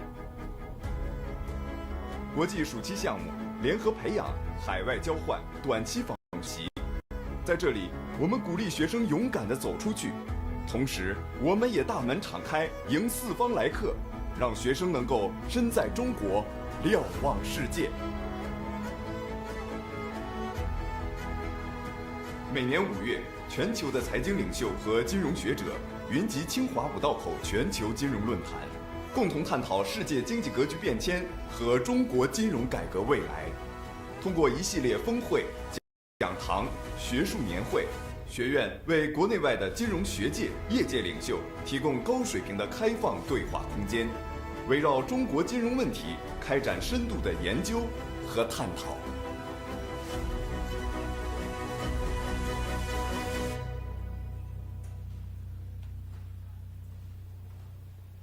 五道口金融学院永远充满活力，在这里尽情享受青春，绽放风采，成为无道青年。在这里，前往基层和企业进行实践与调研，去发现中国经济旺盛的生命力。在这里，未来金融变革的推动者迈出第一步。五道口金融学院从建立的第1天起，始终不忘社会责任。一系列培训项目及公益课程，推动交叉融合创新。学院帮助创业者和从业人员提升知识与能力水平，促进金融业界和社会各界良性互动。五道口金融学院的前身是中国人民银行研究生部。80年代初，为了满足金融体制改革对高素质人才的迫切需求，中国第一所专门培养金融高级管理人才的高等学府在此设立，为我国经济金融事业的发展输送了许多优秀的金融人才，也被誉为是中国金融界的黄埔军校。因此，它成立之初便有巨匠护航，大师解惑。受此熏陶，五道口人奋发图强，积极为中国金融体制变革和行业发展做出贡献，不怕苦，敢为先，讲团结，重贡献。从此，五道口人勇立时代潮头，以变革为己任，心卓越，几代人上下求索，精英云集，人才辈出。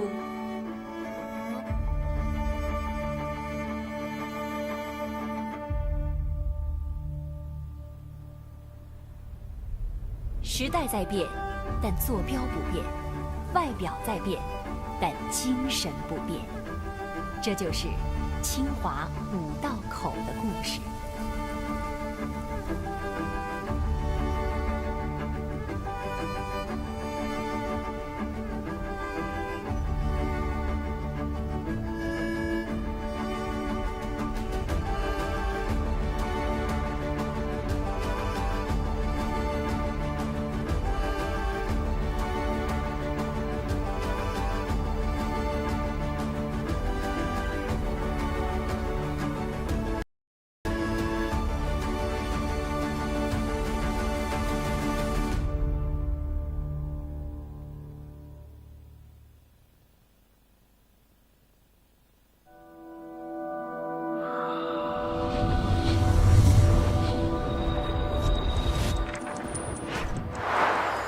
在智能化浪潮与全球文明交织的时代，金融如水，以流动的力量赋能万物，是国民经济的血脉，呼唤着我们，人民期待着我们。自强不息，厚德载物，是清华人的筋骨，更是五道口人的精神图腾。我们以不怕苦，踏平坎坷不言弃，勇敢为先，踏印创新的刻度，在讲团结中汇聚起磅礴力量，于众贡献里书写境界和担当，专精融汇，让思想穿透理论高墙，知行合一，令智慧在市场中淬火成金，创新卓越，以前瞻视野引领变革浪潮。清华大学五道口金融学立足中国金融问题，打造世界一流的金融学院，更专业、更科技、更国际、更人文，最清华。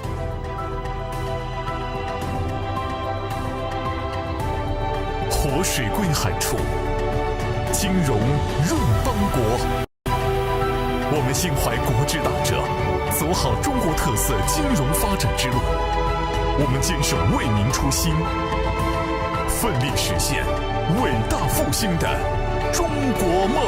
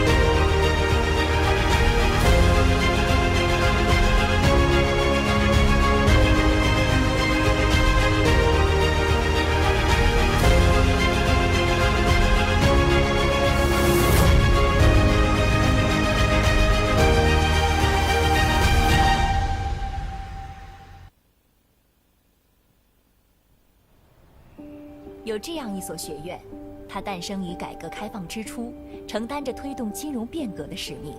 它扎根中国大地，锐意打造国内领先、国际一流的金融高等教育院校和金融学术政策研究平台。清华大学五道口金融学院的故事，从这里开始。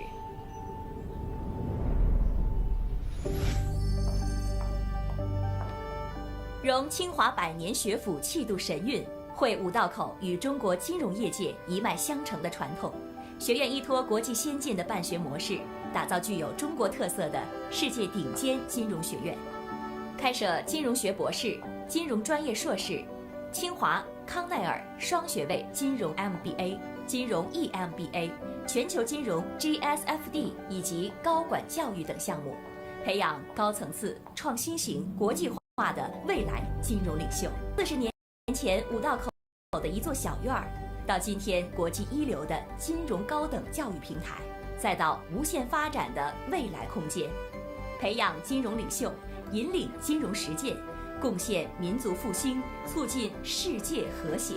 学院使命矢志不渝。在五道口，人才培养基于课堂教学，贯通于金融实践。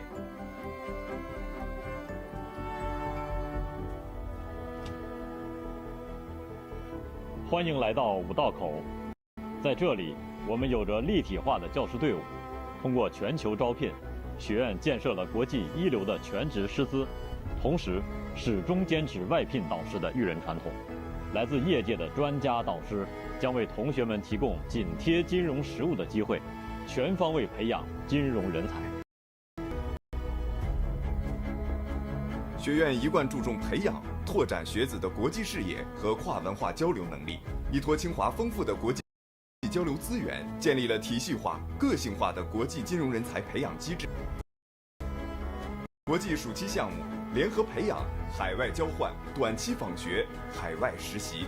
在这里，我们鼓励学生勇敢地走出去，同时，我们也大门敞开，迎四方来客，让学生能够身在中国，瞭望世界。每年5月，全球的财经领袖和金融学者云集清华五道口全球金融论坛，共同探讨世界经济格局变迁和中国金融改革未来。通过一系列峰会、讲堂、学术年会，学院为业界领袖提供高水平的开放对话空间，围绕中国金融问题开展深度的研究和探讨。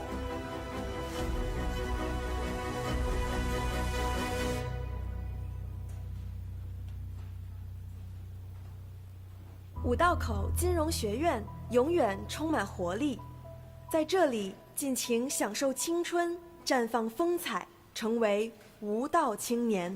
在这里前往基层和企业进行实践与调研，去发现中国经济旺盛的生命力。在这里，未来金融变革的推动者迈出第一步。五道口金融学院从建立的第1天起，始终不忘社会责任，一系列培训项目及公益课程推动交叉融合创新。学院帮助创业者和从业人员提升知识与能力水平，促进金融业界和社会各界良性互动。五道口金融学院的前身是中国人民银行研究生部。80年代初，为了满足金融体制改革对高素质人才的迫切需求，中国第1所专门培养金融高级管理人才的高等学府在此设立，为我国经济金融事业的发展输送了许多优秀的金融人才，也被誉为是中国金融军校。因此，它成立之初便有巨匠护航，大师解惑。受此熏陶，五道口人奋发图强，积极为中国金融体制变革和行业发展做出贡献，不怕苦，敢为先，讲团结，重贡献。从此，五道口人勇立时代潮头，以变革为己任，追求创新卓越，几代人上下求索，精英云集，人才辈出。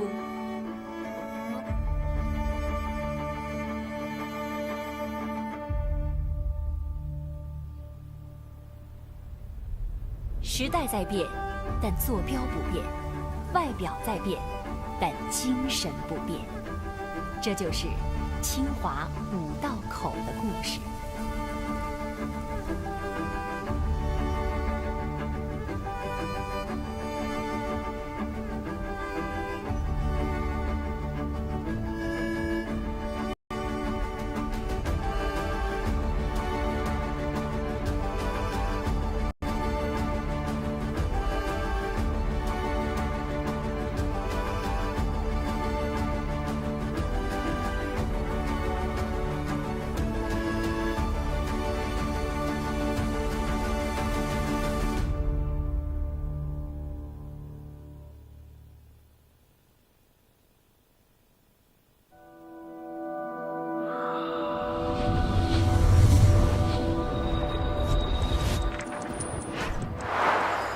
在智能化浪潮与全球文明交织的时代，金融如水，以流动的力量赋能万物，是国民经济的血脉。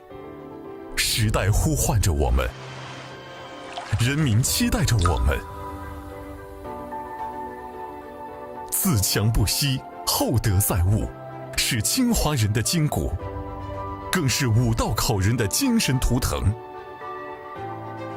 我们以不怕苦，踏平坎坷不言弃，勇敢为先，踏印创新的刻度，在讲团结中汇聚起磅礴力量，于重贡献里书写境界和担当，专精融汇，让思想穿透理论高墙，知行合一，令智慧在市场中淬火成金，创新卓越，以前瞻视野引领变革浪潮。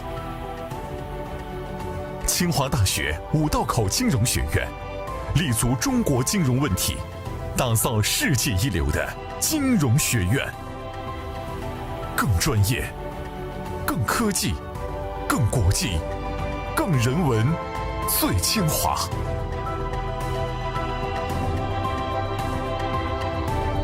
活水归海处，金融润邦国。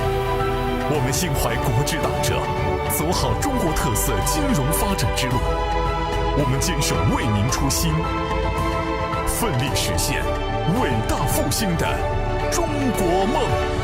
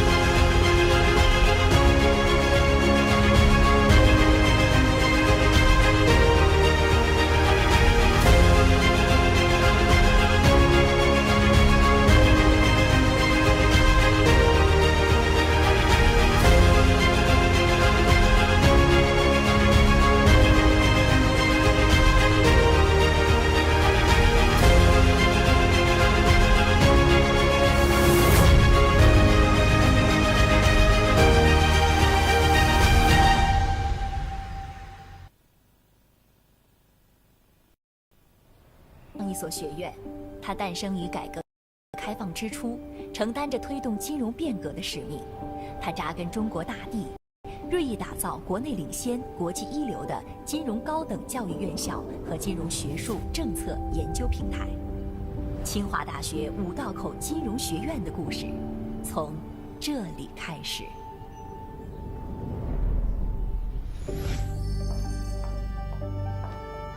融清华百年学府气度神韵，汇五道口与中国金融业界一脉相承的传统。学院依托国际先进的办学模式，打造具有中国特色的世界顶尖金融学院，开设金融学博士、金融专业硕士、清华、康奈尔双学位金融 MBA、金融 EMBA、全球金融 GSFD 以及高管教育等项目，培养高层次、创新型、国际化的未来金融领袖。从40年前五道口的一座小院儿，到今天国际一流的金融高等教育平台，再到无限发展的未来空间，培养金融领袖，贡献民族复兴，促进世界和谐。学院使命矢志不渝。人才培养基于课堂教学，贯通于金融实践。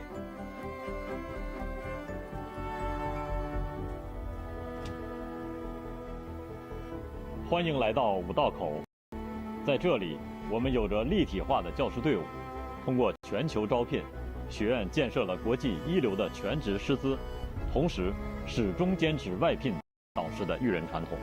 来自业界的专家导师将为同学们接金融实务的机会，全方位培养金融人才。学院一贯注重培养、拓展学子的国际视野和跨文化交流能力，依托清华丰富的国际交流资源，建立了体系化、个性化的国际金融人才培养机制。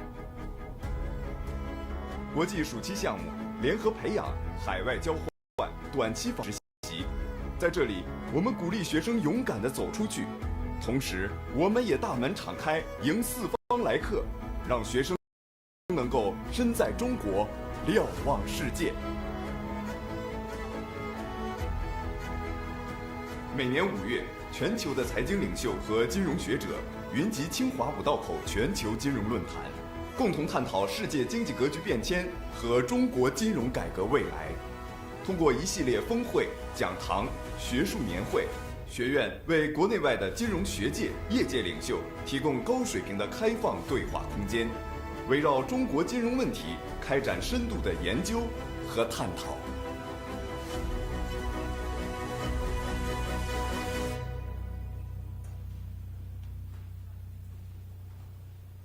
五道口金融学院永远充满活力，在这里尽情享受青春，绽放风采，成为无道青年。在这里前往基层和企业进行实践与调研，去发现中国经济旺盛的生命力。在这里，未来金融变革的推动者迈出第一步。五道口金融学院从建立的第一天起，始终不忘社会责任，训项目及公益课程推动交叉融合创新。学院帮助创业者和从业人员提升知识与能力水平，促进金融业界和社会各界良性互动。五道口金融学院的前身是中国人民银行研究生部。80年代初，为了满足金融体制改革对高素质人才的迫切需求，中国第一所专门培养金融高级管理人才的高等学府在此设立，为我国经济金融事业的发展输送了许多优秀的金融人才，也被誉为是中国金融界的黄埔军校。因此，它成立之初便有巨匠护航，大师解惑。受此熏陶，五道口人奋发图强，积极为中国金融体制变革和行业发展做出贡献，不怕苦，敢为先，讲团结，重贡献。从此，五道口人勇立时代潮头，以变革为己任，追求创新卓越，几代人上下求索，精英云集，人才辈出。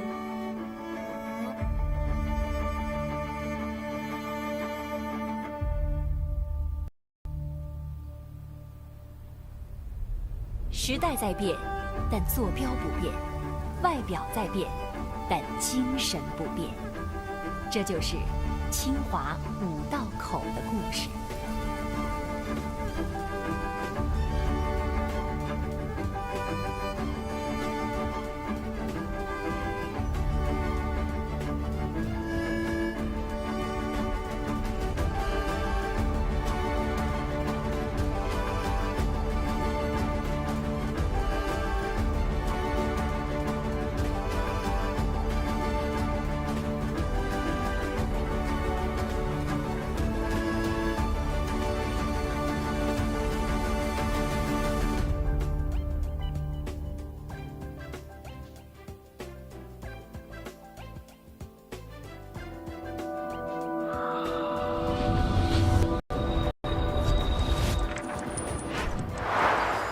在智能化浪潮与全球文明交织的时代，金融如水，以流动的力量赋能万物，是国民经济的血脉。时代呼唤着我们，人民期待着我们，自强不息，厚德载物，是清华人的更是五道口人的精神图腾。我们以不怕苦，踏平坎坷不言弃，勇敢为先，踏印创新的刻度，在讲团结中汇聚起磅礴力量，于众贡献里书写境界和担当，专精上穿透理论高墙，知行合一，令智慧在市场中淬火成金。创新卓越，以前瞻视野引领变革浪潮。清华大学五道口金融学院立足中国金融问题，打造世界一流的金融学院，更专业、更科技、更国际、更人文，最清华。活水归海处，金融润邦国。我们心怀国之大者，走好中国特色金融发展之路。我们坚守为民初心，奋力实现伟大复兴的中国梦。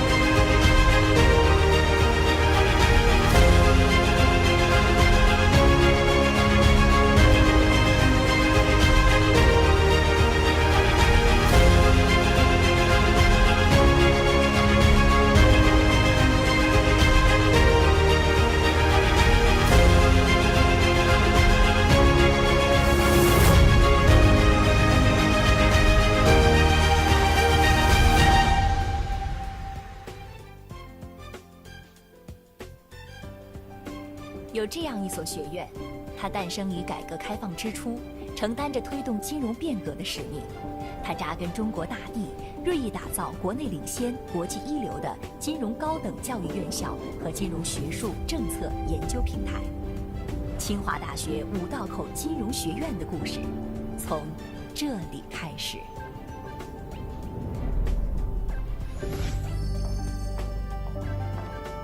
融清华百年学府气度神韵，汇五道口与中国金融业界一脉相承的传统。学院依托国际先进的办学模式，打造具有中国特色的世界顶尖金融学院，开设金融学博士、大家好，金融我是智专业硕士。谱的研究，很高兴推出我们的模型产品 AutoGRM 沉思，这是我们首个自主智能体的 Preview 版本，并且今天就上线面向公众开放。与其他一阵产品相比，它有3大特点。第一，模型基于我们的 Z1 推理模型强化学习训练，这与 Deep Research 基于 O3 模型的训练过程相似。因此，模型可以根据不同任务目标自主规划和动态决策，从而不断地根据反馈调整计划，而不需要提前设计的工作流。第二，模型具备 GUI 阅读能力，不仅依靠调用 API， 还能像人类一样打开并浏览网页。它可以浏览数十个网。基于课堂教学，贯通于金融实践。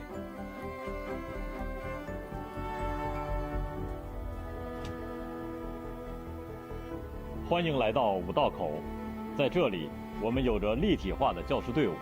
通过全球招聘，学院建设了国际一流的全职师资，同时始终坚持外聘导师的育人传统。来自业界的专家导师将为同学们提供紧贴金融实务的机会，全方位培养金融人才。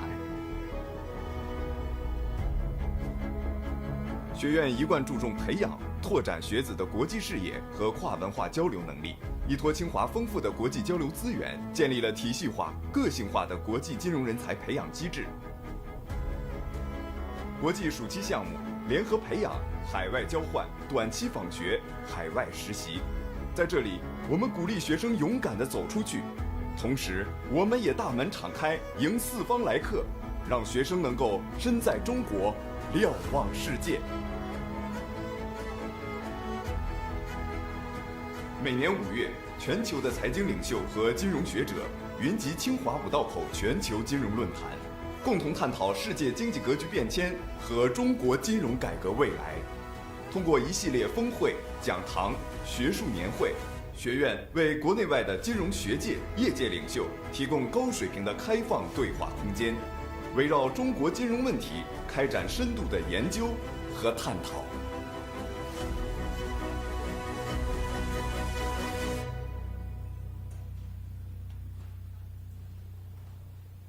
五道口金融学院永远充满活力，在这里尽情享受青春，绽放风采，成为无道青年。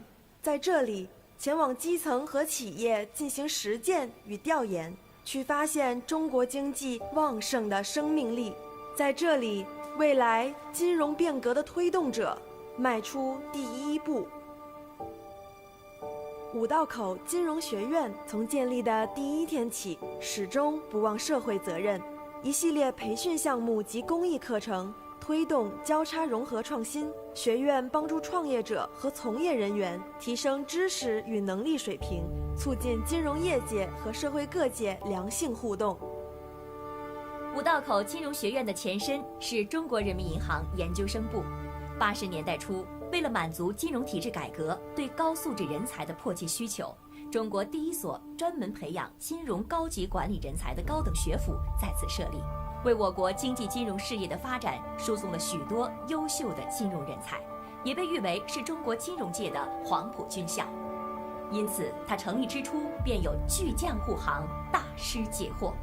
受此熏陶，五道口人奋发图强，积极为中国金融体制变革和行业发展做出贡献，不怕苦，敢为先，讲团结，重贡献。对我来说就已经足够。五道口人勇立时代潮头，以变革为己任，追求创新卓越。几代人上下求索，精英云集，人才辈出，并将手机等通讯设备关闭或置于静音状态。谢谢您的合作。Ladies and gentlemen, the event will begin shortly. Can we please ask for you to kindly take your seats? We would like to remind you again to switch off all mobile phones and put electronic devices to silent mode. Thank you for your cooperation.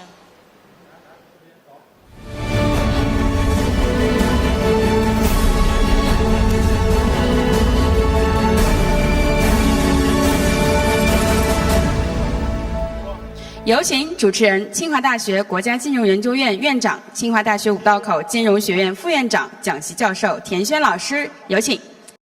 Let's welcome Professor Tian Xuan, Chair of National Institute of Financial Research of Tsinghua University, Chair Professor and Associate Dean of Tsinghua PBCSF, onto the stage.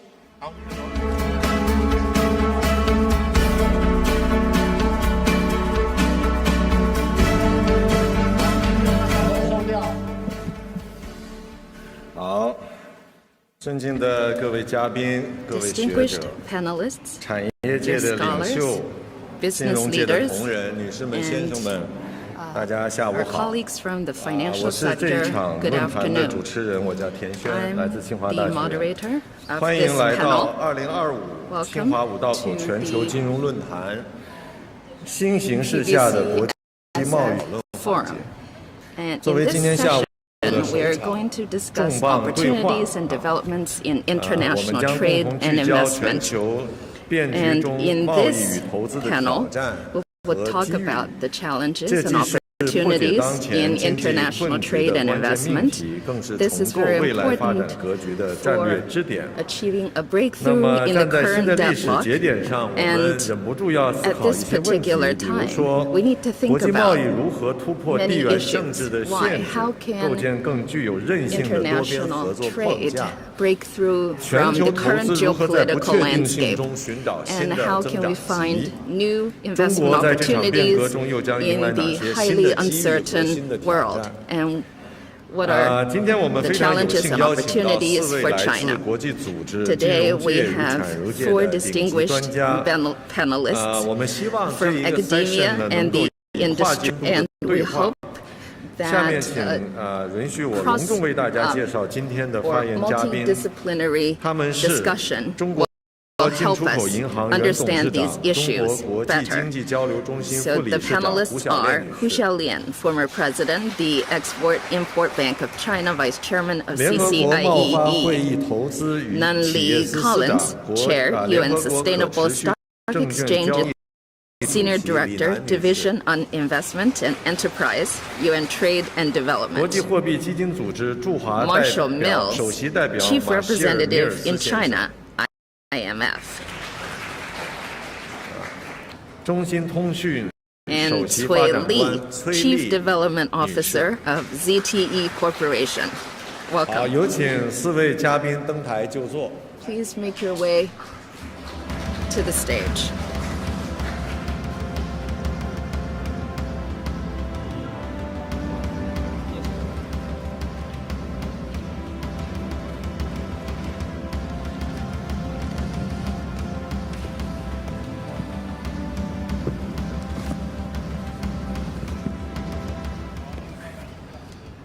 好，我们接下来呢就要开启这个圆桌的论坛的精彩篇章。那么我想这样，我们是75分钟。So we have about 75 minutes. First, I would like to invite the 4 panelists to present their key messages so that we can set a good foundation for a discussion.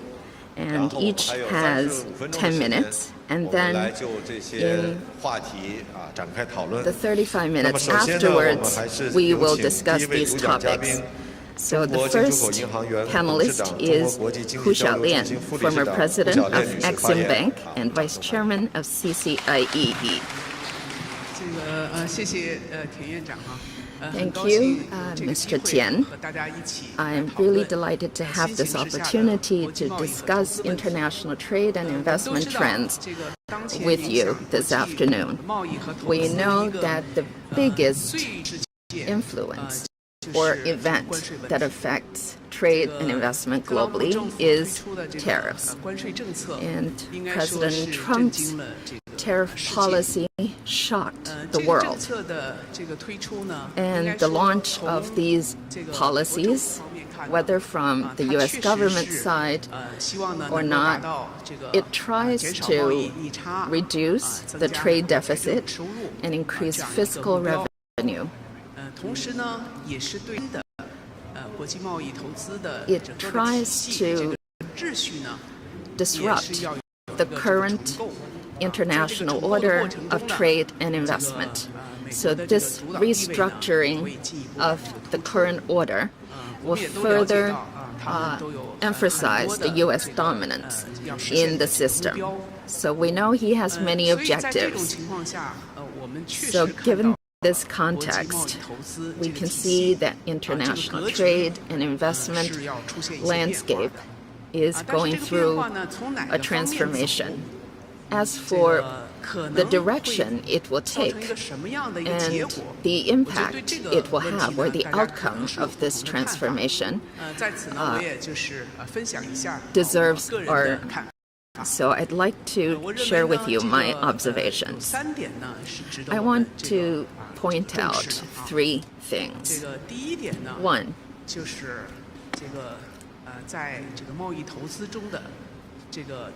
the cost rebalance in the trade and investment system globally. I think the global south will see more opportunities in this transformation. We know that trade and investment is based on comparative cost advantages, so cost of land, resources, labor, and now, so innovation, green development are also contributing to the new system, especially in the last 2 years. Geopolitical and ideological factors have been incorporated into the rethinking or reimagining of the international trade and investment system. So how will the entrepreneurs deal with this? They are going to face higher uncertainties, but however you look at this issue, want to deploy their business resources to achieve maximum results and to maximize efficiency. So, does the Trump administration have an opportunity to achieve a reshoring of its manufacturing sector? I think it's going to be very, very challenging, because for labor-intensive industries, the United States does not have any advantage. And the current policy uncertainties also disrupted international trade and investment. So I don't think that reshoring of the manufacturing sector back to the United States is a top priority for many countries because capitalists always look for places where they can achieve the best cost-benefit results. And the emerging markets are in a very good position to attract more trade and investment in their areas. That's my first observation. And the second observation is the rebalancing of international trade will cause major economies to see great changes to their economic structure. Because over the past few decades, globalization has been the key theme of international trade and economic growth. And in this process, we have seen some trade imbalances because the top three economies, the United States, from 2024, the United States has seen growing trade deficit by 50%. And for EU, the trade surplus increased fourfold. So the EU has a trade surplus, while the US has a trade deficit. And China, we also see higher trade surplus. So as these deficits or surpluses accumulate, it has caused some problems in the economic order globally. But other countries to adjust their economic structures, or should the based on historical trends, a country first has to put its own house in order by solving domestic economic challenges, rebalance top economic blocks, especially the dollar has a dominant role in the world. And it is the single biggest sea, and it has two problems. First, if you weaponize the dollar, that will cause unforeseen consequences. And the second is the Treffen dilemma. So these two problems will also cause the international currency system to change. And I think there will be three directions of changes. First, more currencies will become international reserve currencies, because we have seen that in most emerging markets, a lot of the trade is settled through their local currency, and even for commodities, the prices are now set by local currencies. For example, the ASEAN Plus 3 or the Chiang Mai Initiative. So we encourage more countries to use their own local currencies to contribute to financial stability. So this is one direction of development. And the second direction is cryptocurrencies. And the increasing emphasis on crypto to facilitate trade in goods and services, whether they will become important public good to facilitate international trade and investment, I think is worth our attention. And the third direction is the SDR of IMF. Will the SDR mechanism become more important? So these are three directions of potential developments I believe that the international currency system will become more diversified and inclusive. And that's my 3 observations on the new landscape. Thank you. 好，感谢副行长这个分享哈。Thank 为我们勾勒了国际经济投机格for giving us 投资格局的底层逻辑和这个a 30,000 feet view on the development of the international trade and investment systems. So the next speaker is Nunli Collins, Chair of UN Sustainable Stock Exchanges Initiative and Senior Director of UN Trade and Development. Thank you very much for inviting me to Shenzhen to share with you my observations and investment trends. Let me share presentation with you. It's in English, but I'm going to speak in Chinese.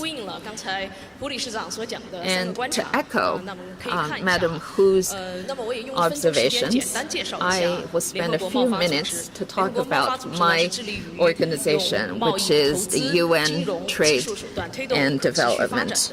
And it's an important component of the Secretariat, and we are committed to serving emerging markets or developing countries. And we are in charge of collecting and researching investment and enterprise globally. And in terms of sustainable financial system, we are building the ecosystem consisting of the G20 task forces and other platforms. And we also want to build partnerships, and every year we launch a World Investment Report to provide global statistics to global investors. And we also want to build a platform to combine public and private sector resources. We discussed a little bit about the U.S. policies and their impact on global investment and trade. Looking back on the 1990s, we know that FDI, trade, and GDP are growing in tandem, especially for GDP. The growth rate has been in double digits. Although after the global financial crisis, the GDP growth has returned to 3 to 5% level. However, the FDI has been stagnating, especially after COVID. As supply chains become more diversified and as the emergence of global protectionism, FDI has been declining for 3 consecutive years. In our latest investment report, you will see this trend continue. And we also lowered our GDP outlook for this year, as does the IMF and the World Bank. In addition, except for a few regions, for example, the ASEAN countries that are still growing, whether in investment or growth, most countries are stagnating or their growth are declining. So that's very worrisome. In the longer term, we are in a low growth and high debt and weak investment and a slowing trade environment. And the multilateralism as well as fragmentation of the system are the key themes right now. So if we look at the trade and investment policies, I can give you some trends. These are long-term trends since 2000, and especially after COVID. We see more discrimination and we see more protectionism, and the trade facilitation 基本上 is taking a 没有 back 怎么 seat. 增长，但具体就是大幅增长的是这种歧视性的贸易政策。 Most of the policies are discriminatory, 从投资 in 政策 fact. 监测下面，同样的是这样的趋势。从投资政 The 策来 investment 看呢， policies 我们 are 看到 also 对 showing the 于 same trend. 投资的这个便利化政策和投 The 资 trade 的这个保护性的政策同时在 investment 增长。那么这个增长 protection 很有趣哈， and 如果你分开看呢，实 facilitation 际上是发达 are 国家 actually 采取了更多的这种保护性的政 growing 策。 in tandem. 而 Most 发展中国 countries 家呢， are 更多的是 taking 在推动 protectionist 市场开放、 stance, 投资 while 便利 more 化、投资促 developing 进， countries 包括 are 一些 further 产业政策 opening 还有 their 这些 markets for 投资的 investment 红利方面 by 的这些政 providing 策。而我们看到哈，特别是 preferable 在投资保护政 treatment, 策呢， and 发达国 especially 家 in 是增长了 investment 148%， protection. 就是从 The 2024、 developed 2023比起 countries 2020 actually 年。 grow 那么这个简单的比较就 grew 发现， by 发达国家对于从国家安全方面的审查方面呢是 by 大幅的增长。 multiple 那么它是一个 folds. 限制性的政策，特别是在 And there 很 are 多 more 关 and 键 more 领域、关键行业 restrictions, 的政策， especially in key industries 最近 and 是颁发了 sectors. 很多，对吧？从不管是 We 从 can see 基础的这些半导体啊，到特别是最近的 AI 行 restrictions 业，是 in 更多的这 AI 些 and 增长和这个保护性 semiconductor 政策。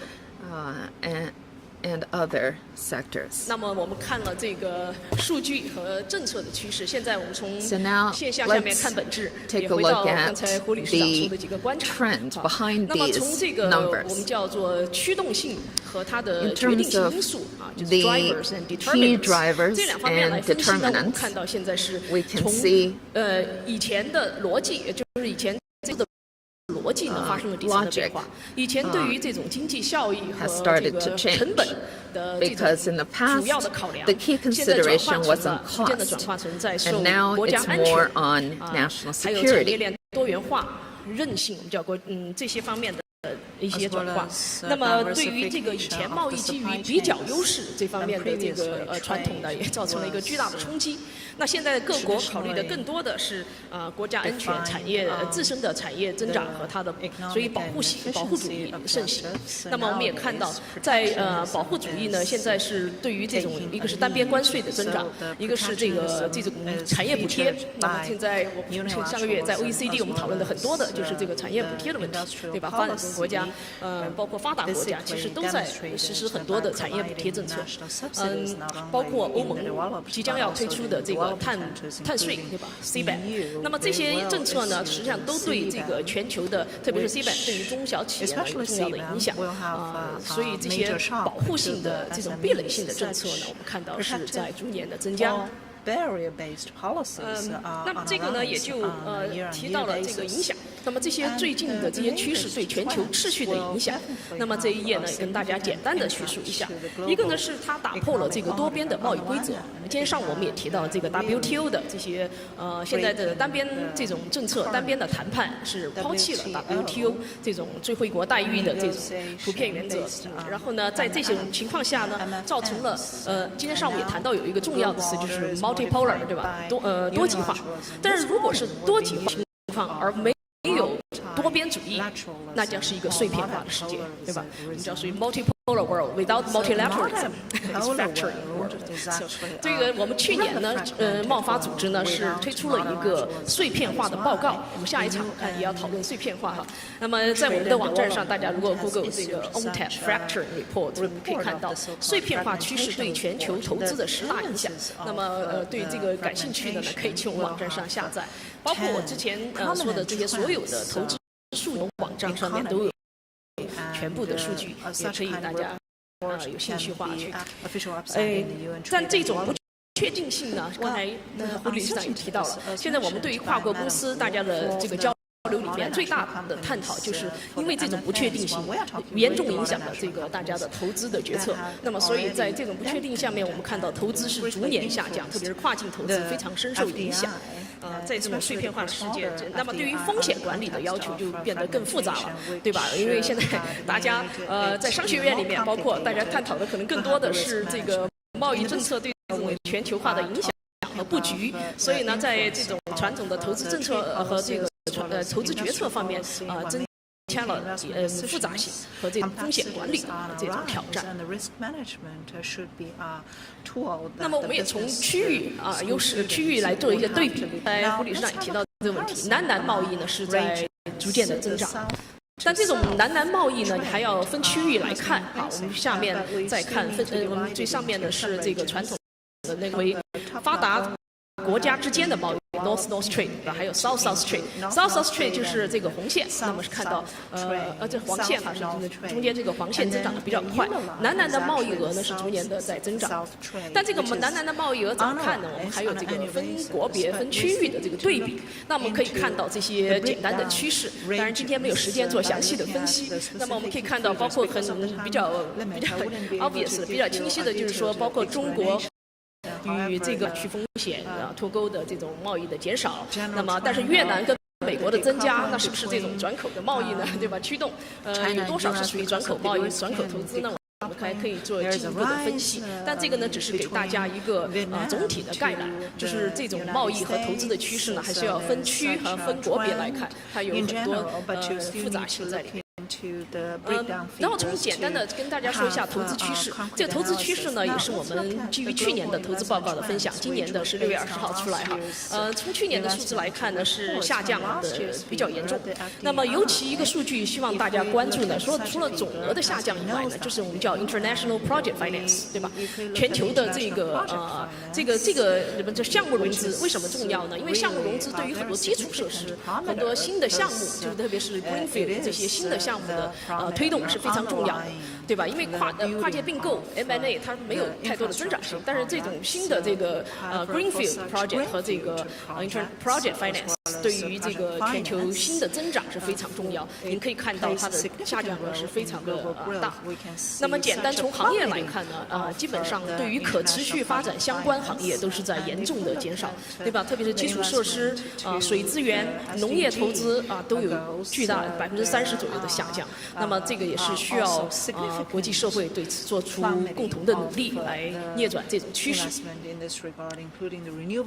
由于时间关系呢，我也就不深入，但只是给大家看一下这个作为全球top 10对吧？前10名就是收到国际投资最多的国家。那么美国还是排在第1位啊。那么中国也是仍然属于这个吸引外资的重要国家，还是排在第2位。那么从谁是外资投资的源头呢？那么这10个国家看到还是美国、这个日本、中国的吧？中国还是第3大外资投资国，所以呢这些数据，但基本上呢还是以发达国家为主。那么中国是这个 top 10里面的基本唯一一个发展。再简单说一下这个 sustainable bond insurance。那么从这个可持续金融市场来说呢，可持续的这个债券上这也是各个国家融资的重要渠道，但是呢，这个增长呢，主要是在发达国家。那么中国在这方面是进步非常大的，在绿债里面也是从我们叫做从零到英雄，现在占到了整个这个全球可持续金融市场的这个大概有将近1/4的份额，非常大的一个进步。但可持续基金呢，就是虽然在连续的增长上面呢，在最近几年有所延缓。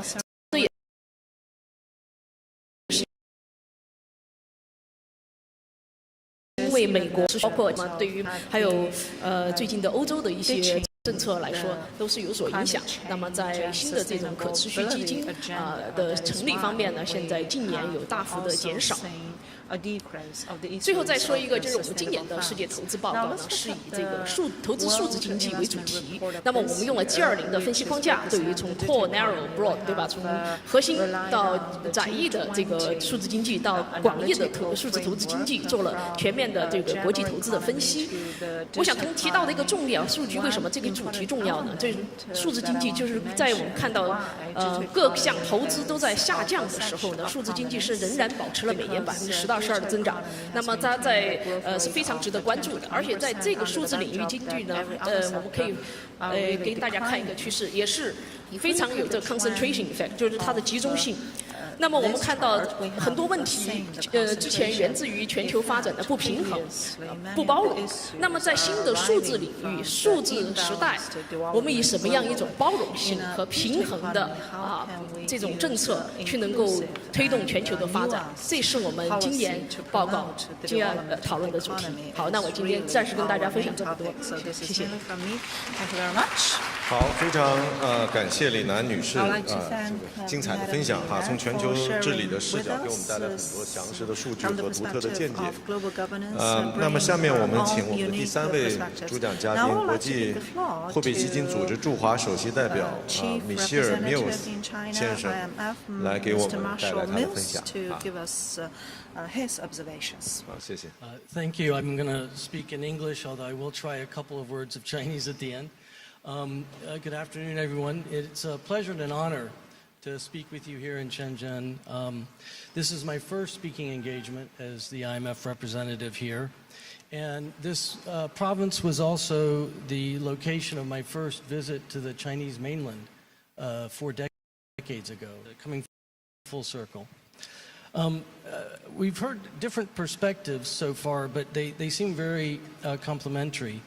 I'm going to focus on a broader macroeconomic context, drawing on remarks by the IMF's managing director at our recent spring meetings. To say the least, recent have been rapid and sweeping.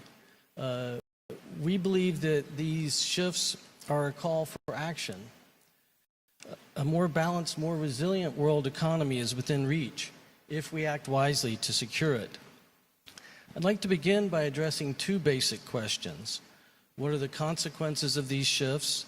And more importantly, what can countries do? On the first question, the consequences, as Madam Hu mentioned, are in short significant.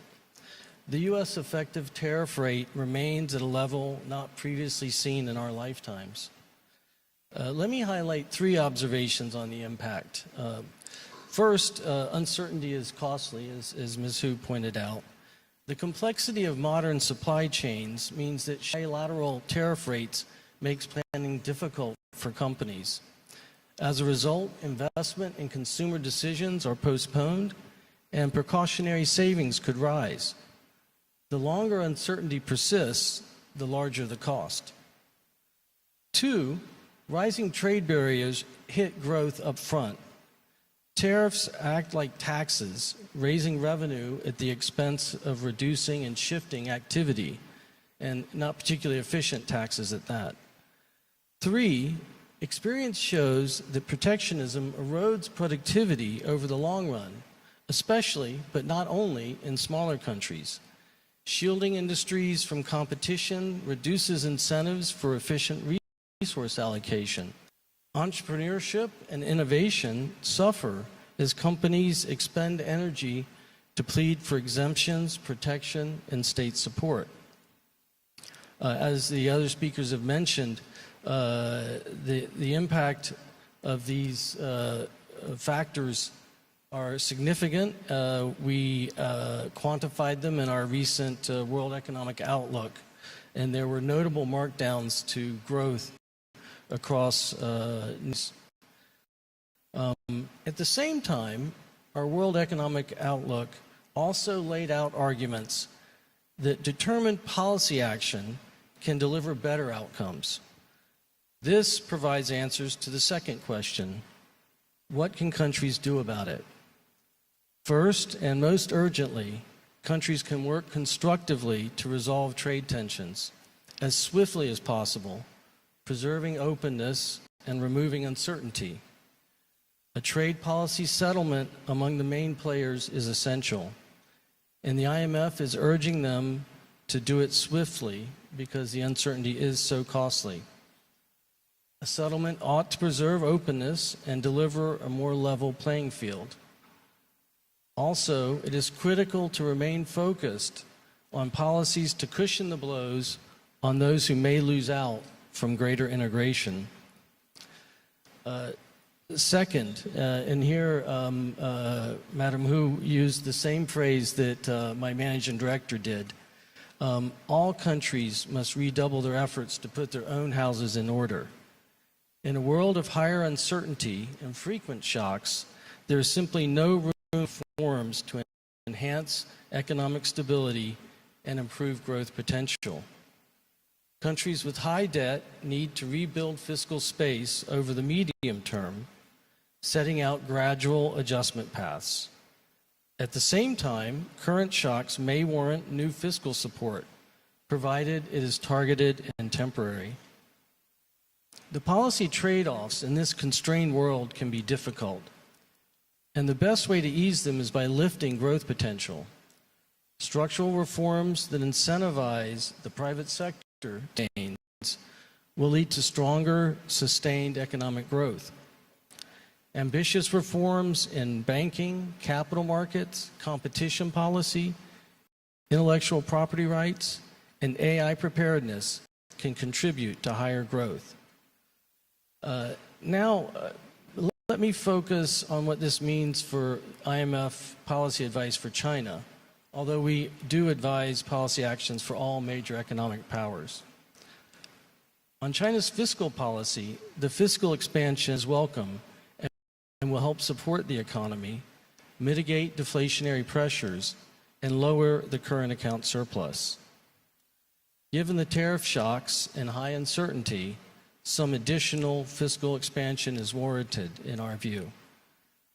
Furthermore, a reorientation of expenditures towards boosting consumption by enhancing social safety nets and supporting the property sector can better tackle and help rebalance the economy.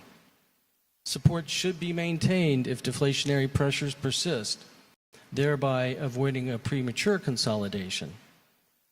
Over the medium term, measures are needed to ensure fiscal sustainability and should include tax reforms, fiscal framework reforms, and restructuring of LGFV debt. On monetary policy, easing should continue to be brought forward amid the weak domestic external shocks. Additional easing is warranted if downside risks to inflation and output materialize. We recommend the focus be on interest rate-based monetary policy easing instead of credit-based measures. On the property sector, we recommend implementing a comprehensive policy package, including providing fiscal support to complete unfinished pre-sold housing and expediting restructuring of unviable developers. On the financial sector, it is important to preserve banks' buffers and improve preparedness to deal with downside risks. At the same time, it is also a priority to strengthen and enforce prudential policies, including by replacing forbearance with stronger oversight. Finally, on structural reforms, we advise the Chinese authorities to strengthen the social protection system, open up domestic markets, limit regulatory uncertainty, and scale back industrial policies. These reforms can help economic rebalancing and boost medium-term productivity, while also easing fragmentation. Decisive reforms can boost confidence and domestic demand, reassure economic partners, and, importantly, set the stage for the next phase of China's growth story. My Chinese colleagues tell me there's a proverb that applies to this situation. Yin she li dao. I can see not everyone's understood. I'll give the English translation. I'll work on my pronunciation. Guide the situation by following its momentum. In closing, I hope I've made the argument that good macroeconomic policies facilitate good trade relations. 谢谢米尔斯先生的专业分析哈，而且从 IMF 的角度给我们中国的宏观政策、财政政策、货币政策、房地产政策、金融政策等等，都提出了他们的见解和建议哈，非常感谢。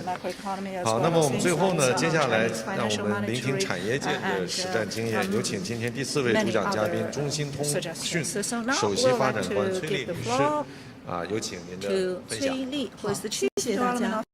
刚刚包括胡行长提到的3个再平衡，然后包括刚刚也有提到，李楠女士也提到了我们整个的这种目前的低增长、高债务、弱投资以及整个的贸易摩擦和地缘政治的加速等等一系列的这种状况。事实上，从我们企业的角度呢，我们可能会对这些压力也是感同身受。那中兴通讯呢，是从85年成立，那么1996年我们就已经整个的出海和全球化的一个进程。那在过去的几十年时间里边，其实我们是享受了全球化的红利的，但是在当前的新形势下，除了刚刚的几位嘉宾谈到的所面临的挑战和压力之外，我觉得还有2个也是非常的重要。一块呢就是数字空间的这种主权的一个争夺，因为跟原来的这种可见的资源不同，比如说土地、石油等等这些资源不同，现在的这种数据已经成为下一代的新的生产资料。那么数据空间的这种主权争夺也会变为下一代的一个非常重要的一个因素。那第2块就非常重要一点，就是全球的气候变化和可持续发展的压力是比过去的几十年都要更大。所以呢，在这种新的趋势之下呢，我们也思考说，我们向后面走，可能有哪几个方向需要做得更好？我想谈5个方面。那第1个方面呢，我们觉得在这种相对严峻，但同时也面临着巨大机遇的这种形势之打铁还要自身硬，那么自身当下的产品力依然是最为重要的。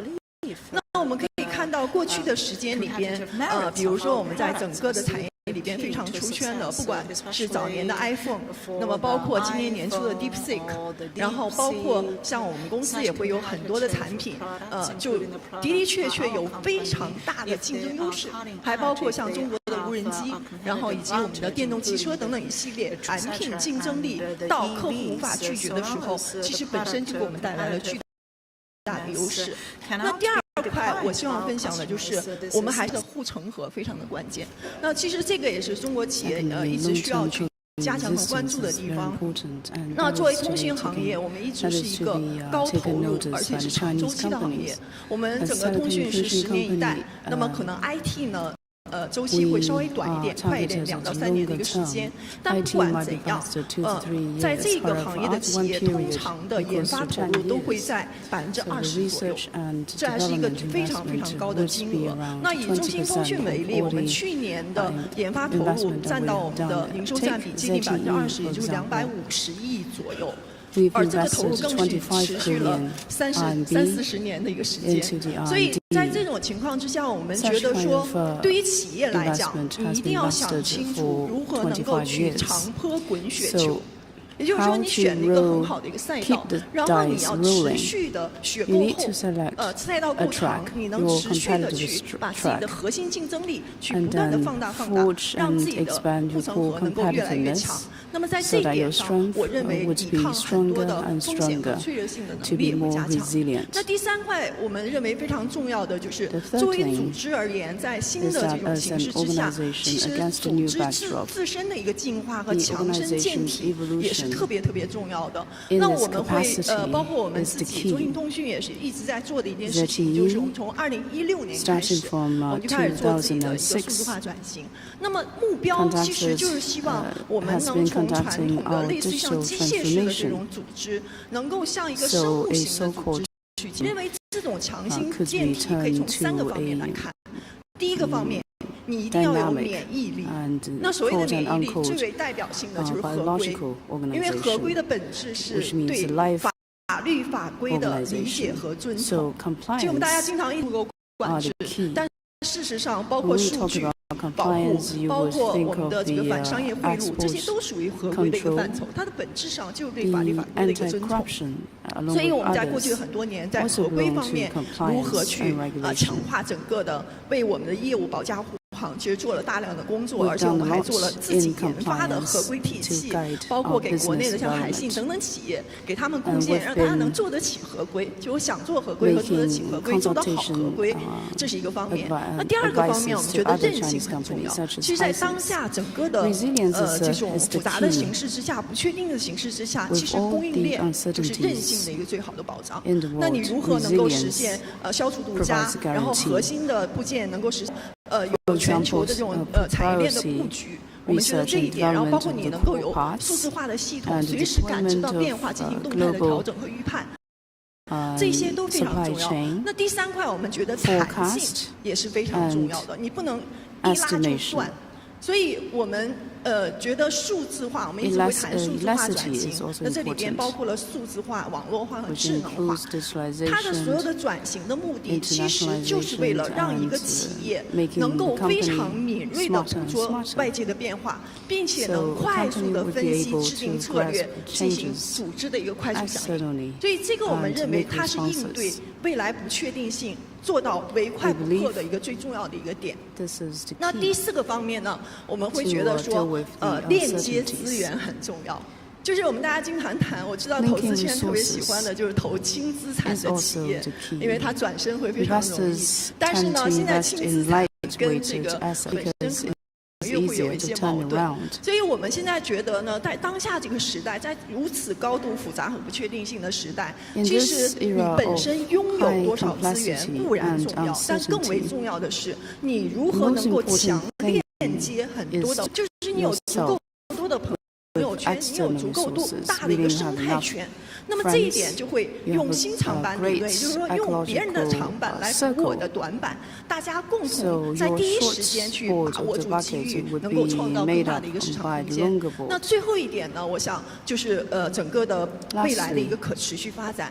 其实我们通讯行业呢是包括 ICT 行业都是一个高度开放和标准化的一个行业，它在很早以前就已经全球化的一个进程就已经在迈进了。那我们觉得之所以它能够一直还是生机勃勃，而且成为现在数字经济的一个基础。很重要一点就是，它事实上一直在为人类的福祉去做贡献。也就是说，我们谈的不管是人工智能，不管是数字经济，其实它的基础都是我们的数字基础设施。所以，如何实现技术的外溢、中国智慧的贡献，包括产品的赋能，我们觉得这个也是我们未来希望持续能做得好的东西。好，我就分享这么多，谢谢。谢谢崔丽女士哈，从5个方面给我们梳理了中兴通讯的很多特别好的做法啊，我觉得非常有启发。那么我们刚才第一轮呢，4位嘉宾啊，从不同的角度啊，从国际组织的角度，从金融机构的角度，从产业实体企业的角度，给我们分享了他们很多的思考啊。那么下面呢，我们就进入到这个第2个环节，我们有一些 follow up 的一些讨论。那么每位嘉宾呢，我们大概现在是45，我们还有30分钟，我们每个人控制在6、7分钟啊。那么我第一个问题还是想请问一下胡行长啊，这个行长刚才还是非常深入的分析了当前格局。对这个国际经济贸易投资的影响，那我特别好奇，也想了解的就是在这种复杂的情况下，我们中国应该怎么办？Makes me wonder is that China's actions in the future. 中国应对当前的这种复杂的这个局面啊。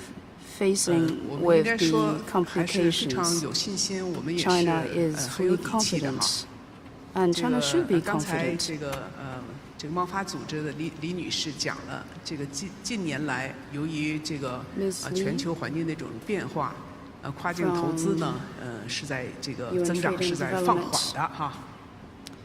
这是一个全球的一个情况。但是从中国的这个情况看呢，这些年呢，中国的跨境投资实际上是有比较大的增长的。这个我们也看了一下这个数据哈。大家知道我们有这个中国的国际投资头寸，国际投资头寸这样一个统计数据。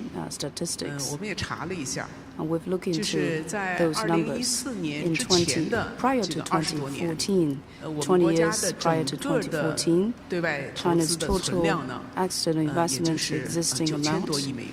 Was $900 billion from 2014 to 2020, just 10 years.